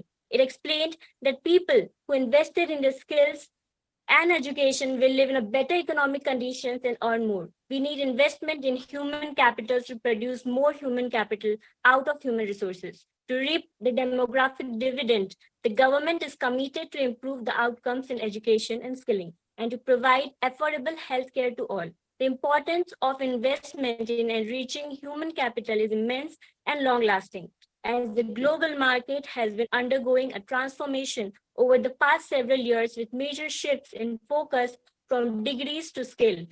Degrees continue to be important, but skills are increasingly taking center in hiring process. Skill development, a tool for human capital formation. Skill development plays a very important role in human productivity, employability, and efficiency. Today, there is a requirement of skilled workforce in all economies for the advancement and for attainment of higher level of economic growth and resultant development. Today, India is the most youthful country on the planet with over 62% of its populace in the working age and over 54% of its all-out populace under 25 years old. However, as technology evolves and gets adopted across industry, the skill gap has been on the rise. Adding to this, we have also seen that the traditional education system in India has not helped prepare first-time job seekers for the industry requirements. Skill development on a large utmost importance to enjoy the fruits of demographic dividend. The vision of Make in India has given major incentives to skill development. Government of India has raised the skill ecosystem in close partnership with the private sector international agencies like World Bank, OECD, ILO, and EU, among others. The country has taken up the task of skill development in a serious manner during the last decade or so. Our Honorable Prime Minister has given impetus to growth with several innovative initiatives such as Make in India. Digital India, 100 Smart Cities, and Skill India. The Make in India was launched globally on September 2014 as a part of India's renewed focus on manufacturing. It is about making Indian companies excel in globalized workshop. The primary objective is to invest from across the globe and strengthen India's manufacturing sector. It has the potential to change the entire manufacturing and employment sector. More and more skilled labor will have to be integrated into the system. It was one of the first vocal for local initiative that exposed India's manufacturing domain to the world. The major focus is to make India a self-dependent and a self-reliant country and give Indian economy global recognition. The major focus areas: heavy industry, enterprises, generate employment, and proper utilization of human resources. National Education Policy 2020. The introduction of the National Education Policy 2020 has provided an upside for the Indian education system. The NEP aims to create an education system that is more in tune with today's dynamic and changing world. It has aimed to shift the focus away from rote learning and towards a system where children learn how to learn. The need for multidisciplinary, experiential, holistic, flexible, outcome-driven, and integrated learning has also been highlighted. The World Economic Forum report states that India is expected to face a significant skill churn in the coming years, with artificial intelligence, big data, data analytics, and cybersecurity becoming the core skills of the future. Additional soft skills such as analytical thinking, leadership, crisis management, and teamwork are also expected to be in great demand going forward. In this context, upskilling and cross-skilling of employees become extremely important. I would like to discuss various initiatives for skill development. Anjana, you First, have 2 minutes left. Okay. Pradhan Mantri Kaushal Vikas Yojana, the flagship scheme, was launched in 2015 to provide short-term training skilling through it. And under the apprenticeship scheme, the objective of the skill certification scheme is to enable a large number of youth to take up industry-relevant skill training that will help them in securing a better livelihood. Since 2015, the government has trained over 10 million youth under this scheme.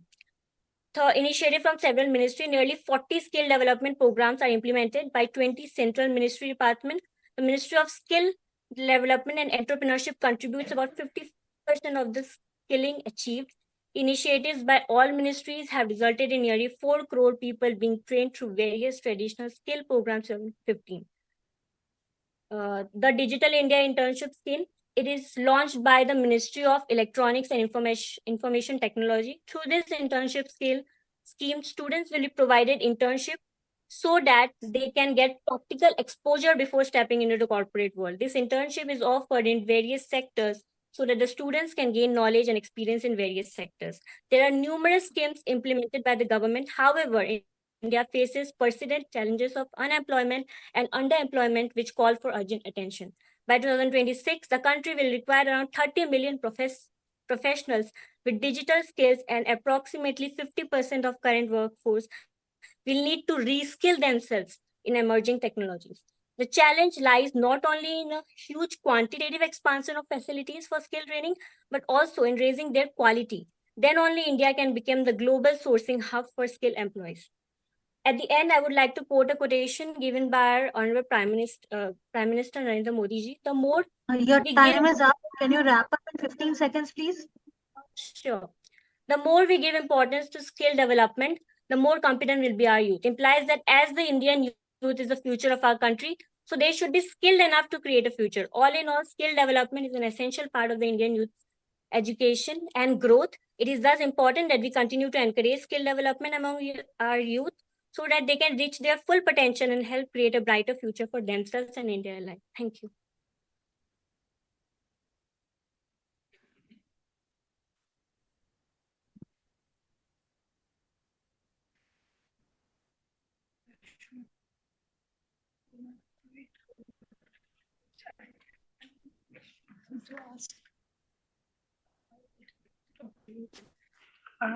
Hi, Anjana.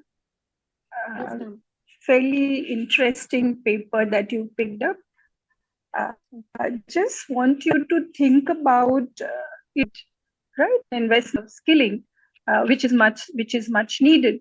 On the other side of this investment, what's also important is that who will be able to access these skilling programs wherein you said investment in education, nutrition, etc., etc. And I'm assuming that state has to invest over there or make machineries which are with consonance with state. But what happens to the environment through which the youth can access that investment or reap the benefits of that investment is something you have to take a call on. And also, how many skilling, what is the quantitative analysis, if at all, of the skilling programs that we have as of now? And that connects your work very well then if you bring that in on board. Thank you. Okay, ma'am. Thank you, ma'am. Sorry, I just want to make this point. Thank you so much, Anjana. We now have Amrit present with us, again online.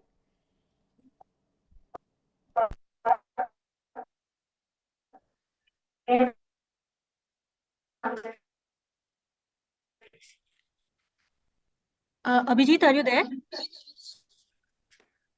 Yeah, do you have a presentation with you? You are also on mute. Can you please unmute yourself? Yes, ma'am. Can I start, ma'am? Yes. Very good evening to all. I am Abhijit Bharatwaj GS. I am pursuing my PhD in Public Policy from Jain University, Bengaluru. I thank the Center for Public Policy and Governance for providing me this opportunity. Today, I would be presenting synopsis of my thesis titled Governance of Skill Development in India, a study of selected NGOs and entrepreneurs.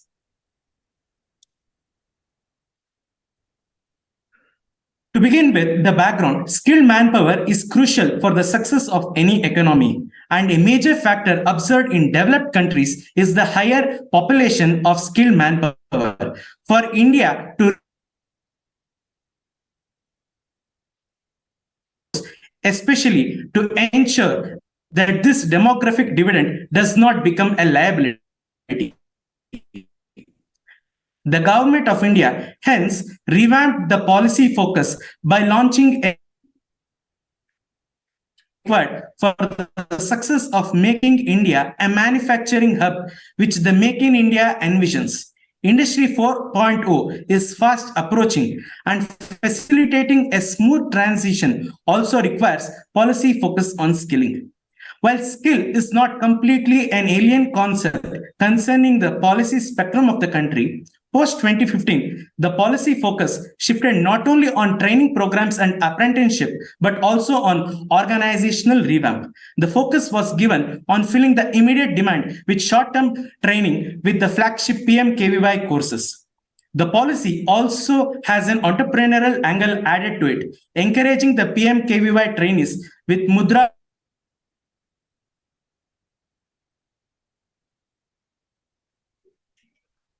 This chart represents the various actors in skill ecosystem with regards to union government, the industry, other partners, and the state government of Karnataka. Now, let me present the segment of problem. Policy emphasis and budgetary allocation made by central government, Skill India is appearing to be far from reaching its target set to reach by 2023. As skilling requires micro-level execution, entrepreneurs and NGOs play a crucial role in capacity building in roles of training partners, training centers, and assessing agencies. Studies have attributed the poor performance of the scheme to the fact that these training partners are not being remunerated and compensated. To become sustainable, it is required for scaling up operation, which requires investment, which further requires being well remunerated. Valuable tripartite collaboration between NGOs, entrepreneurs, and government to make it more effective and efficient. Based on literature of the challenges on Skill India has been categorized into three categories, namely demand side, supply side, and governance and institutional challenges. The review of literature has been carried on thematically, and to have a strong theoretical foundation for the proposed research, thematic and conceptual review and also empirical review has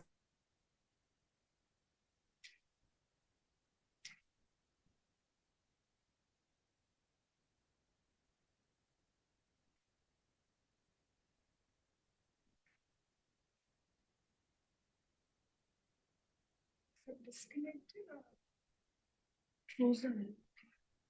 Screen.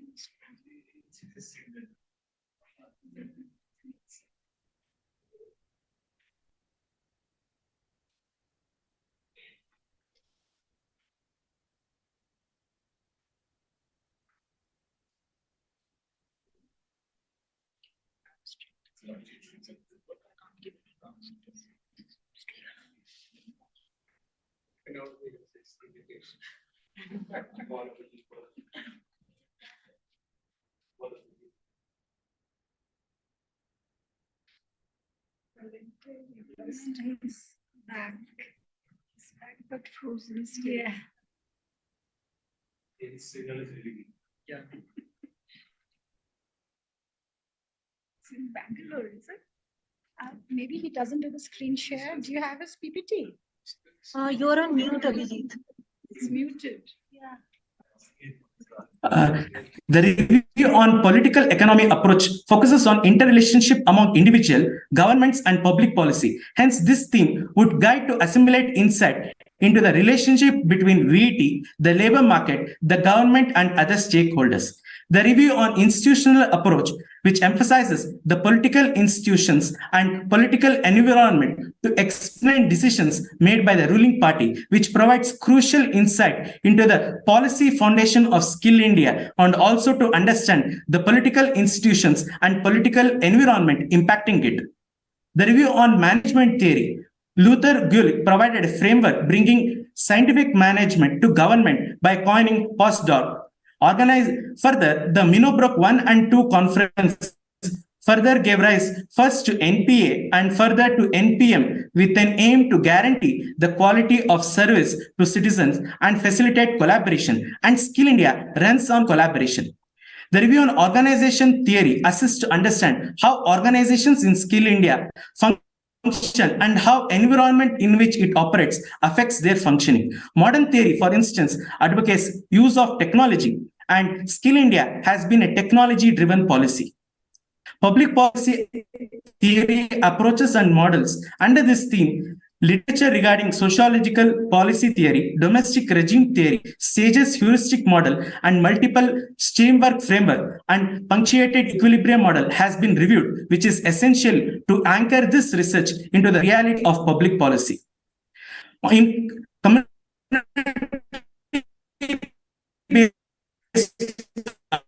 approach, literature enables the universal approach governments follow required for the success of this collaboration. Under empirical reviews, literature to contextualize.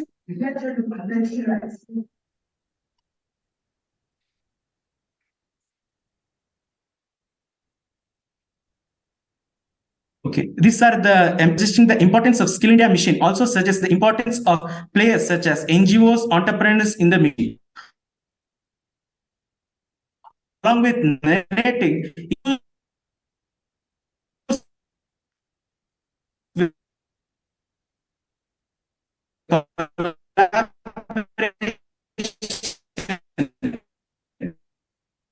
which may have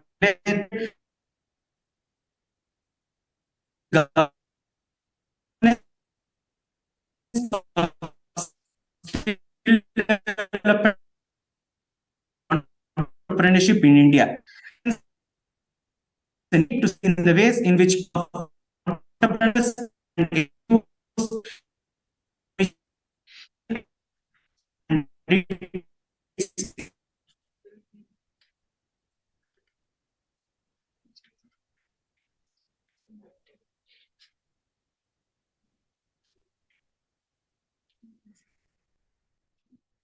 switch off his video. I think your internet is unstable, Mr. Abhijit. Maybe you can switch off your video. What are the key? Yes. You switch off your video.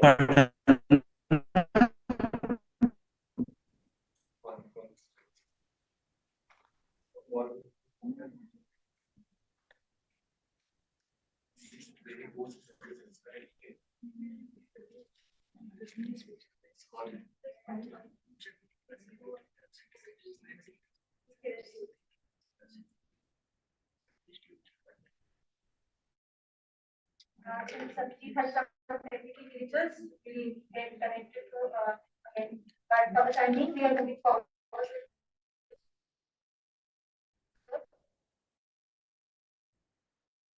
The research questions, and the research is generally based on the following objectives: to trace the institutional and ecosystem.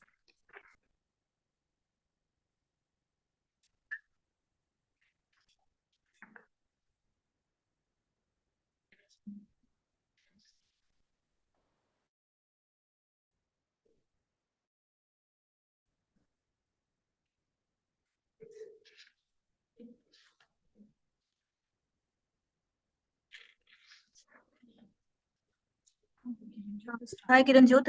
Do you have a PPT to present?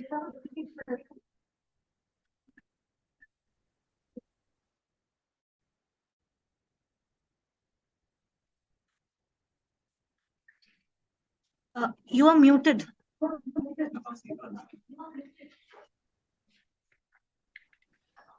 Can you hear me now? Hello? Yes. Hello. Okay. Yes, please start. Good afternoon, teachers. I am Kiranjot from Department of Public Administration, Himachal Pradesh University, Shimla. So my topic is investment on human capital, skilling India in 21st century. For this study, the objective of my study is to see if government is taking any initiatives for skilling its human capital, the benefits and the changes in terms of employment. For this, for this study, the research design is of descriptive type, which describes various policy initiatives of the government. And for this, I have taken references from secondary data and information sources through relevant sources. So, with defining human capital is the amalgamation of attributes possessed by employees.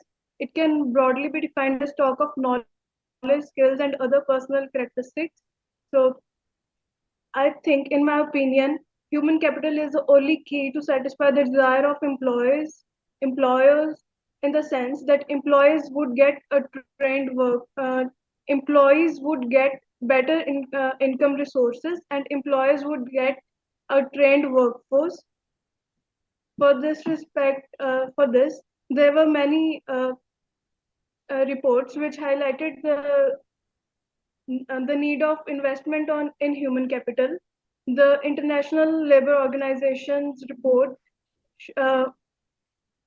projected that India would face a labor shortage of 29 million people, and UNICEF in its report in 2019 stated that at least 47% of Indian youth are not on pace to have necessary education and skills for a job by 2030. And UNESCO in its State of Education report on India stated that there is a great so important as India has most youth population. So these initiatives are necessary. So some of the initiatives are taken by departments. Various initiatives are taken in field of education. So Skill India is one of the initiatives launched in 2015 to make India self-reliant and develop its industrial and entrepreneurial skills. It provides technical and financial assistance to individuals to set up their own micro, small, medium enterprises. Then comes Pradhan Mantri Kaushal Vikas Yojana. This scheme was launched in 2015 and caters to the needs of the people in age group of 15 to 29 years for certification and skilling. It runs in two modules. First is short term training module for school and college dropouts and also unemployed people. And then is the recognition of prior learning module. In this module, the people already in the market get a chance to test their knowledge and skills and also get a certificate. So Pradhan Mantri Kaushal Vikas Yojana is in its fourth phase currently, as proposed in budget of 2023-24. Its objective is to train youth in coding, drone, soft skills, mechatronics in the coming next 3 years. Then comes Pradhan Mantri Yuva Udmikta Vikas Abhiyan for training and entrepreneurship education, and it runs in 10 states and 2 UTs. National Policy for Skill Development and Entrepreneurship is for skilling workforce at equal pace as that of the development of industry. So now there are various educational initiatives as well. First being National Policy of 2020. In this policy, it is proposed that vocational education for students should be started from 6th standard, and it also urges them to undergo training and internships. It also proposes that 50% of its students should be provided with vocational education. Then comes Swayam portal, whereby students can take various courses in 8 languages and also get certificates. And then comes India International Skill Centers. As proposed in budget of 2023-24, 30 such skill centers are proposed to be open throughout the country. These centers would prepare students with skills required in the international market. So for this purpose, India has partnered with Japan, UAE, and Middle East countries. Indian Institute of Skills, in collaboration with Tata Indian Institute of Skills, would train students in highly specialized courses like highly specialized areas like defense, aerospace, gas, and oil.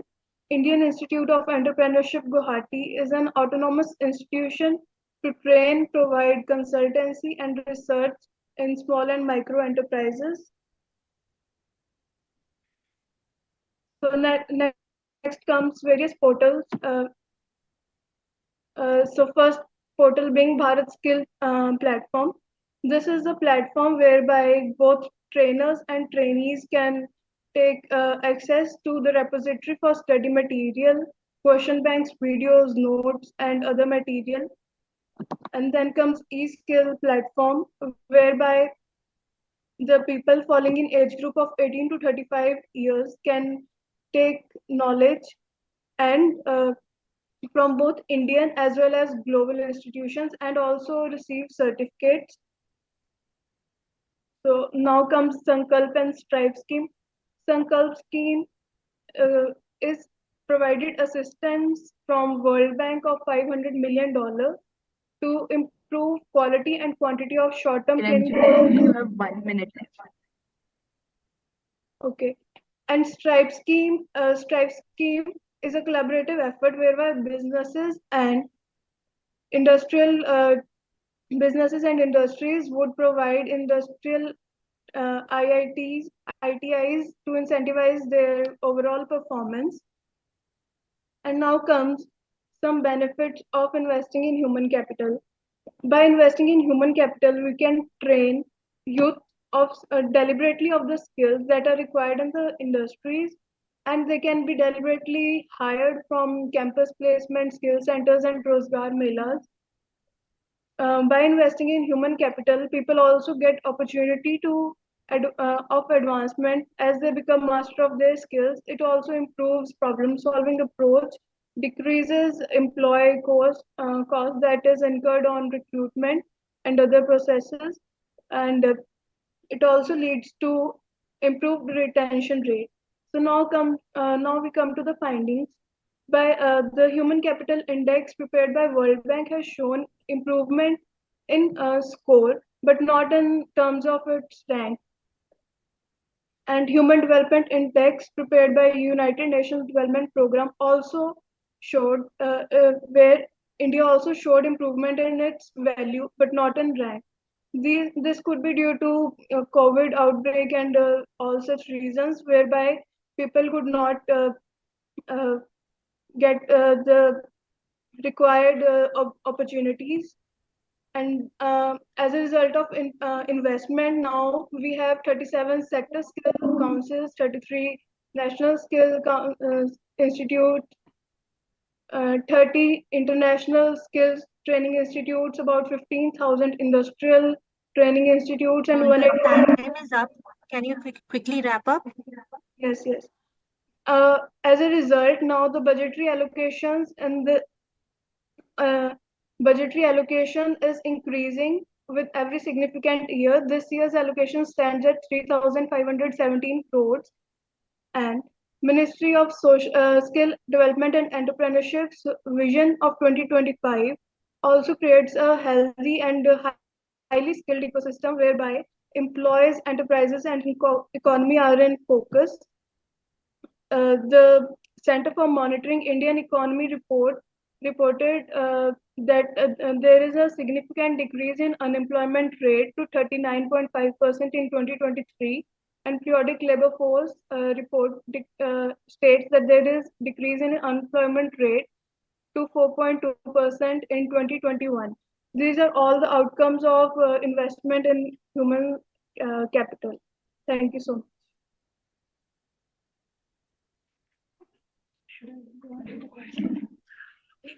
Thank you for the presentation, Kiranjot. Few things.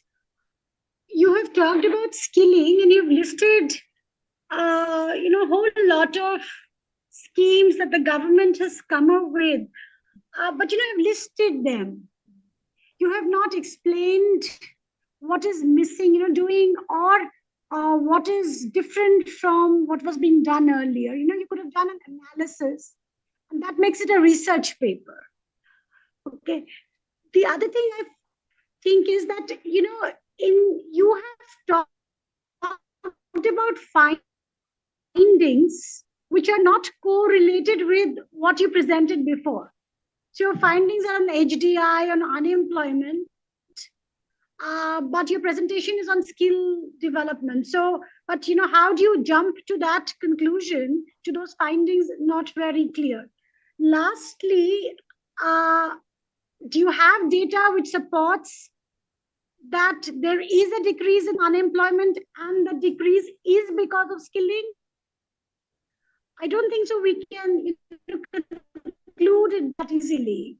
I mean, there needs to be a lot more studies, conclusion. So, think more how you want to do your study, and perhaps add a lot more rigor into your methodology and also your findings.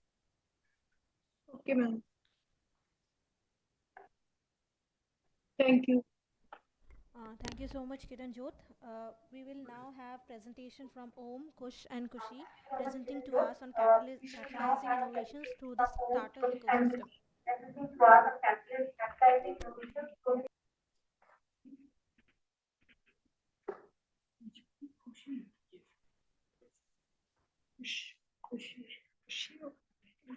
Kushi both.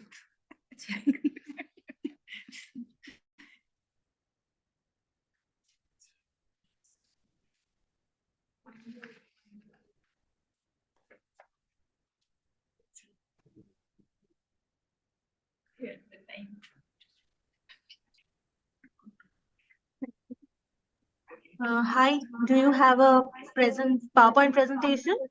Yes, we do have. Can you share your screen? Yes. Yeah.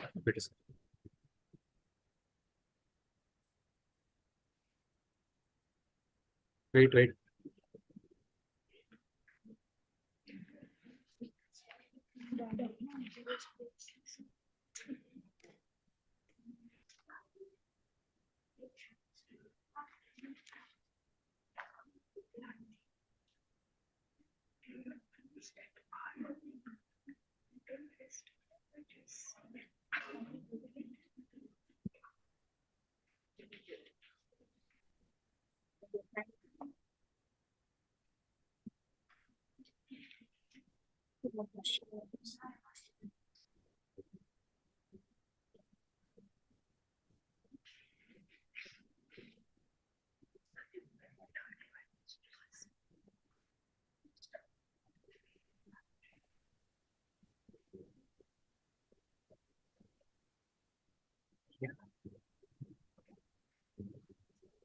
Just a sec. You can start presenting question. Yes, ma'am.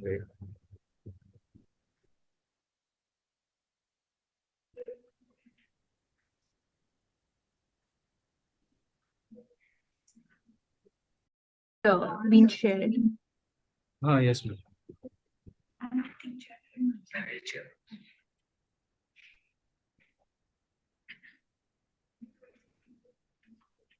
Is it visible? Yes, you're visible and audible. Please go ahead. Okay.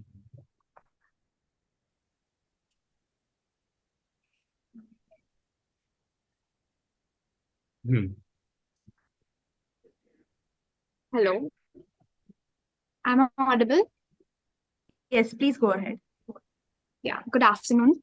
Myself Khushi Bhadra from K.A. Shroff College of Arts and Commerce. Am I audible? Yes, please continue. Yeah. My content and discussion is about a study on the role of the government in boosting innovation through the startup ecosystem. India is a developing country. Just a second. India is a developing country. Large population implies a large perspective of market in India. It encourages and promotes the self-employment environment, creates the startup ecosystem in India. What is startup? A startup is a young, dynamic, built on the technology and the innovation, wherein the founders attempt to capitalize on developing a product or a service which they believe there is a demand. And simply, a startup is a new established business or a company in the first stage of its operation. The Startup India initiative is the largest government scheme for the startups, over 84,000 business since 2016.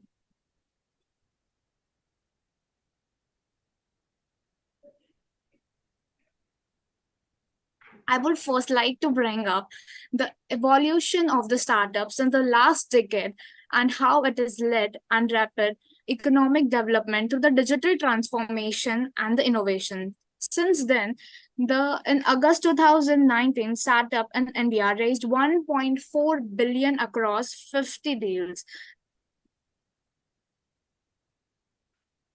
In 2021, the government announced the launch of Azadi Ka Amrit Kaal to celebrate the next 25 years to complete India's 100 years of the independence. PM Narendra Modi listed down the economic agenda for achieving the knowledge-based economy with the strong public finance will focus on the three priorities. Our research objective aligns with the priority of the government for Amrit Kaal to examine the steps taken to the government to stimulate innovation through the startup ecosystem, the steps that contributes to strengthening the economic stability in the India. Next objective, to analyze the certain scheme proposed by the government to promote innovation in the startup and impacts by the entrepreneurs and the businessmen. I would like to call Kush for the next slides. Yeah. Hello everybody, this is Kush from K.A. Shroff College under University of Mumbai. We're going to take the presentation from here, and I would like to talk about the current state of Indian Can you be a bit louder, Umesh? Louder. Okay, ma'am. Okay, so now I'll be talking about the current state of Indian startup ecosystem.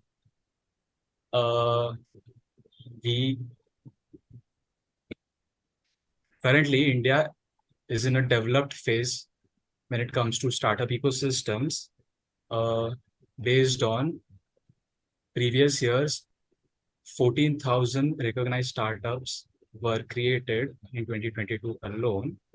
And from previous year data, it is seen that 10% of all startups survive the first year of business operations. And the Indian startup ecosystem consists of many factors, and government plays a role from the investors, incubators, and education institutions point of view.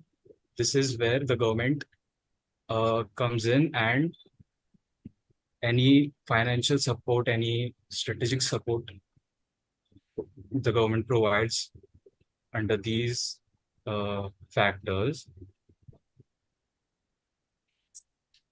For our research, our data collection. You have 2 minutes left. What? You have 2 minutes left to present. Oh, okay.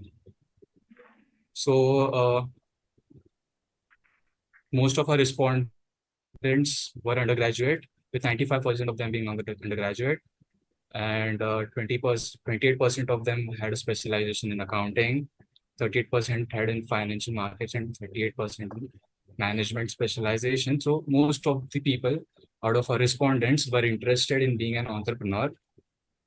They had a management background. And from the first observation of our objective of finding out the awareness of these various schemes in young entrepreneurs was that the awareness is very low among the people who are interested in starting a business. And there's very low awareness about these schemes, and almost 50% of them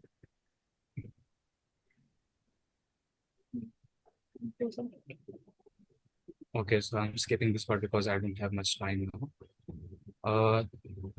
Conclusion, the government plays a significant role in providing financial and strategic support.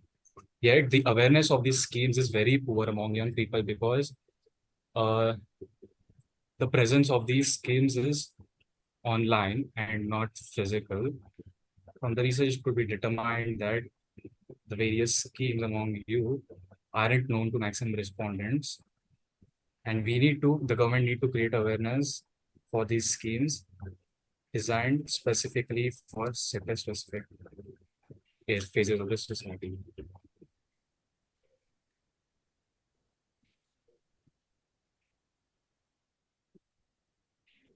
Moving to the suggestion part, these are our personal suggestions which can help in growing the ecosystem of the startup. A robust system to track the startup performance metrics. As far performance are considered, we only prefer to know the price earning ratio, balance sheet, or economy. How we can expect the startup to get a positive, good balance sheet, a profitable business, or so for that.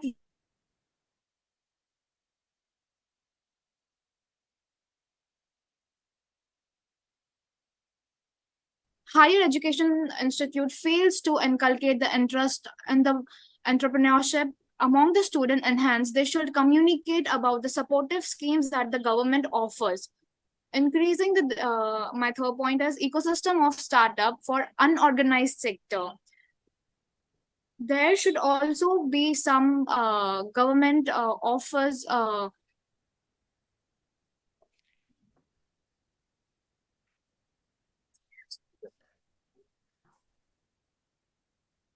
Your time is up. Okay.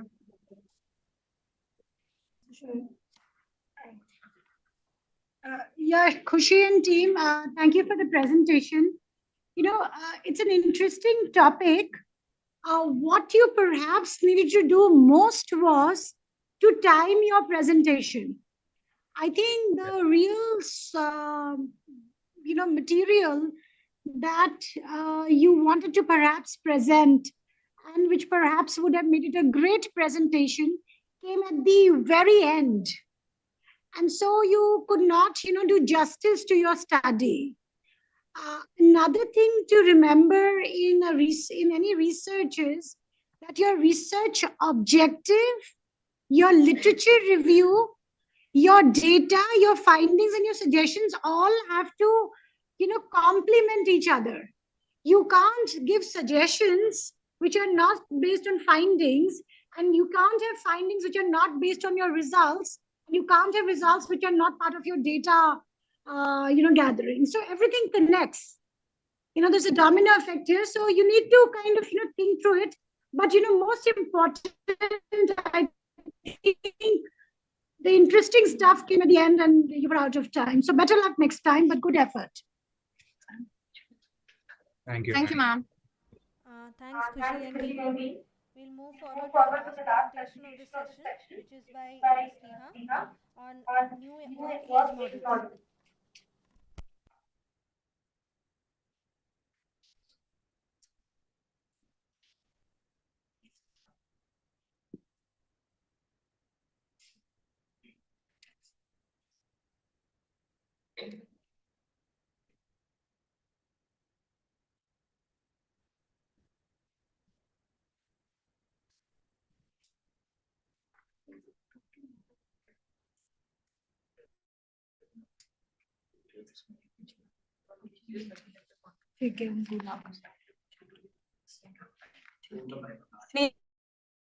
Neha, can you hear us?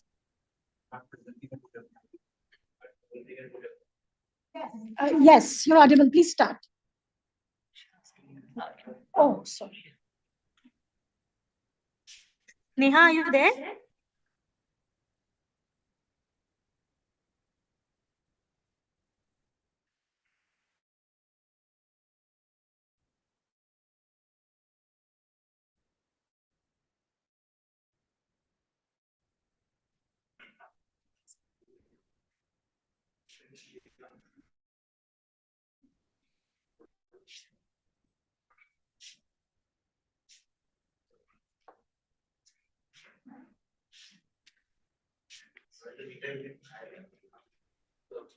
If you had any questions for Abhijit, yes, address them as well. Won't he come back? Abhijit won't be given further time. We could yeah, because we couldn't hear his presentations. Neha, can you unmute yourself?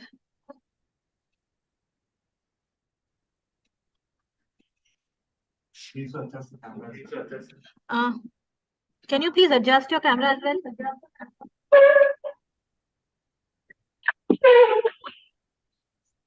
Can't hear.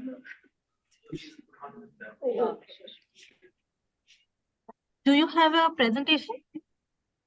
If I have a PPT, but I'm requesting you to let me turn off my camera because due to power disruption in the state of Karnataka, I'm presenting from my phone. Yeah, sure. You can turn off your camera and start sharing a screen. Okay, thank you.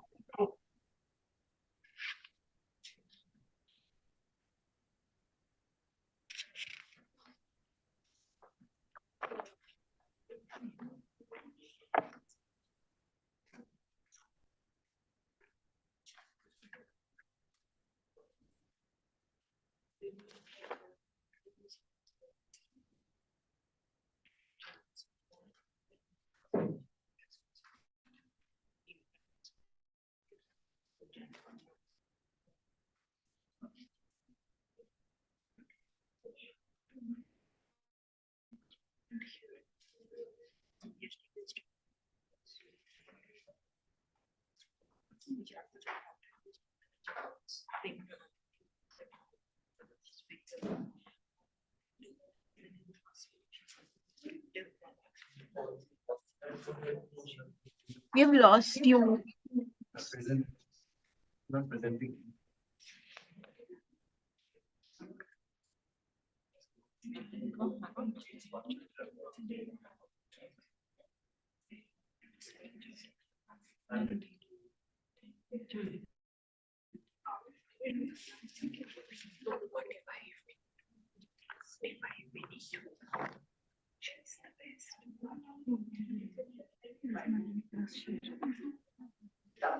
I don't see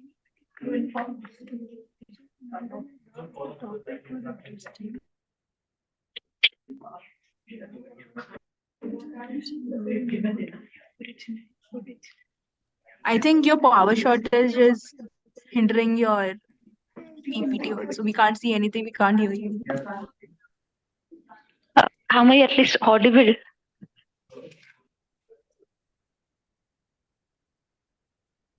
Yes, we can hear her. We can hear you. I'm still trying, ma'am. Sorry.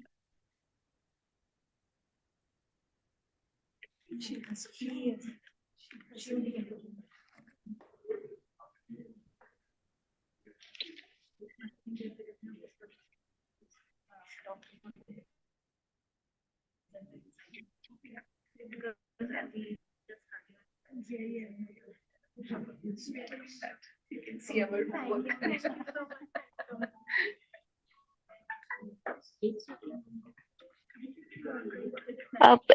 Is there an option of sending the PPT to the concerned person? So, because I'm finding it impossible to present it from my device.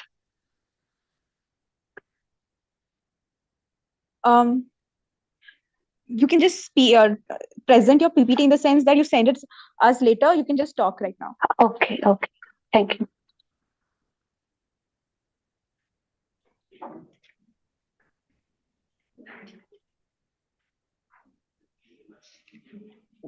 Good afternoon, all. And I'm extremely sorry for all the mess that happened because of the power disruption. And I'm hoping that though I don't have a PPT, I'm finding it difficult to present the PPT and turn on my camera. You all will be very attentive. And my title of the paper is An Empirical Analysis of Reforming Civil Services Towards a Changing Dynamics of Work Culture in Amrit Kaal. Basically, the contemporary evolution of civil services in India is characterized by a number of trends, including the use of technology. The use of technology is getting revolutionized, and it is in fact revolutionizing the way that civil servants work through e-governance initiatives, which are making it easier for citizens to interact with the government, and big data analytics being used to improve decision-making process. And in recent years, there has been a growing demand for greater transparency and accountability in the civil services. This is being driven by a number of factors, including the rise of social media and the increasing awareness of about corruption among the people. The civil service in India is still overwhelmingly male and upper caste dominated, and there is a growing need to make the civil services more diverse and inclusive in order to reflect the diversity of the Indian population. The civil services in India is facing a number of challenges as well, including the growing population, the increasing complexity of government, and the rising expectations of citizens. So, in this context, I've conducted a descriptive analysis of the data collected from the existing literature, that is secondary sources, to analyze how the changing dynamics of work culture is posing greater challenges to the Indian civil services and how we can get through all these challenges. So the basic objectives of this study are: first one, to understand the changing dynamics of work culture in Amrit Kaal with special reference to the Indian civil services, and to identify the challenges posed by these changing dynamics on Indian civil services, and to suggest the ways in which these challenges can be overcome. The methodology used is basically this is a descriptive study, and the data is based on secondary sources, and data is collected through an extensive review of all available literature, including grey literature. And data is analyzed using thematic analysis. I am skipping the literature review part because of the inconvenience of time and the technical problem that I cannot present the PPT. So I'm moving on to the major observations that we have made based on the literature that we have analyzed. So first category will be major observations and challenges for civil services in Amrit Kaal. So when we are in Amrit Kaal also means that we are sitting in the post-pandemic period, and the COVID-19 pandemic has accelerated the shift to remote work. So the first observation, the first change and first change in the way we look at civil services. And the dynamic event that has happened in the recent time is the rise of remote work, or like we say, work from home or work from anywhere. We can work from home, work from anywhere that we choose to, because this is an era of remote work. And this trend is likely to continue as well. Though the pandemic has catalyzed the emergence of remote work, this trend is definitely going to continue. And remote work offers a number of benefits, including increased flexibility and productivity. However, it also poses some challenges, such as the need for strong communication and collaboration tools. And there is a growing awareness of the importance of diversity and inclusion in the workplace. This is being driven by a number of factors, including the changing demographics of the workforce and the rising demand for social justice. Employees are increasingly demanding workplaces that prioritize their well-being. This includes providing flexible work arrangements, opportunities for professional development, and a healthy work-life balance. And the other aspects of this remote work is that the technology is changing the way we work in a number of ways. For example, we are using technology to collaborate more effectively, to access information more quickly, and to automate tasks. The nature of work is changing as we move towards a more knowledge-based economy. This means that we are increasingly working on projects that require creativity, problem solving, and collaboration. These are just some of the changing dynamics of work culture that the post-pandemic period has witnessed. As the world of work continues to evolve, it is important for organizations to adapt to these changes in order to remain competitive and attract and retain top talent. So when it comes to the Indian civil services, the remote work is basically of flexible nature. And the first challenges that this remote work poses to the Indian civil services is that we have to be very flexible with our style of working, especially when it comes to timing, shift, and the whole setup in which we have set up or we have arranged the administrative hierarchy has to be very flexible if we have to promote remote work, which has been significantly prevalent in almost all parts of the world recently. And the second factor, which have contributed much to the changing dynamics of work culture, especially in civil services in the recent time, is obviously globalization and other related aspects of it. And related to globalization, there are other things that came with it. First one is cultural clashes, that when more people are interacting to each other, there are more chances of having conflicts of interest or conflicts of arguments, and there can be cultural clashes as well. Another thing is that the literature which I have been through has suggested that globalization has resulted in inequality. Globalization can lead to increased inequality within societies. This is because of the benefits of globalization are not always evenly distributed. Another thing is loss of identity. As people come closer and as cultures come into contact, there is a risk that some cultures will lose their unique identity. This can be a problem if it leads to the erosion of cultural heritage. And this will definitely lead to a homogenized culture where we will lose our identity. So the administration should be very well aware of all these sensitive things, and it should be very much empathetic and compassionate towards the things happening around. And when it comes to globalization, we always speak about decentralization in India, decentralization of administration in India, delegation of functions, but the whole world is already globalized one. So the challenge before the administrator or the civil servant is to think globally and to act locally. But there are many merits associated with globalization as well, especially looking through the lens of civil services. First one is increased understanding. Increased contact between cultures can lead to increased understanding and tolerance. This can help to break down stereotypes and build bridges between different groups of people. And another very important aspect of globalization, especially when it comes to administration and civil services, is innovation. We are it has become very easy to learn from the good practices or best practices of other countries. We can easily assimilate whatever good things are happening in other administrative setups, and it has resulted in greater innovation. Globalization can lead to new ideas and innovations. This is because people from different cultures bring different perspectives and experiences to the table. And my next set is that my major observations on challenges and need for reform in Amrit Kaal. We have already mentioned digital transformation or remote work. So the first question is whether digital transformation is a challenge or an opportunity. This changing dynamics where our traditional administrative structure is being digitally transformed, whether it is a challenge or an opportunity.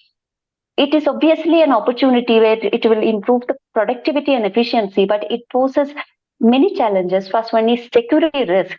The digital technologies can introduce new security risks such as data breaches and cyber attacks and skill gaps. The civil services in India may not have the skills and expertises needed to use digital technologies effectively. Another problem is of cost. Digital transformation is really expensive, and the civil services or the administration in India may not have the resources to invest in digital technologies.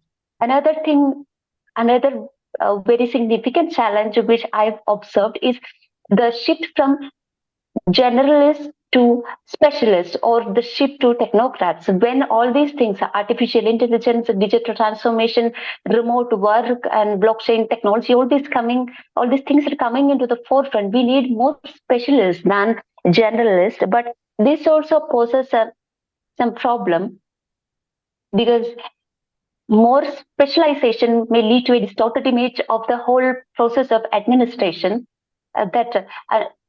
The transformation from generalist to specialist can lead to a slowed workforce. This means that employees may become so specialized in their area that they lose sight of the big picture.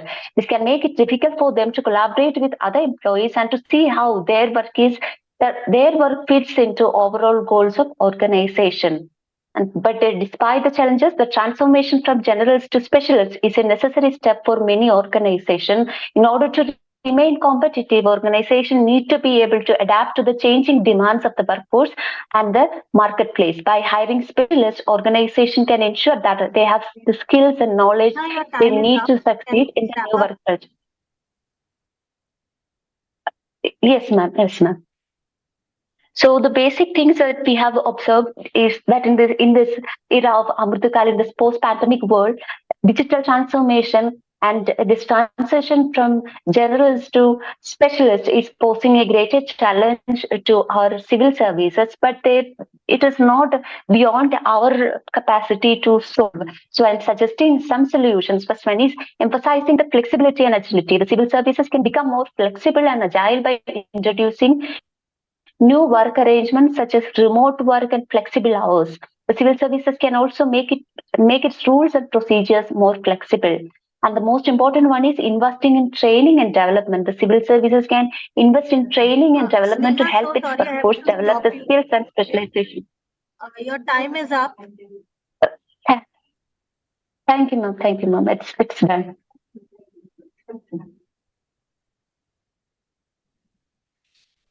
Yeah.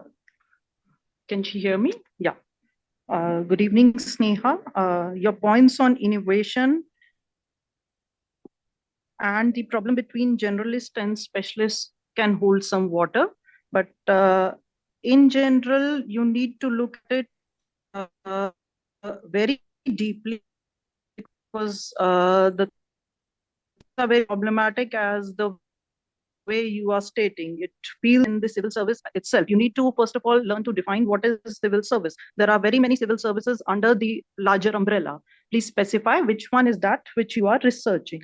Then secondly, your contention about rise of work from home and remote work cannot be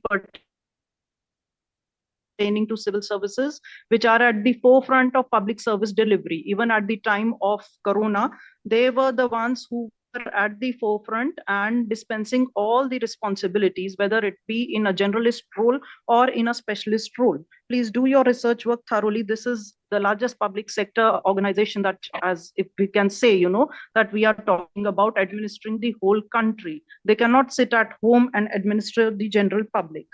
And then you have talked about the lack of training. If I may say, maybe you are unaware of a whole training institution being denoted to IS officers in Missouri, where I have been posted, I have been working, and I have the privilege of seeing them being trained very well after successive years of their work. So be very, finicky and particular about what you say. The officers are getting trained very well, be it the IS, the IPS, the IFS. And as to, the lack of diversity, of course, then you need to do your homework. They are sent to different parts of the country. They belong to different cadres, and they are not sent to their home states. They work in different cultures, and that is how diversity and inclusion is very well inbuilt within the system. So I suggest that you please take a serious look at what are you trying to say before, pointing to the problems in civil service, which would, enhance the quality of what actually you are trying to portray. Thank you.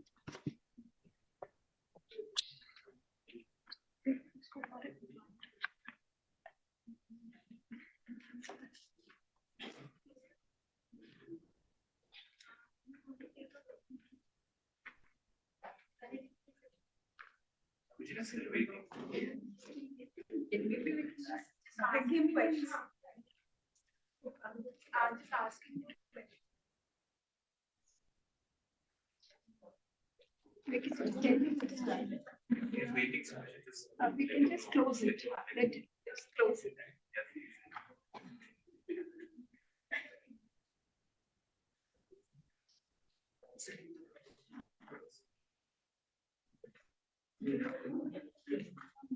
Hi, Abhijit, are you here? You don't need to switch on your camera. So our judges have certain suggestions and questions to you. Maybe we can go ahead with that.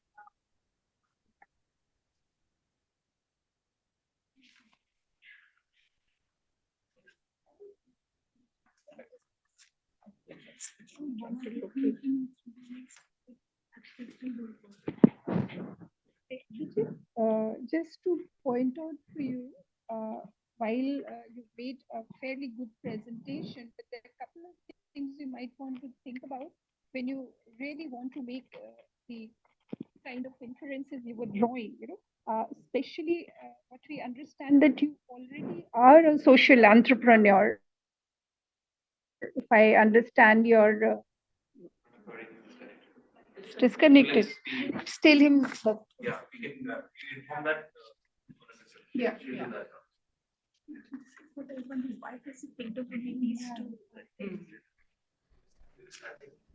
Yeah.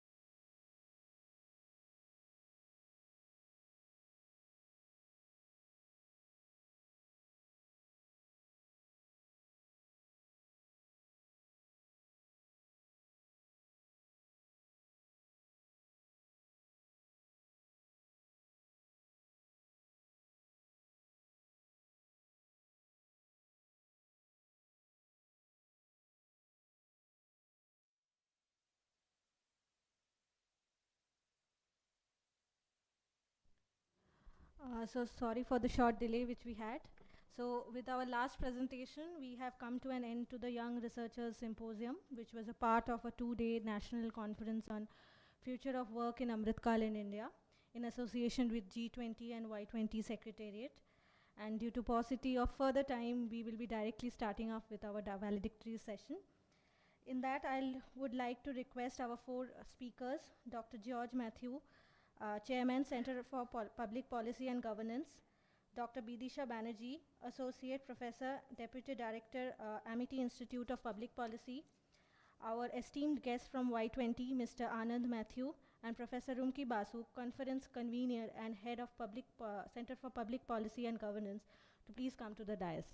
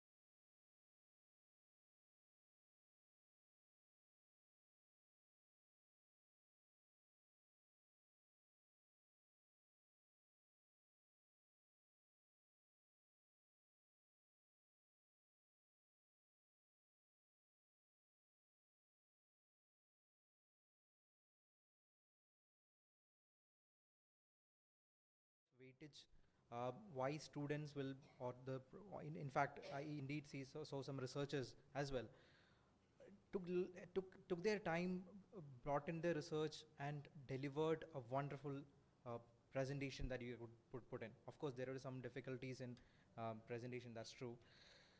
So to start with, I am the co-founder of Kalishe. It's a startup from Northeast, from your place. So I studied in Northeast. During my college, with my colleague, I started this organization in the 3rd year of the college. So what we do is we develop biotech-based solutions for oil and gas companies. So your ONGC, the title partner, is actually I work for. So it was back in 2018 I started. We done multiple jobs in oil fields that belongs to ONGC and Oil India. Since it is back in 2019 when we working very specifically on biotech, we were the only company in the country who's working specifically in oil and gas with biotech. It was the early stage of startups in India. It was not very much booming that time. So it took some time. We got some grants. And in 2019, the AI boom, when it started, we ventured into AI. We started an in-house AI-based framework. We developed an Indian framework for oil and gas industry, specifically for data processing in during the exploration of oil and gas. So currently we're doing that project with DGH. So all these years, it was very, as you see, we have not raised any funds so far, frankly speaking. So to the youth of this time, all over gathered over here, whoever is listening, I wanted to tell them about the sad part of the startup thing. You see the fancy thing that you see in Instagram, you see in LinkedIn, you see a lot of things, right? People are moving around in good clothes, walking around, having good cars, good lifestyle. But to reach there, it takes a lot of efforts. So I do suggest give mentorship for many students or new entrepreneurs who wanted to build their and or product. So what I tell them is what made us successful, at least, is actually the right people we met at the right moment. That's the only thing. So the way that you build the narrative about your product or your business or your brand to the right people is the best thing that could happen in a startup ecosystem. Indeed, the government of India has done a lot of good things for the startups. You see in 2014, around 350 startups were there, and now it's around, it's more than 99,000 startups are there, which is registered. And MSMEs are not behind. And, they are in huge numbers, around 65 lakhs or something. They still have it, and still increasing. So the opportunities for the youth is huge, not just in startup. I wouldn't say you have to jump into startup. It is not something like that. Again, startup is not everybody's cup of tea. Business is not everybody's cup of tea. So we need some people to work also. We need some workforce as well. So we need to, at this stage, we have the knowledge in our fingertip. Multiple people were talking about this. Even he was talking about AI. So there is a lot of problem with the AI, but we, rather than looking into the problems, you should think how we can leverage that particular possibility and make some value out of it. So to do that, you need to have that mind where you need to see what is your goal. At this time, when I talk to multiple people like students or researchers, I ask them, what is your goal down the line, 5 years? What are you going to do? For some people say, I just wanted to get a job. I want some earnings. I want to make some money. Of course, money is something that you really have to work with, but money is a byproduct. It is not, you cannot build something only on thinking about money. That's a byproduct. So that is one thing that the current generation is not really aware about. And I believe such events will definitely bring a lot of light into it. And one more thing I would like to emphasize, because Instagram is something that has been getting boomed along very much. I'm very new to Instagram. I started 6 months before. So when I see, maybe it's just because I get exposed to it very late. Maybe that's why, because I used to use it in my college. I feel like the young generation is been very much influenced with this Instagram thing. Specifically, when I see a few posts, being alone, living alone is something that everybody is fascinated about now.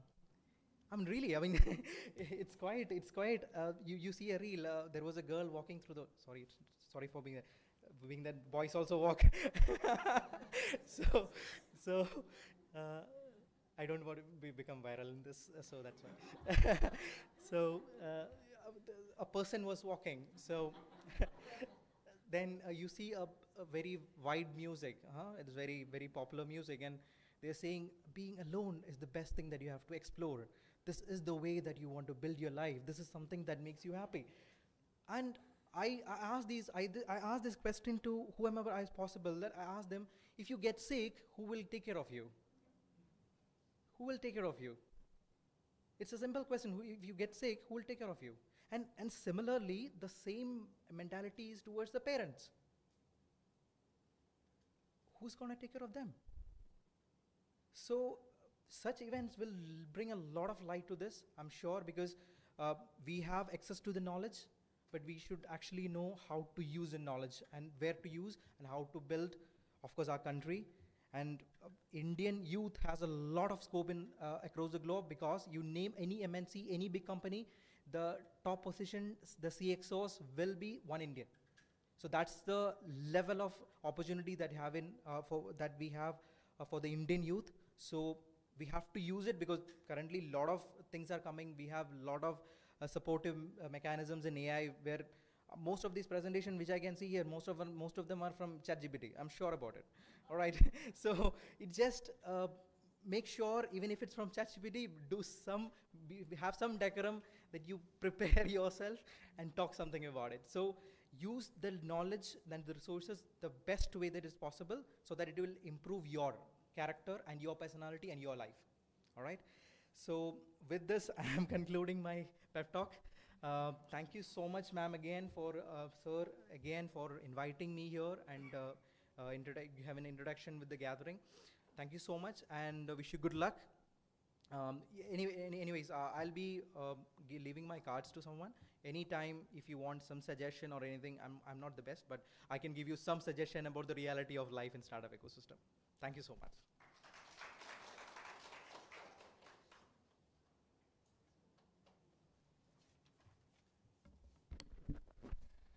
Thank you so much, Mr. Matthew, for sharing with us like how literally the Indian youth can rule the world.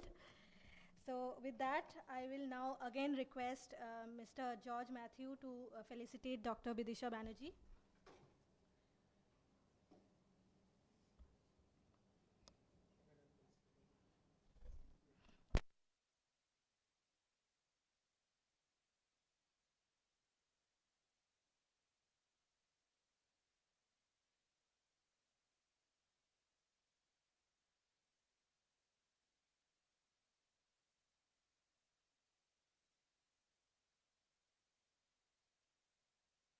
Ma'am has already joined us as a judge for the last session of the Youth Research Symposium, but currently I would like to request her to come to the podium and give her valedictory address.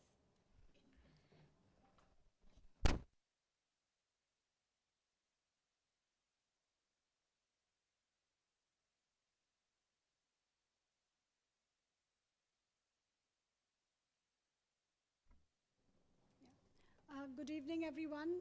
It's a very distinguished gathering here. We have Dr. George Matthew, Professor Rumki Basu, Mr. Anand Matthew, Dr. Shangamitra, Dr. Vanashri, and such a wonderful team of organizers, technicians. I mean, really very good. I was very impressed. So few of you, but you did a really commendable job. And of course, you researchers, that's what we are here for. William Blake has said in the universe, there are some things that are known and some things that are unknown, and for the others, there are doors. I think these symposiums are those doors. These conferences are those doors. The overall theme of this conference is talking about future of work, demographic dividend. I think over the past 2 days, there have been a lot of discussions on this. So I won't get into that. I mean, I had prepared quite a bit, but, there was paucity of time, but also I think it's just, saying the same thing over and over again. So I'll talk about something that has struck me over time, but also during these presentations. One is when we talk about demographic dividend in India, we forget that the demographic dividend is yet to come. We are transitioning towards it. We are not into it. And when we call it a demographic dividend, by definition, we are saying that the population is world class. I mean, that is a huge assumption. And that's why, I was chairing this panel on skilling. That unless we are able to provide that skill, we are able to build that human capital, the dividend word doesn't count. We're just talking about a demographic explosion. So it's not people who matter, it's who the people are that matter, and we should not forget that at any point in time. So before we start, doing these projections, and it's really remarkable that, over the past 2 decades, the Indian economy has moved from nowhere in the top 10 to number 5, and it's projected by 2027, 2030, we are going to overtake Germany and Japan. But there is an assumption, and we should be very careful about that. So it is incumbent on us, especially the youth sitting here, that you make sure we reach there. Otherwise, this all becomes talk. So when India got her independence, we were, the front runners in the non-aligned movement. We were, recently decolonized, and there was so much hope. We did well, but not so well. There were other countries which did very well. South Korea did very well. The East Asian countries did very well. So there was an opportunity there which we missed. Let not this be another opportunity that we miss. Another thing that, we do not talk about sufficiently is migration. That, for this demographic dividend that is happening, where are we seeing this explosion? Are we seeing this in the rural areas, or are we seeing it in the urban areas? And even if it is in the rural areas, the rural population is migrating to the urban areas because that is where the economic opportunities lie. If that's the case, then we really need to look at what are we doing with our urban areas. This monsoon in Delhi proved we have a very long way to go. Simple things like electricity, water supply, roads. It was a near collapse.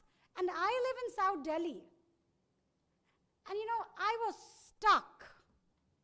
And schools were getting closed. So the schools closed for 2 years during the pandemic.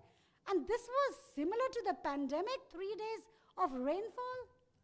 But perhaps it was. So if our population is moving to these urban areas, and this is the state of infrastructure in these urban areas, then can we really reap that demographic dividend that we are hoping we will? So, it's very nice to do these projections. And of course, we should hope for the best, but plan for the worst. We need to really plan our cities, because apparently that's what the world is coming to. The rate of urbanization is massive in the world. 1 in 3 people in the world are going to live in the cities. I think numbers are going to even change there. So we need to rethink urbanization when we think of demographic dividend. Another thing that comes with migration is feminization of agriculture, feminization of villages. But we are still stuck in the traditional ways of living in the rural areas. So this is a dichotomy that we need to understand and research. I don't think we need solutions yet. I think we need to understand it first. That as more and more men migrate and women are left behind, they become the power centers, but somehow they're still expected to fulfill those traditional responsibilities. And that is changing. But is it changing fast enough to keep pace with things like skilling, digital literacy, AI? So, we need to get our act together. I mean, it's a wake-up call. This chance doesn't come twice. We missed it then in the 70s, 80s.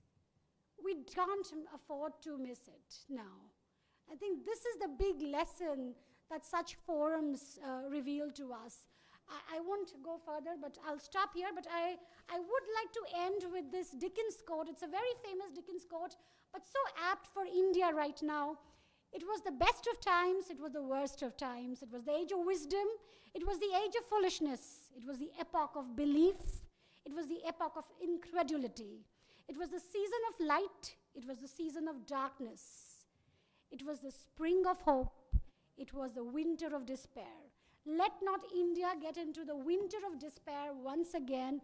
Let's make sure we don't have a monsoon of hope the way we had the monsoon this time, but a different monsoon. Thank you. Good luck.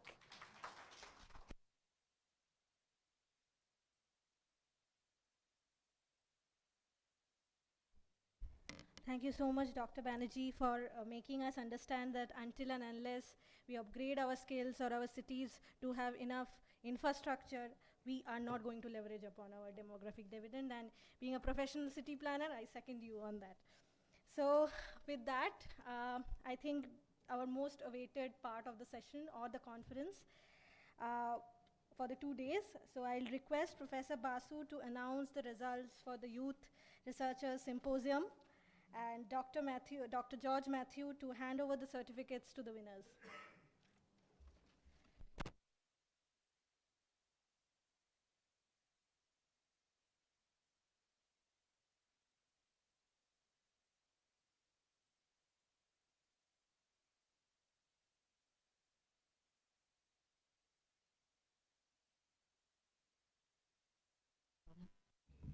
How many presentations? 43. No?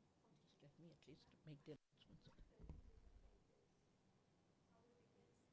Maybe, sir, you can come. You come here, yes.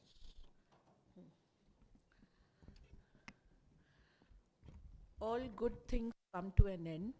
So here is the valedictory session, which I know a lot of you were waiting with anxiousness perhaps, because this was the session in which we were to declare the prize winners, or the 3 best research prizes which we had declared we would.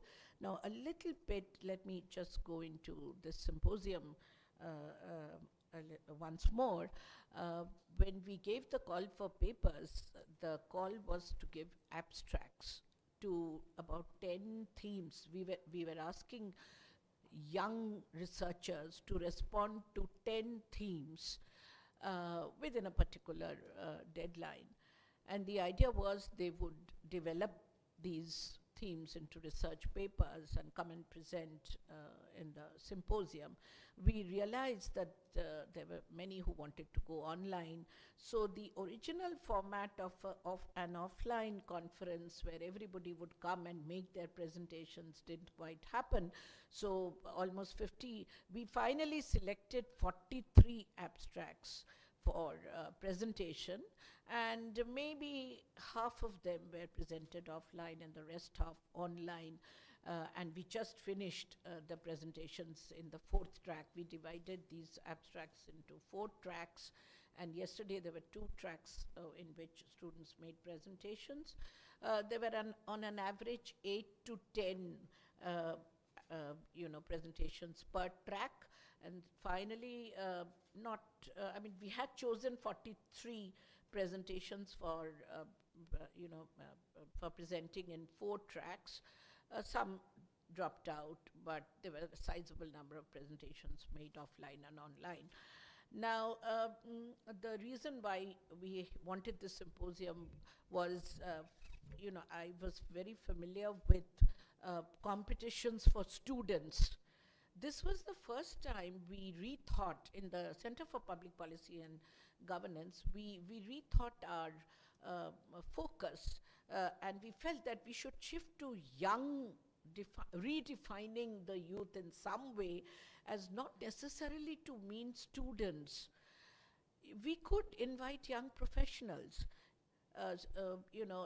and so if we extended the age group to 35, so 18 to 35 was the age group we said could send in the abstracts, thereby expecting, and we had defined the category of youth to cover young professionals as, they could be civil servants, they could be young executives in the private sector, or they could be teachers, researchers, or part of the academic community.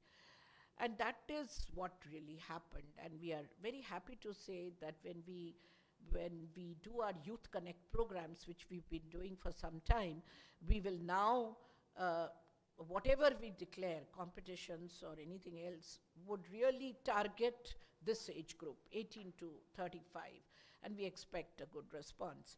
Now, let me cut a long story short. There's very little time. We have to finish this valedictory session.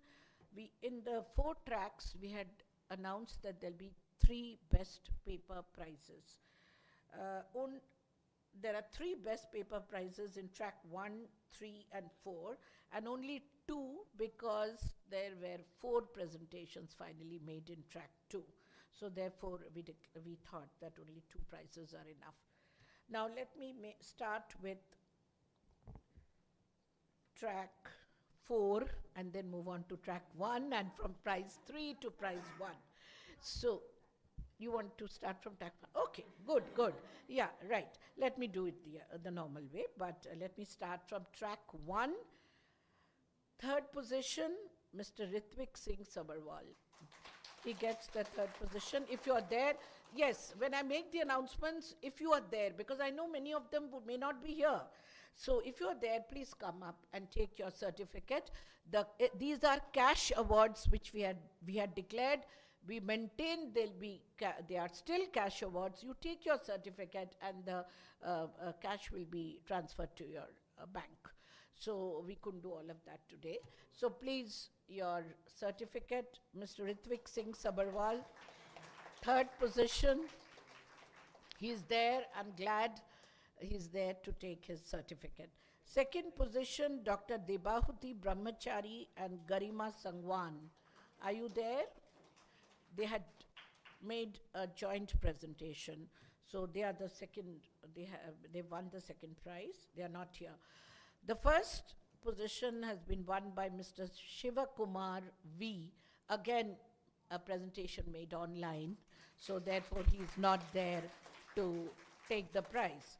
He's from Chennai, Mr. Shiva Kumar. Now, track 2, the 2nd position is Shruti Bansal. Are you there? Online presentation. Okay. 1st position, Aksha Jain. Again online, or is she there? She's there? Wonderful. Good to see some people actually receiving the certificates. So Aksha, you have got the 1st position in track 2. She's there to receive her award. Great. Track 3, the 1st prize goes to Geeta Tiwari. Are you there? Oh, wonderful. Geeta Tiwari from track 3 gets the 1st prize. Oh, it's the other way around. Anyway, never mind. 2nd prize to Duti Bhattacharya. Duti Bhattacharya gets the 2nd prize, and Priyanshu Singh gets the 3rd prize. Is Priyanshu there? Was it an online? Oh, offline, but he left. She left. Priyanshu Singh left early. Now we come to track 4, the track here. I start with the 3rd prize, Bhavya and Atul. Jointly with Nandini Das. Yeah, Bhavya and Atul jointly with Nandini Das, they get the 3rd prize. So the 3rd prize has been shared by 3 of them. Bhavya and Atul, of course, made a joint presentation, and there was Nandini who made the other presentation.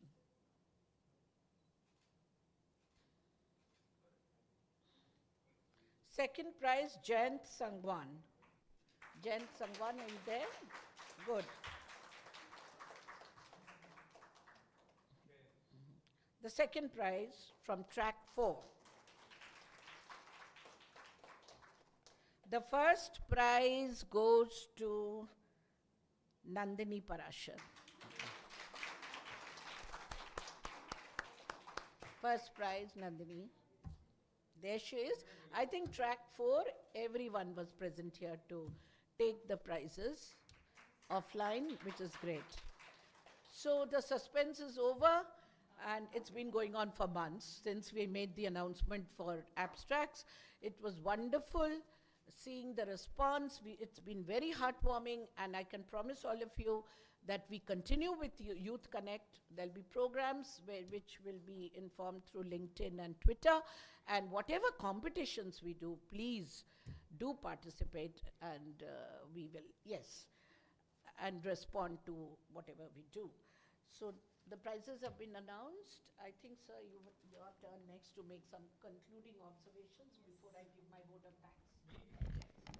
So a huge shout out and congratulations to all the participants and all the winners. Without you, this wouldn't have been a success. So with that, I'll now request Dr. George Matthew to give his concluding observations. Do keep in mind what the judges said, the comments and observations they made. It will help you hugely improve your research outcomes.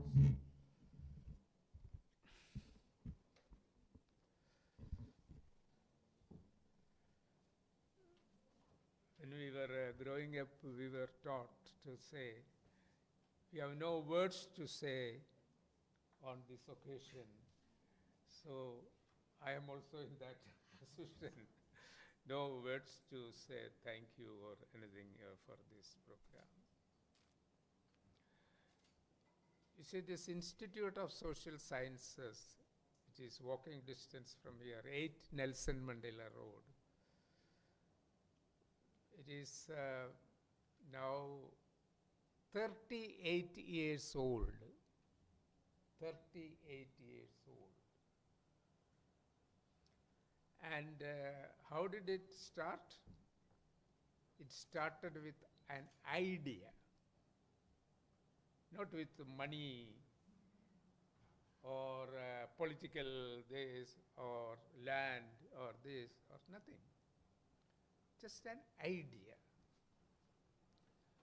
Why I wanted to emphasize that point is that if you have an idea and that idea is relevant for the time, then things will change and that can bring a lot of results.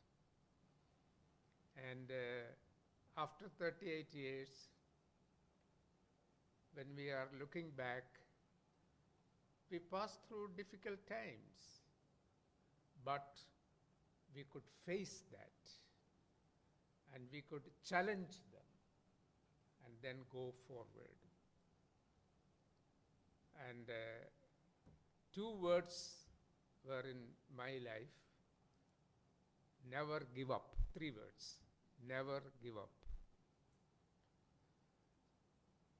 A tendency today I find even among youngsters is, no, sir, I cannot do that. I cannot go there. I can't do that work. All talking in that way, we cannot face the challenges today. In 1974, I came to Jawaharlal Nehru University. 1974. There was no campus. And we were all, and whoever joined at that time, were on that old campus. And thinking about that time, and some people said, "You're mad? You're crazy? Why did he join this university, which has not even a place to properly study or anything like that?" But the students at that time used to work in that, study in that library till 12 midnight. The whole library there was full at that time, facing a challenge. And today, of course, JNU, I am not starting the story, but JNU is JNU. And we could come up. So what I wanted to say is that all those who are sitting here, the future of India is in your hands. Never give up. Never give up. And with these words, I congratulate once again my dearest colleague, Rumki Basu.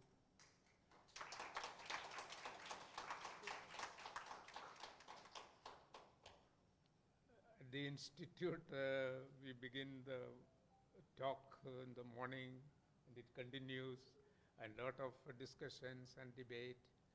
The question will be, how can we go forward? How can we implement this?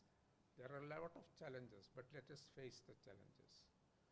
And getting support from ONGC and all other friends, it was not easy, but Rumki Basu managed it. And let us say give a big hand to Rumki. So, with these words, I conclude, and thank you very much, and let us look for tomorrow and the day after. Thank you.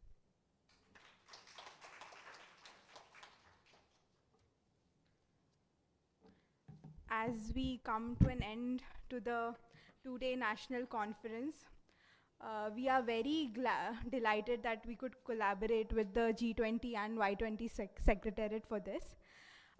When I and ma'am sat in the institute and conceptualized this whole Young Researchers Symposium, we had not thought that we would be able to do it at such a massive scale, but we are very glad at the response. And I want to mention it here that Professor Rumki Basu had that dedication in her that she sat day and night and could actually collate this whole conference and put this together. And with these words, I really want to thank her to actually dedicating her life towards public administration and scholarship at this level. Now I would like to invite her as the conference convener to kindly give the vote of thanks.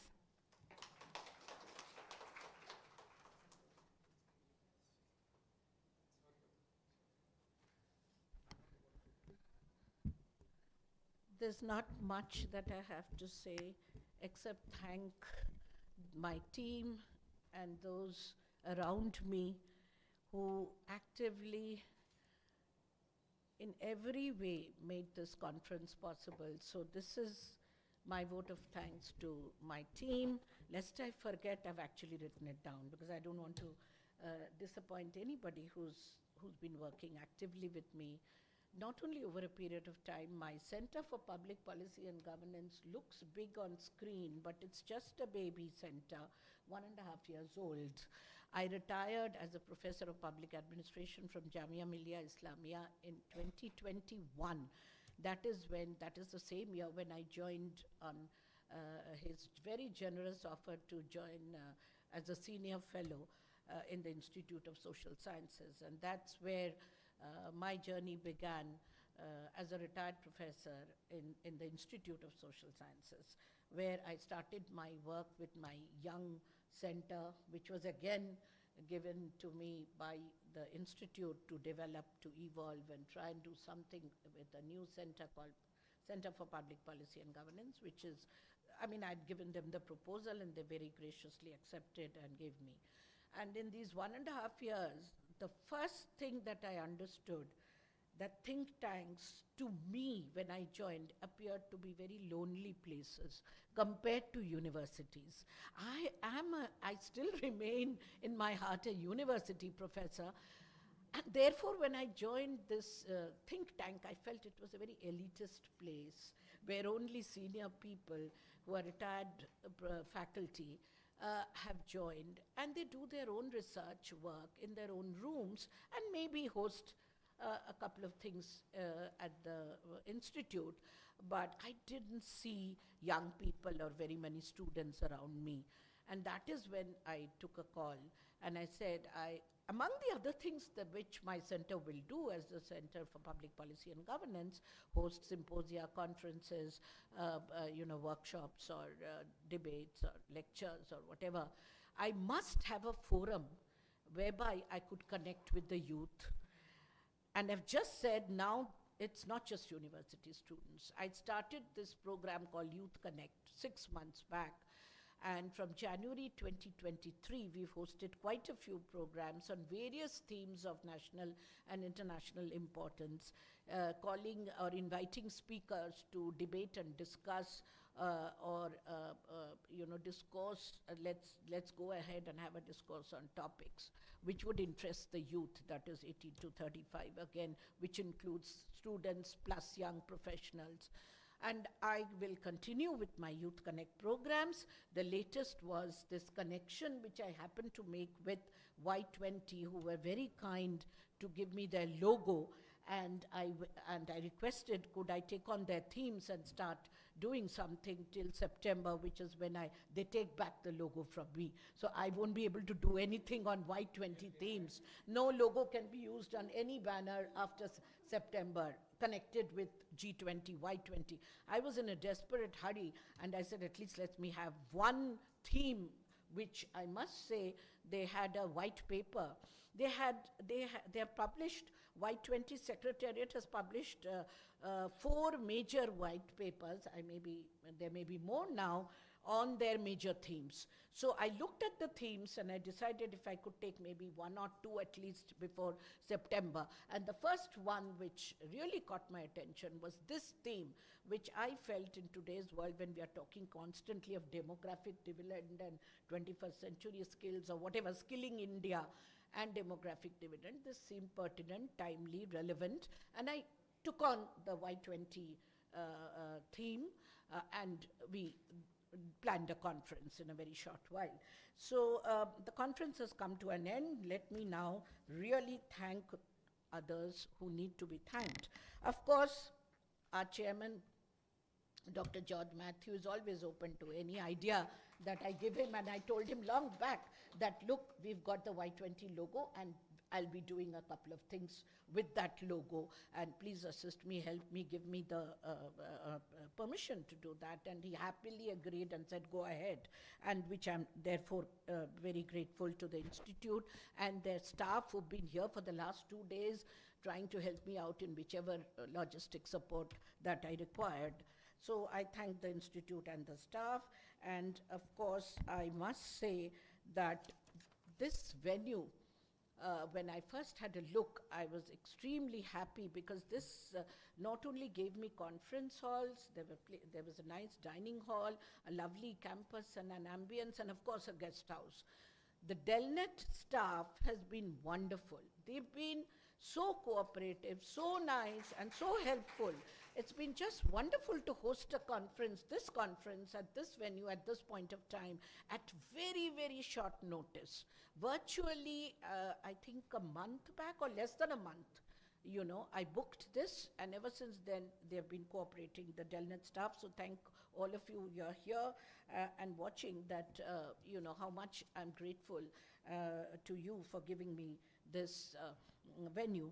I thank the entire speakers, the judges, the young symposium participants who again, responded very graciously to my call to come here, present online, offline, and the judges at very short notice to come and judge the track events that was going on. And the speakers, many eminent speakers came yesterday at the opening and graced the occasion, and they spoke on G20, Y20, the theme, whatever was given to them at short notice. They were happy to speak on all of these, as I'm happy to see Vidisha speaking on the theme and raising the kind of questions that we need to raise in this symposium. And all of you have taken on themes on which you've done your research, and I wanted to get that feedback from you, because the whole purpose of this symposium was we were not going to talk down to you anymore. You have to be giving your inputs, and let this interaction, which has just begun with this conference, continue in all my Youth Connect. I'll be listening to you. You have to also give me your inputs for policy. We will be doing policy advocacy, policy review. So I need inputs from the young, because the next 25 years are yours, not mine. It's yours. So you have to tell us how to change policy, review policy, or whatever you think policies need to be, the way they need to be looked at. So therefore, I thank all the participants. I thank Mr. Falit Sajaria and Anand Matthew. Again, at very short notice, you've come and very graciously accepted our invitation to speak. Yesterday, Mr. Falit Sajaria spoke, and today, Mr. Matthew gave you not necessarily a very rosy picture about startups, which we tend to, our young tend to gloss over, but the, as they say, the underside of the belly, you know, what it is to really, you know, build a startup or create a startup and keep it going and sustainable. That is the challenge actually about startups. It's not just starting, keeping it going and making it sustainable, which is extremely important. We had the Madam Najma Akhtar speaking about skill building in Jamia Millia Islamia and how she's raised the profile of Jamia through academic rankings and also capacity building and skill building of the youth in Jamia Millia. She's actively associated with it, and so is Professor T.G. Sitaram, who told us about the national efforts, the government's efforts at skill building, because he's again, as chairman AICTE, is actively associated with skill building of the youth. That's what he does all the time, and he, it was an eye-opener to all of us that so much is going on to build up our human resources, a human capital, which is where, you know, demographic dividend makes a sense. You have to get your young people, you know, skill ready for the future. That is the challenge. They are not yet, as Bidisha rightly said, they are not yet ready. Demographic dividend wouldn't make much sense because we've missed many opportunities in the past, and we may miss again this great opportunity till 2050 if we've not skilled our youth or made them future ready. So that is the challenge, and these are issues on which I think the youth need to, and they've given us their feedback on what they think about these issues and themes. Now, ONGC, of course, you know, let me make a frank confession. Money, fundraising isn't exactly my forte. So, you know, it's been always a challenge to host events when you have to do fundraising and do it. And ONGC has partnered this event, and I'm glad they helped me out when money was much required for a national conference. You can't do it otherwise, so they've really helped me out. Now, yes, I think I've thanked everybody except my young team who's been working with me almost 24/7. We send, you know, I've sent emails to Shriya, my research associate, and Rishabh. I think after 12 at night, 2 o'clock at night, we've been chatting, talking on the phone, sending messages, have this been done or that been done. So it's Rishabh is the person who made this first time, and any of my conference for the first time, we had a live streaming of the event, and we had presentations done on a mixed mode. All of this we've not done before. So I needed somebody, and he is a mass communication student who's finished his post-graduation from Jamia this year. Rishabh Gogoi is here for you. Give him a big hand for all the efforts he did in the last 2 years. For the first time, live streaming of an event on YouTube. It's a big thing for me, for my center, which has never done these things before. And the last huge round of applause needs to be given for Madam Miss MS Shriya Rane, my research associate, who responded to all your mails day and night. I know she kept saying, ye mail aa gaya hai, isko reply karna hai, wo mail aa gayi hai, wo reply karna hai, this query, that phone call. I said, Shriya, you do all this because I'm not going to reply to mails, non-stop mails coming from the young researchers who will participate in this symposium. There'll be 100 mails. I can't handle it. And phone calls I simply will not take. So she, as my newly appointed research associate, she's not even been working for me, I think less than a month. A month maybe she's been appointed, and she took on the job with such vigor and such pace that it's amazing that we are talking on the same wavelength. And let me introduce her as my ex-student from Jamia. She completed her MA Public Administration just the other day from Jamia, topping her batch.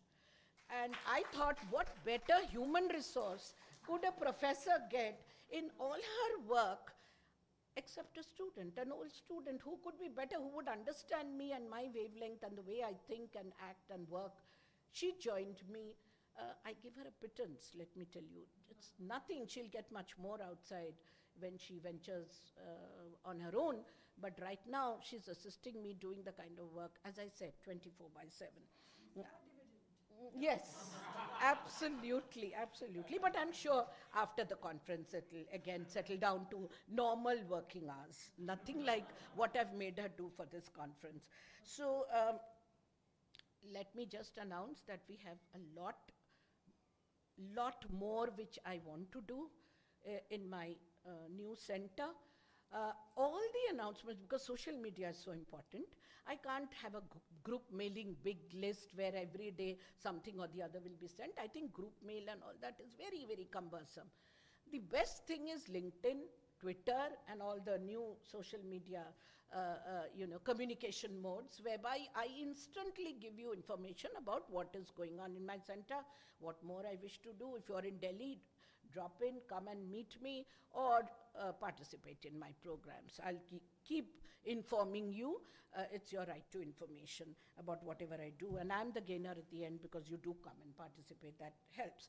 So I will just end here. Thank you so much. End with, our Youth Connect program had a banner. It still has one, a permanent banner. Whenever I do Youth Connect, this was a new one because of G20-Y20 and all of that. Otherwise, I have one fixed Youth Connect banner where it shows a lot of, in that banner, the backdrop is one of young people laughing, chatting, actively engaged in conversation. That is the backdrop. And the anthem, I call it my anthem and the Youth Connect anthem. It's written, inscribed in that banner, knowledge is light, light is power, the future is yours. That's what the banner looks like. If ever you come to any of my Youth Connect programs, you will see that.